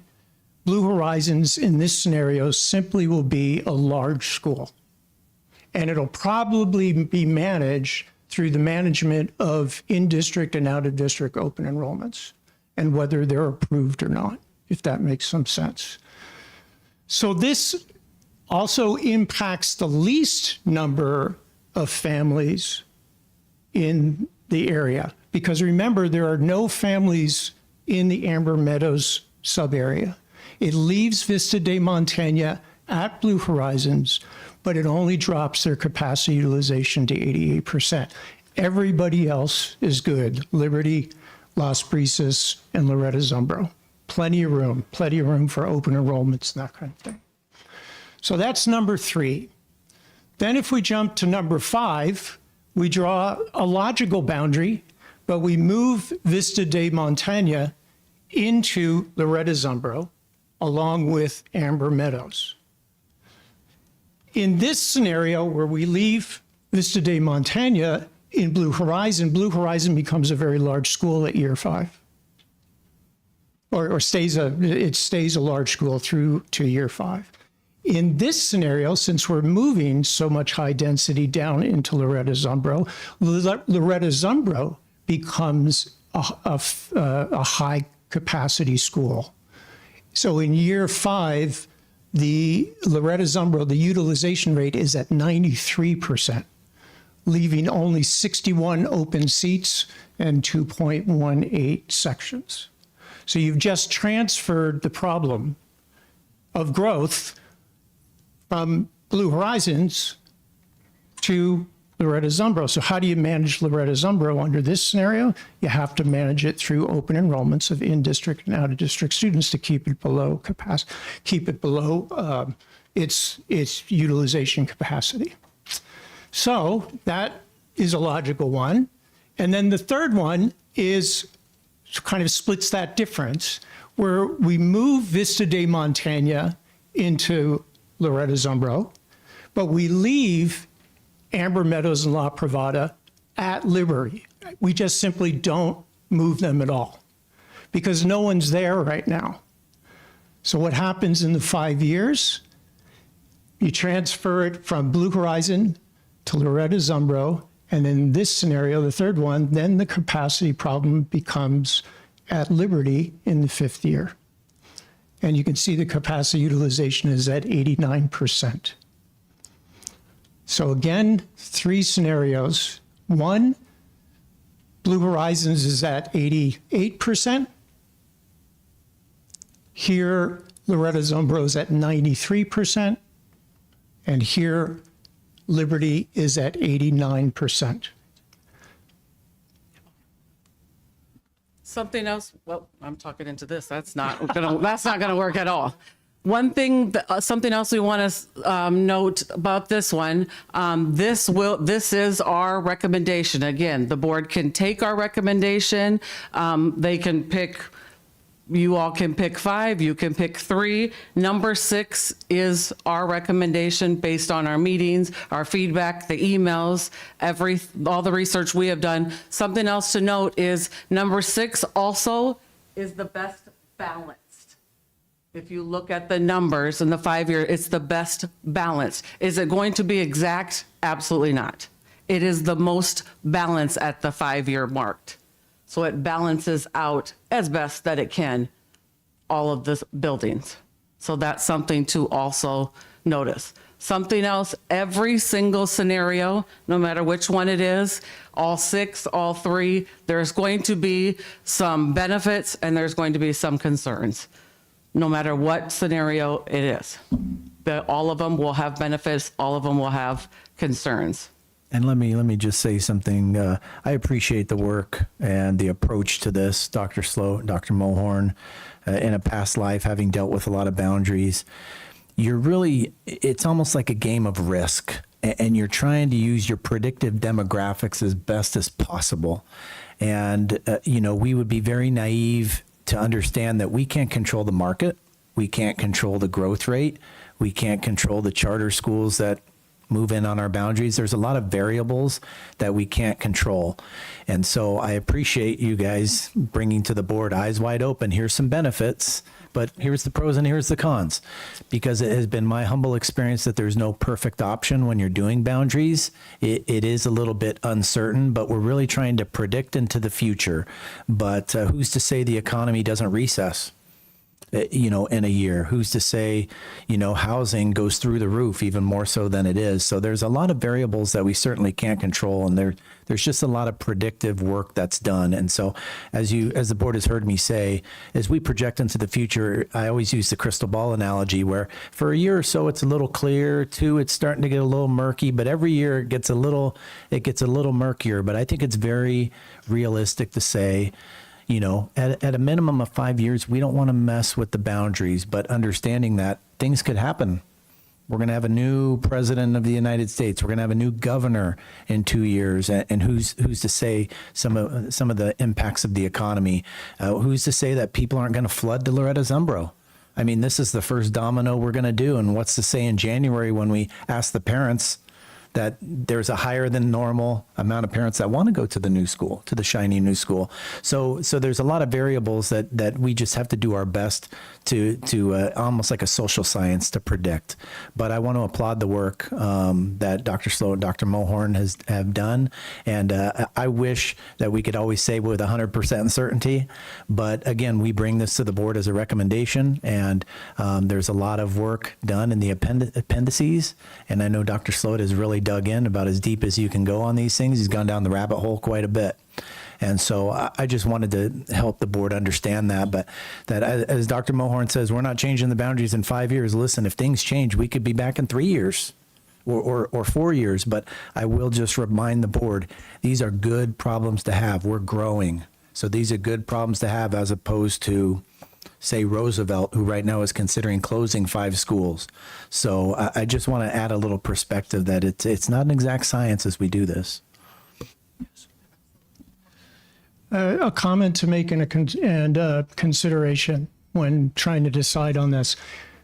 We're not recommending number 5 because it puts all the high density into Loretta Zumbro and leaves no room for open enrollment. And we recognize that there's development occurring both in that corridor, but it's on both sides. There's development, a lot of occurring immediately to the east. So this scenario just simply doesn't work. Both the number 3, but also number 6 works. It has lots of capacity in Loretta Zumbro, and it gives us a wait and see perspective on what will happen to Liberty, because how Amber Meadows plays out in the years ahead is going to determine how soon we have to come back and address this.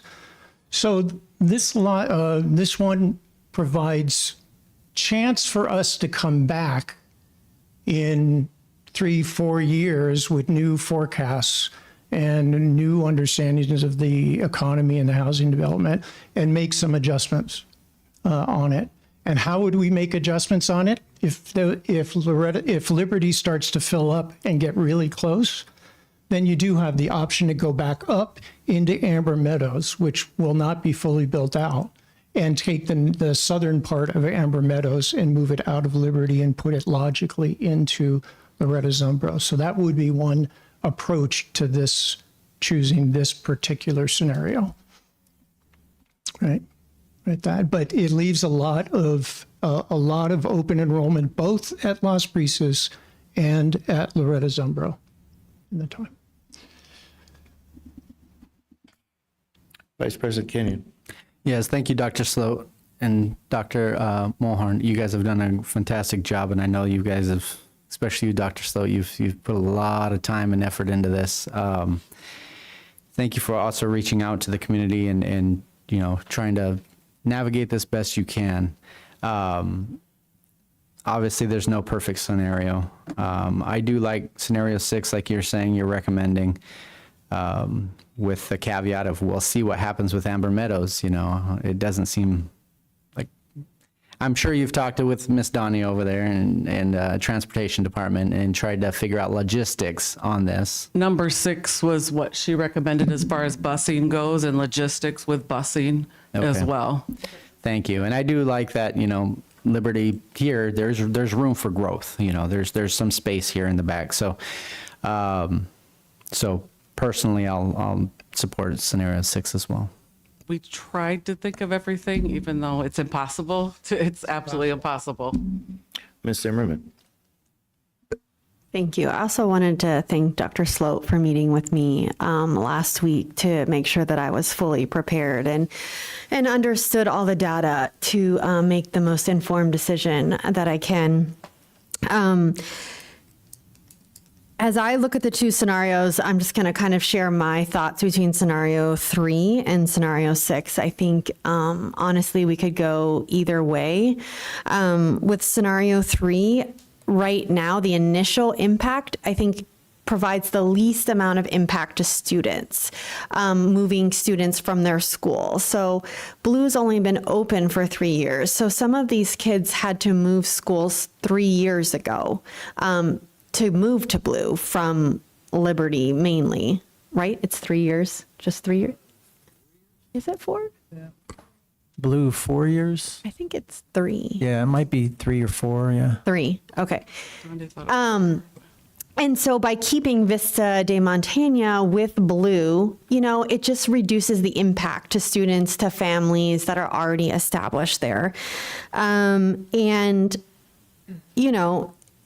It opens with a lower number, right, at 220. But, remember that we're only opening the school K6. So every year we're going to gain some students just by adding the next 2 grade levels. And so then at 5 years, it keeps Loretta Zumbro at 700 and keeps Blue, roughly 100 under capacity. And if you look at the current open enrollment from Blue, it's very minimal compared to all the other schools in the district, really. So in terms of keeping room for open enrollment at Blue, I don't think it's as big as a concern as some of the other schools, just on the history of it. They just don't have a lot.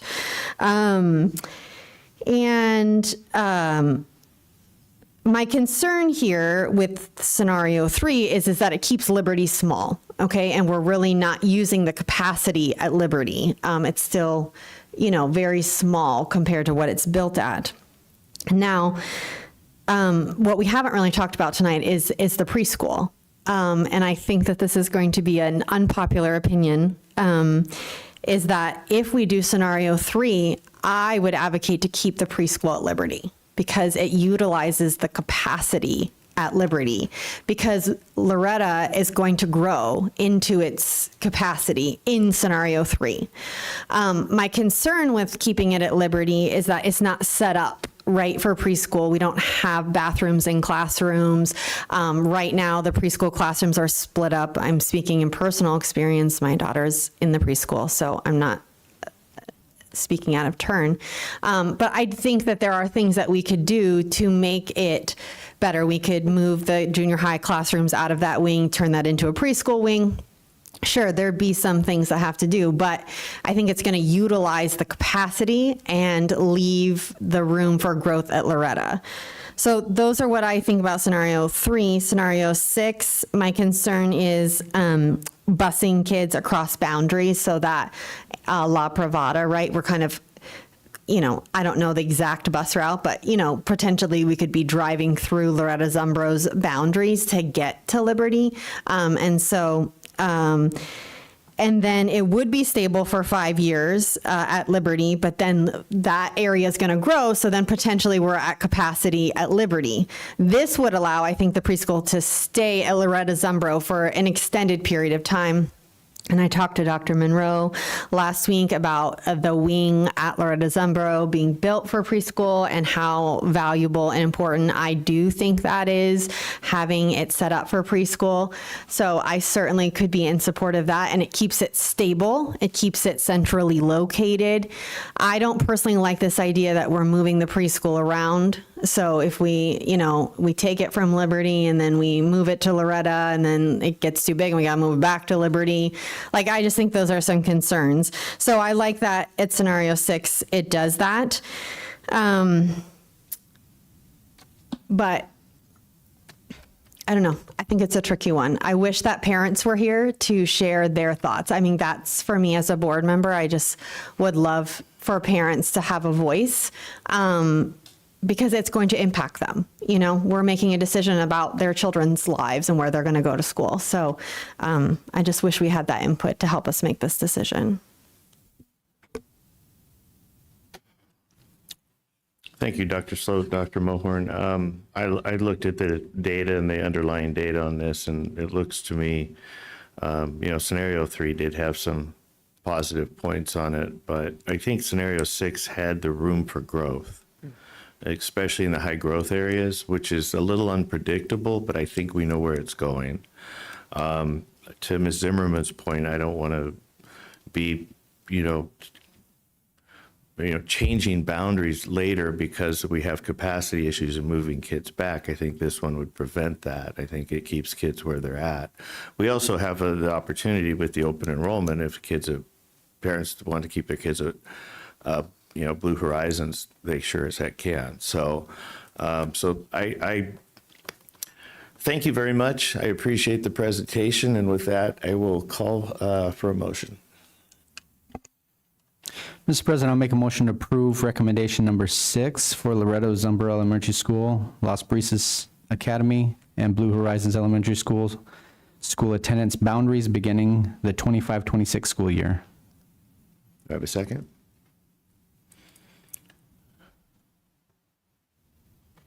Second. Call for roll call. Vice President Kenyon. Aye. Ms. Zimmerman.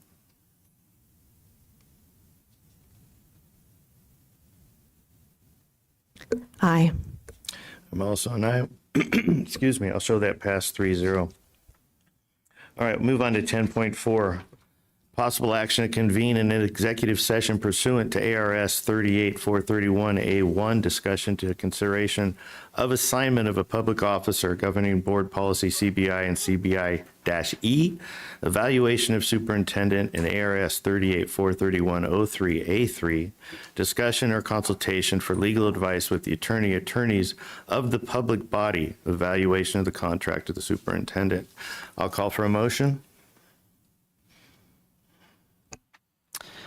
I'll make a motion to convene an executive session pursuant to ARS 38-431A1, discussion or consideration of assignment of a public officer, governing board policy CBI and CBI-E, evaluation of the superintendent, and ARS 38-431.03A3, discussion or consultation for legal advice with attorney or attorneys of public body, evaluation contract superintendent. Do I have a second? Second. Okay, I'll call for a vote. Vice President Kenyon? Aye.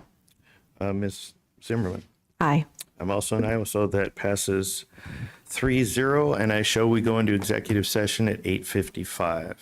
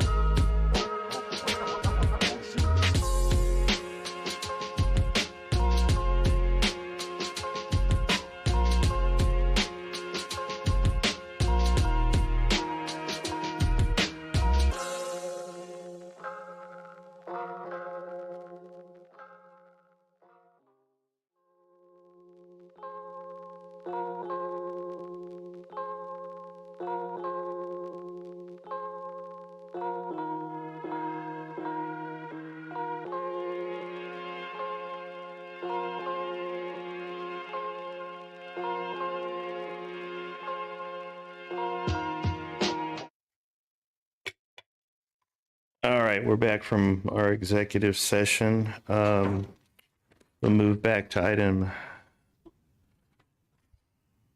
10. Let's see. We don't need to vote to reconvene. Yeah, so, yeah, we're going to adjourn well, I'm going to go through board comments and topic requests. So 11.1, does anybody have a board comment or agenda topic request?